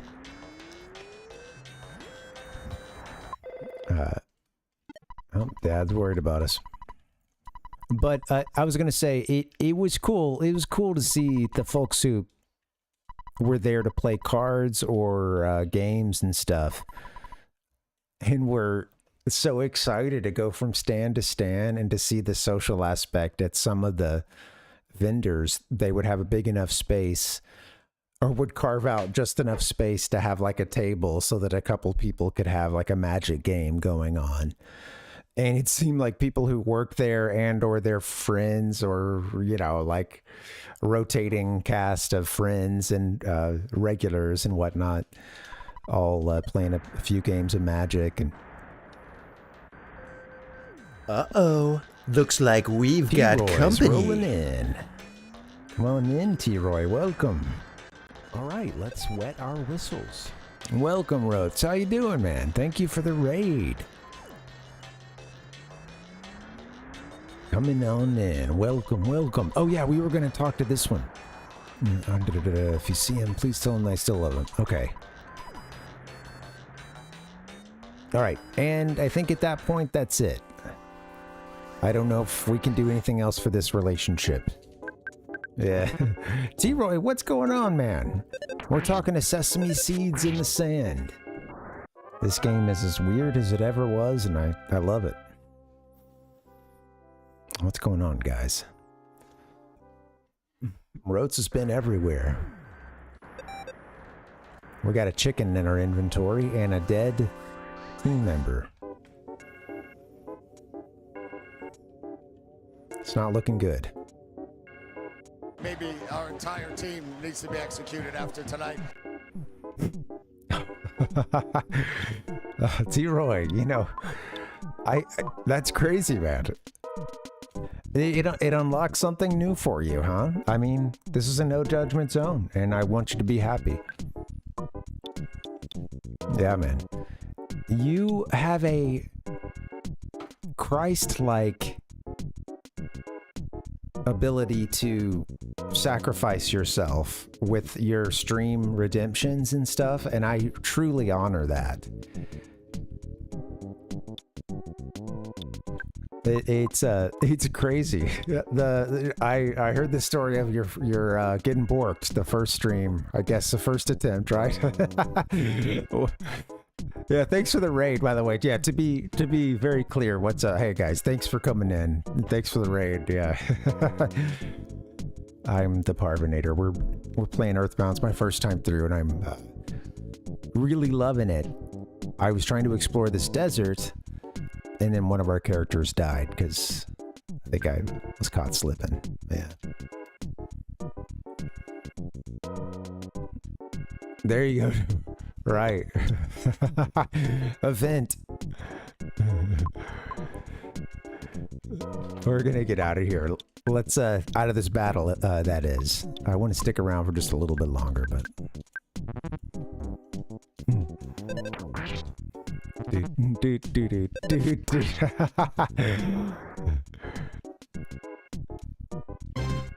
Dink. All right, let's life him up.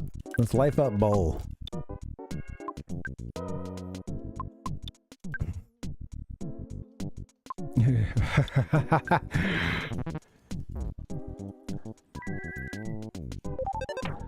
And there's always a crazy rivalry going on in chat. It was I can't help but thinking, just before you guys were here, I was talking about the benefits of gaming in person, and I can't help but think that some of our differences could be solved if you know, in another dimension everybody's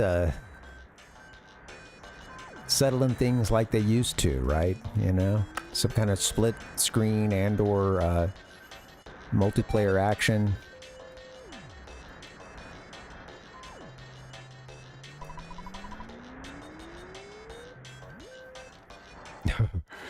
Rotes is it? So that's the Rotes style, is the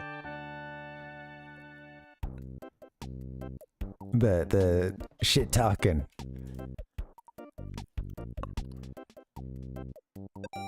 Everybody, we have a chicken. That's, yep, I love having the chicken. Just gonna let that chicken chill.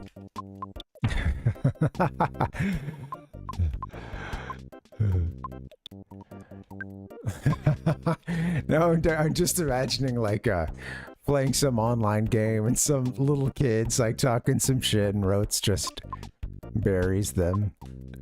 Listen, no, it doesn't let up. You stepped into my arena, son. He's like, every day, that's my life. It's just like, right before the block.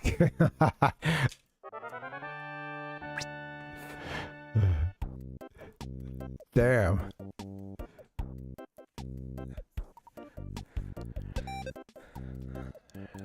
You step into the online arena, you know, it's it's Knives Out, apparently. You know, it's funny how so many subreddits that are dedicated to gaming or whatever, whenever someone has like a ban kind of thing, or like a, hey, I got banned for no reason, or there's all you'll see it's like 0 votes or something, or negative, you know, it's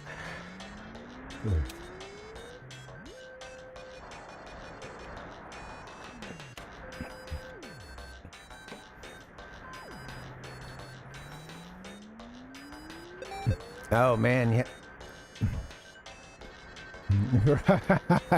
Right, T-Roy. Yeah, that's funny. I'm seeing Rose's story here. Damn. Went for the straight for the yo mama joke. Video game trauma. Excuse my coughing. I've got a coffee rind stuck in the back of my throat and it sucks. I keep thinking someone has a status problem because I'm hearing this chicken. How are you, Tater? Welcome. Cough, cough. You suck. Because when you eat some White Castle, your ass gonna go to the bathroom now. Do, do, do, do. Ra-pa-pa-pa-pum.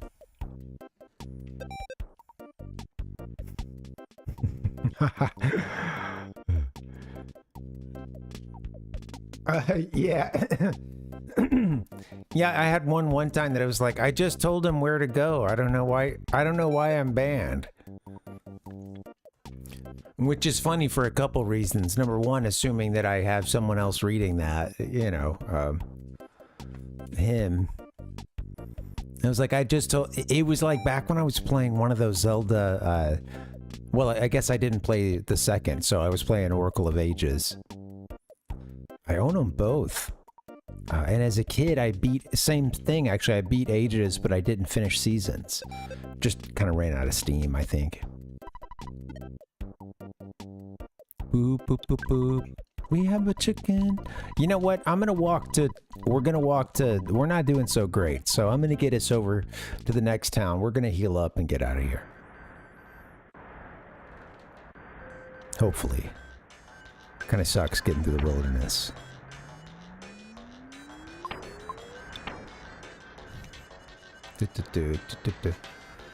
Littering does, yeah, it does make me really mad, Roads, yeah.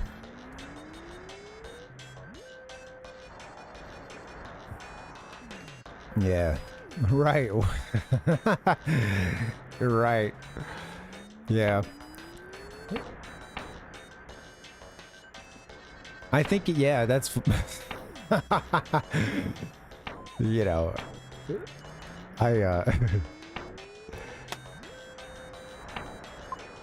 if that's the punishment for, you know, kind of like really not caring about where you've tossed your trash or whatever, I'm trying to think of the, where that lies in the, you know, you get a yo mama, you know, like in the punishment scale of like, you know, public execution right then, or versus like warning, you know, minor civil infraction. So it's I really don't like I really don't like littering, and I told people I've wanted to deal with it sometimes, usually held back, and other times I've just said, hey, like, hey, you missed, or you dropped this, you know. But up, morons! Yeah, hey Akar, welcome. That's a funny random hit. Yeah, no, we didn't finish, not yet. So I'm still here, but yeah, we walked around in Fourside a bit.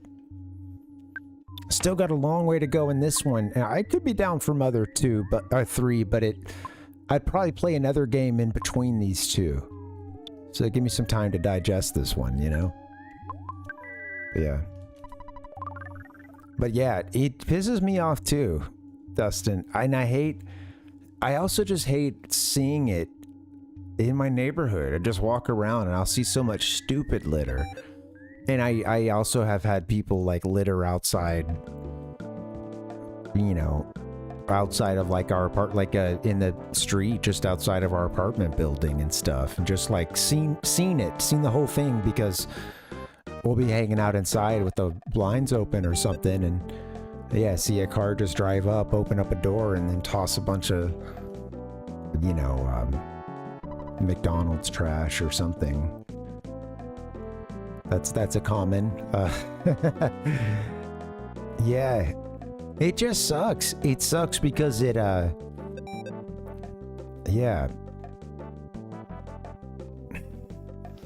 I also just hate that anything outside is just like, it's gonna be destroyed. Any monitor, like for at a bus stop or something, any car is gonna swerve and try to hit you. But no, like, you know, it just sucks that like, there's so much like defacement of a lot of stuff that costs a lot of money when it adds up, when everyone is, you know, I don't know, some like just what people do to like you know, important road signs and stuff like over a freeway, and just stuff like that just adds up over time. I'm trying to think of a lot of examples, but going in and breaking things in a park, or, you know, like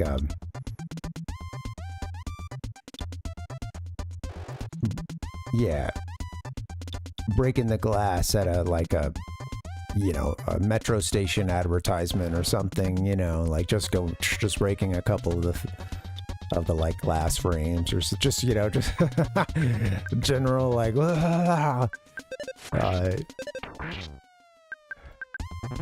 destruction.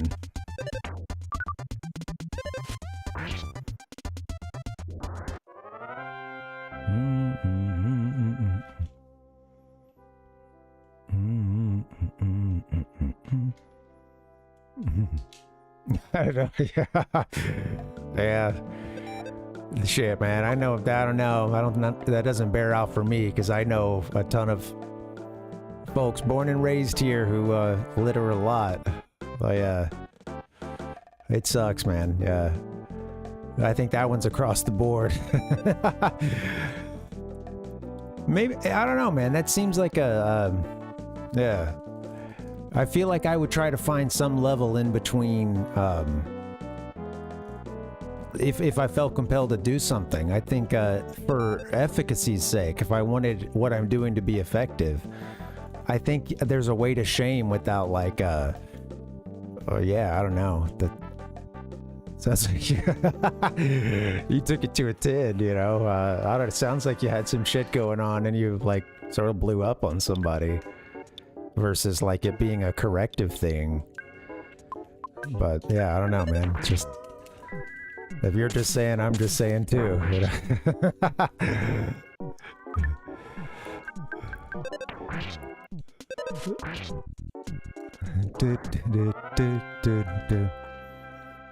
Yeah, that sucks, man. Yeah, I've seen the ashtrays.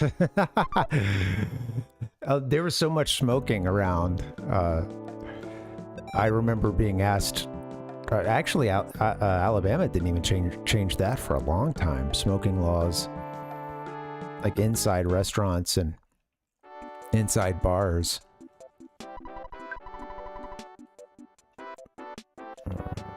I think maybe you can still do it to an extent. I'm not sure.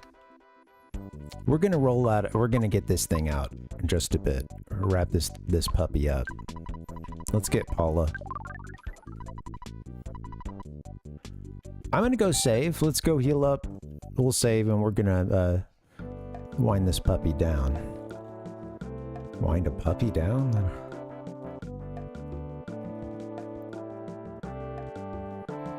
Yeah.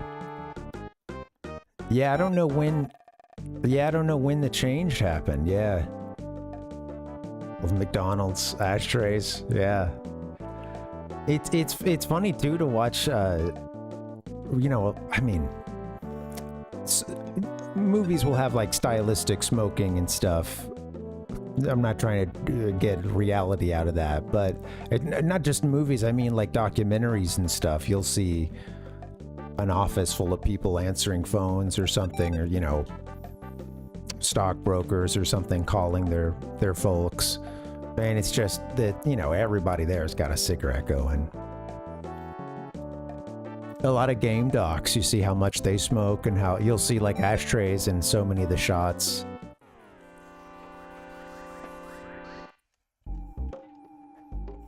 So, yeah. Yeah, I don't know if I've ever been on a smoking airplane. Yeah, I missed that cutoff. That's funny. Yeah, right. That used to just be the norm. And I imagine if you're already smoking cigarettes and you're traveling, that's got to be about the best damn cigarette you've ever had, right? Or you're finally on the plane.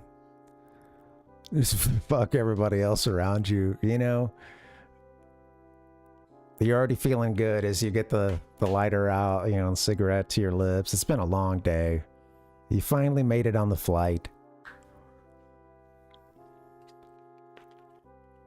If that waitress is worth the shit, she's going to be over here with my drink any minute now. I'll go ahead and light up.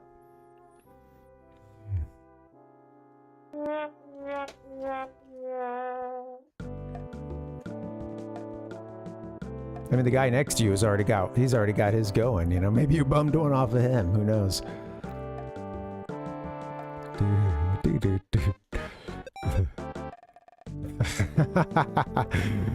The cornucopias. Oh God. Got ran over again.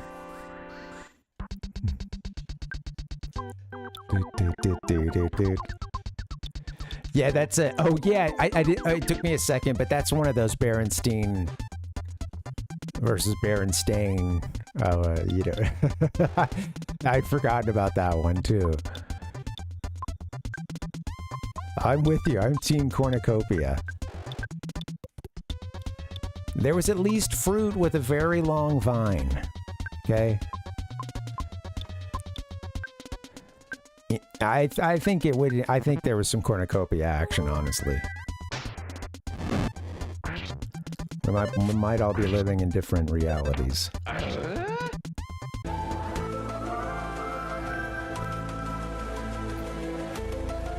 Everyone just lights each other's cigarettes. Absolutely. I love it, Ichiko. Yeah, just the... It started with... It just took one flame to get the whole plane lit, so to speak. Oh, look at this. The Ohio 40. A crazed sign. Is there a Highway 40? State highway in Ohio? Or this kind of looks... Could be like a little interstate. The old I-40.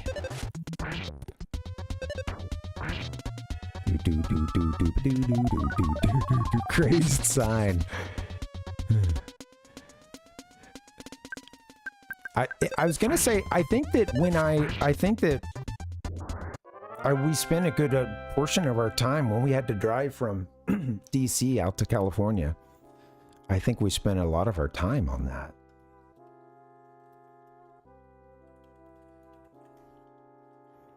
Let's look this up. Let's go to maps. Give me the full life for. Okay, yeah, there it is. Easy to follow now. I think at a certain point we popped down. We were on something else before that, I suppose. 70 for a while? I don't know. But interesting. Cool. It goes a long way. Yeah. Right. Yeah, they both do. That's sweet. A whole lot of Americana in this game, and I am curious the extent to which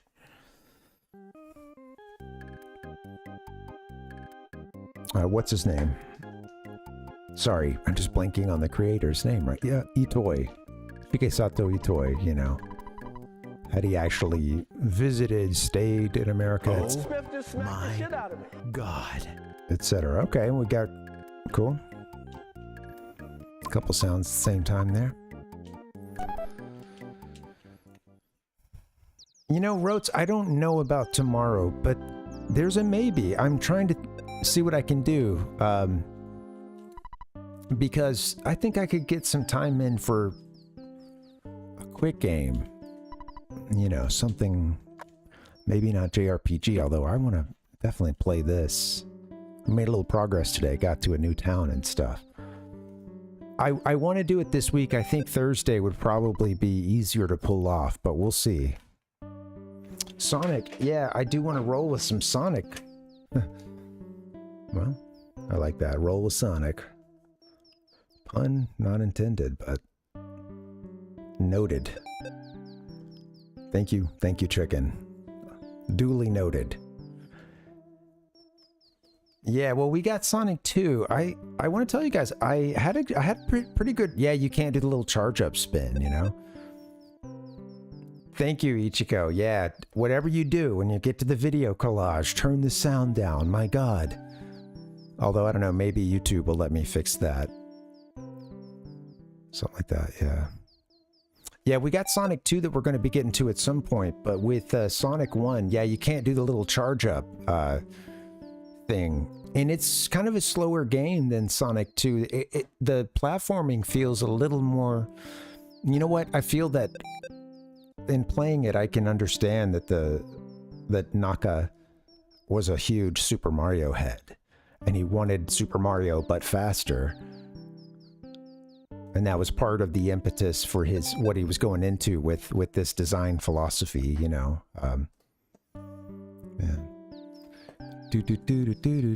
Sonic but faster. Absolutely. Rather, Mario but faster, but yeah. So, Dustin, I had a pretty good run yesterday where I had two, by the time I got there, I had well, I don't know. I might not have even finished Marble Zone. Maybe I did, but I already had like 2 Chaos Emeralds, and I guess the 2, that's like 2 continues, right? I was getting a continue each of those times, so I got a hella rings as well.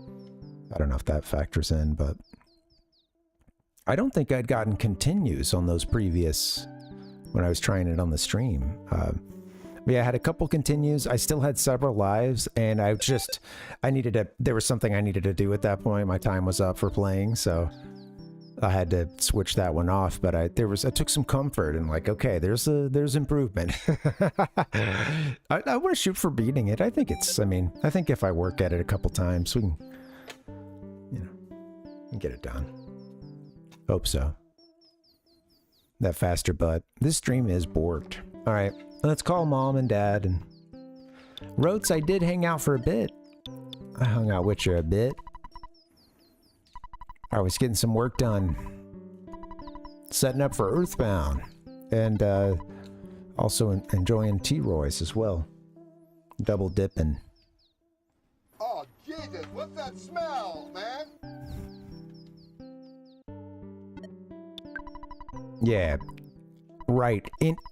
It's funny because I was doing a bit of reading on the Wikipedia article as well, and there was one part that stood out to me this last time that I was browsing it, and it had mentioned that the game kind of, part of what they were going for was like occasional, the game being like a level of it being easy or not that difficult, but with occasional set piece challenges, which of course is like a really basic kind of structure. There's a lot of that in Mario, right? You'll have a portion of the level that isn't that hard. It's meant to even make you feel good. You bop a few enemies in a row or something, and then maybe you have something a little bit harder as it builds. But yeah, I think I'm seeing that too, and just knowing the maps help. Being able to pick up extra lives and stuff, I love those. I don't know. I'm really excited, man. Anytime I got to play these, it really was a treat back then, because it was pretty rare until a little bit more playing this in high school when it was already like the GameCube era. My buddy still had his Genesis, and we would jam that sometimes, play a little Sonic, but yeah. The console wars that were the most, I feel that I was paying the most attention to, or at the very least was a little older for, to fully experience the repercussions was, 64 and PS1 and beyond. Also, I had a GameCube, which automatically made me like a dork, total dweeb. Dude, Nintendo's for babies. I think I'm delirious. Did we talk to Mom? I don't want to get homesick. You're a hero, honey. I like some of Mom's affirmations that she gives us. Alright guys, I'm going to save it up, and I think we should get out of here. That was an errant button, but I guess it works. Well, there was a traffic jam, and I guess we stayed through it. We stayed the night a few times, and then suddenly the traffic jam is not there, so... Jeez Louise. Alright, I made sure to save this thing. We're good there. Roads, I gotta eat some din-din, man. I'm hungry. I do want to start streaming a little sooner. I would like to work on that.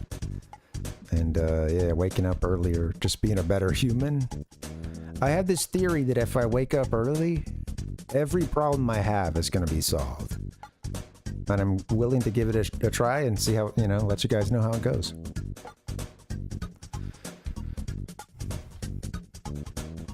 Welcome. Let me see if anybody's streaming before we leave. And stick around too, I'll do a little collage throw up some Earthbound stuff and a few gifts. I can't believe this traffic jam was... I thought we were more jammed, honestly. Kind of surprised. Didn't last that long. We can maybe go hang out. So let me see what's up here. Let's go hang out with Hey Sorrel for a bit, all right? She's playing Mega Man Battle Network Legacy Collection. These games look pretty sweet. I think she's got, yeah, right, she's got one of the, like, Game Boy Advance ones rolling, I guess. Yeah, that'll be fun. Yeah, thank you guys for hanging. Thank you, Rotes. Oh, I've got this up right now. That's probably a good thing. Then you can't see me frantically searching for someone to raid. All right, guys, I'm going to get up out of here. Thank you. Thanks for hanging, guys. I can't talk anymore. We'll go hang out with Hey Sorrel. That's been it. Let me go to the schedule. He should just get out of here right now, but, you know. There it is. I'm usually here Monday, Wednesday, Friday. I'd like to squeeze an extra day in this week if possible. Maybe tomorrow. More likely it could be Thursday. We'll see. I'm out of here, guys. Take care. Have a good night. Stick around for a raid.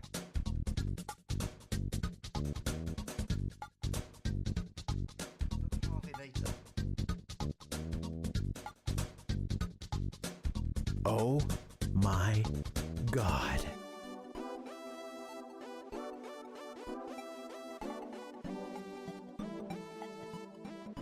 Oh!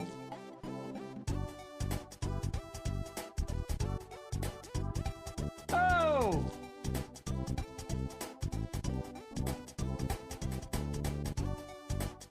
It's so fair!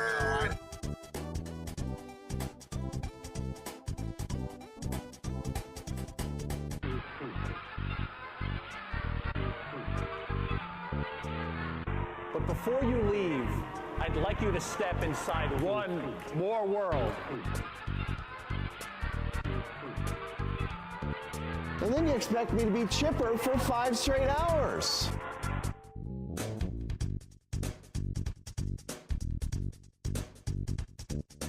So long, Bowser.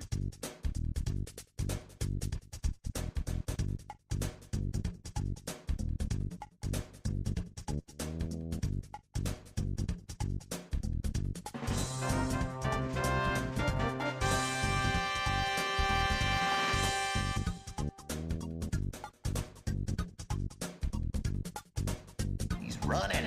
He's just hoofing it.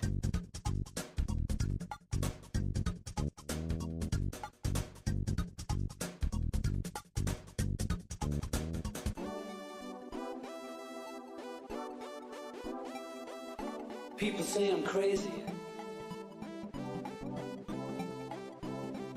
People asking questions.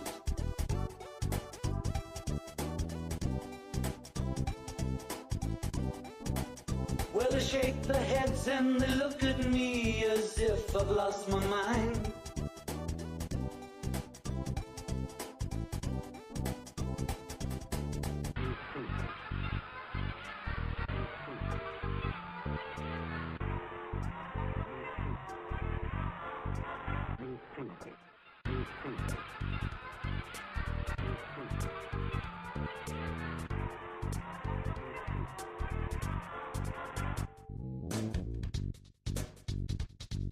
I tell them there's no hurry, I'm just sitting here doing time.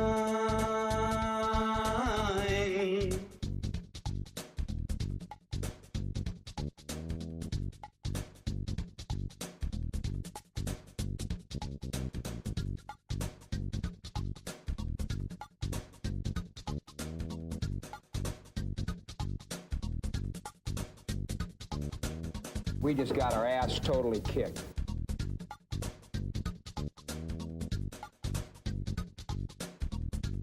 No, I'm sticking with my fucking gut here. Fuck the lot of yous.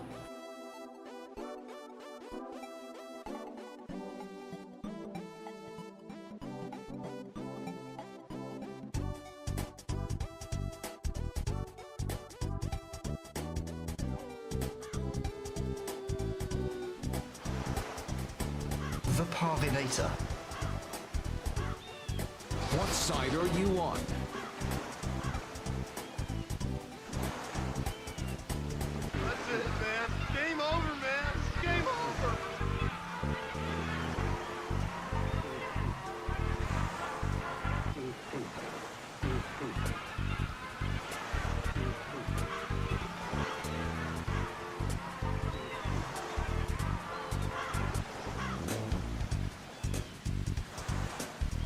How many hours of my life have I wasted playing this fucking piece of shit goddamn game?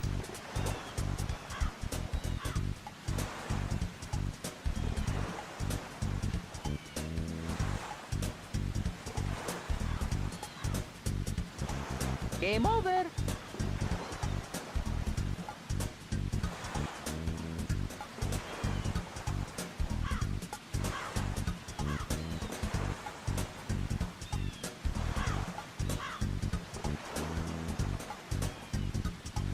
The Parvinator.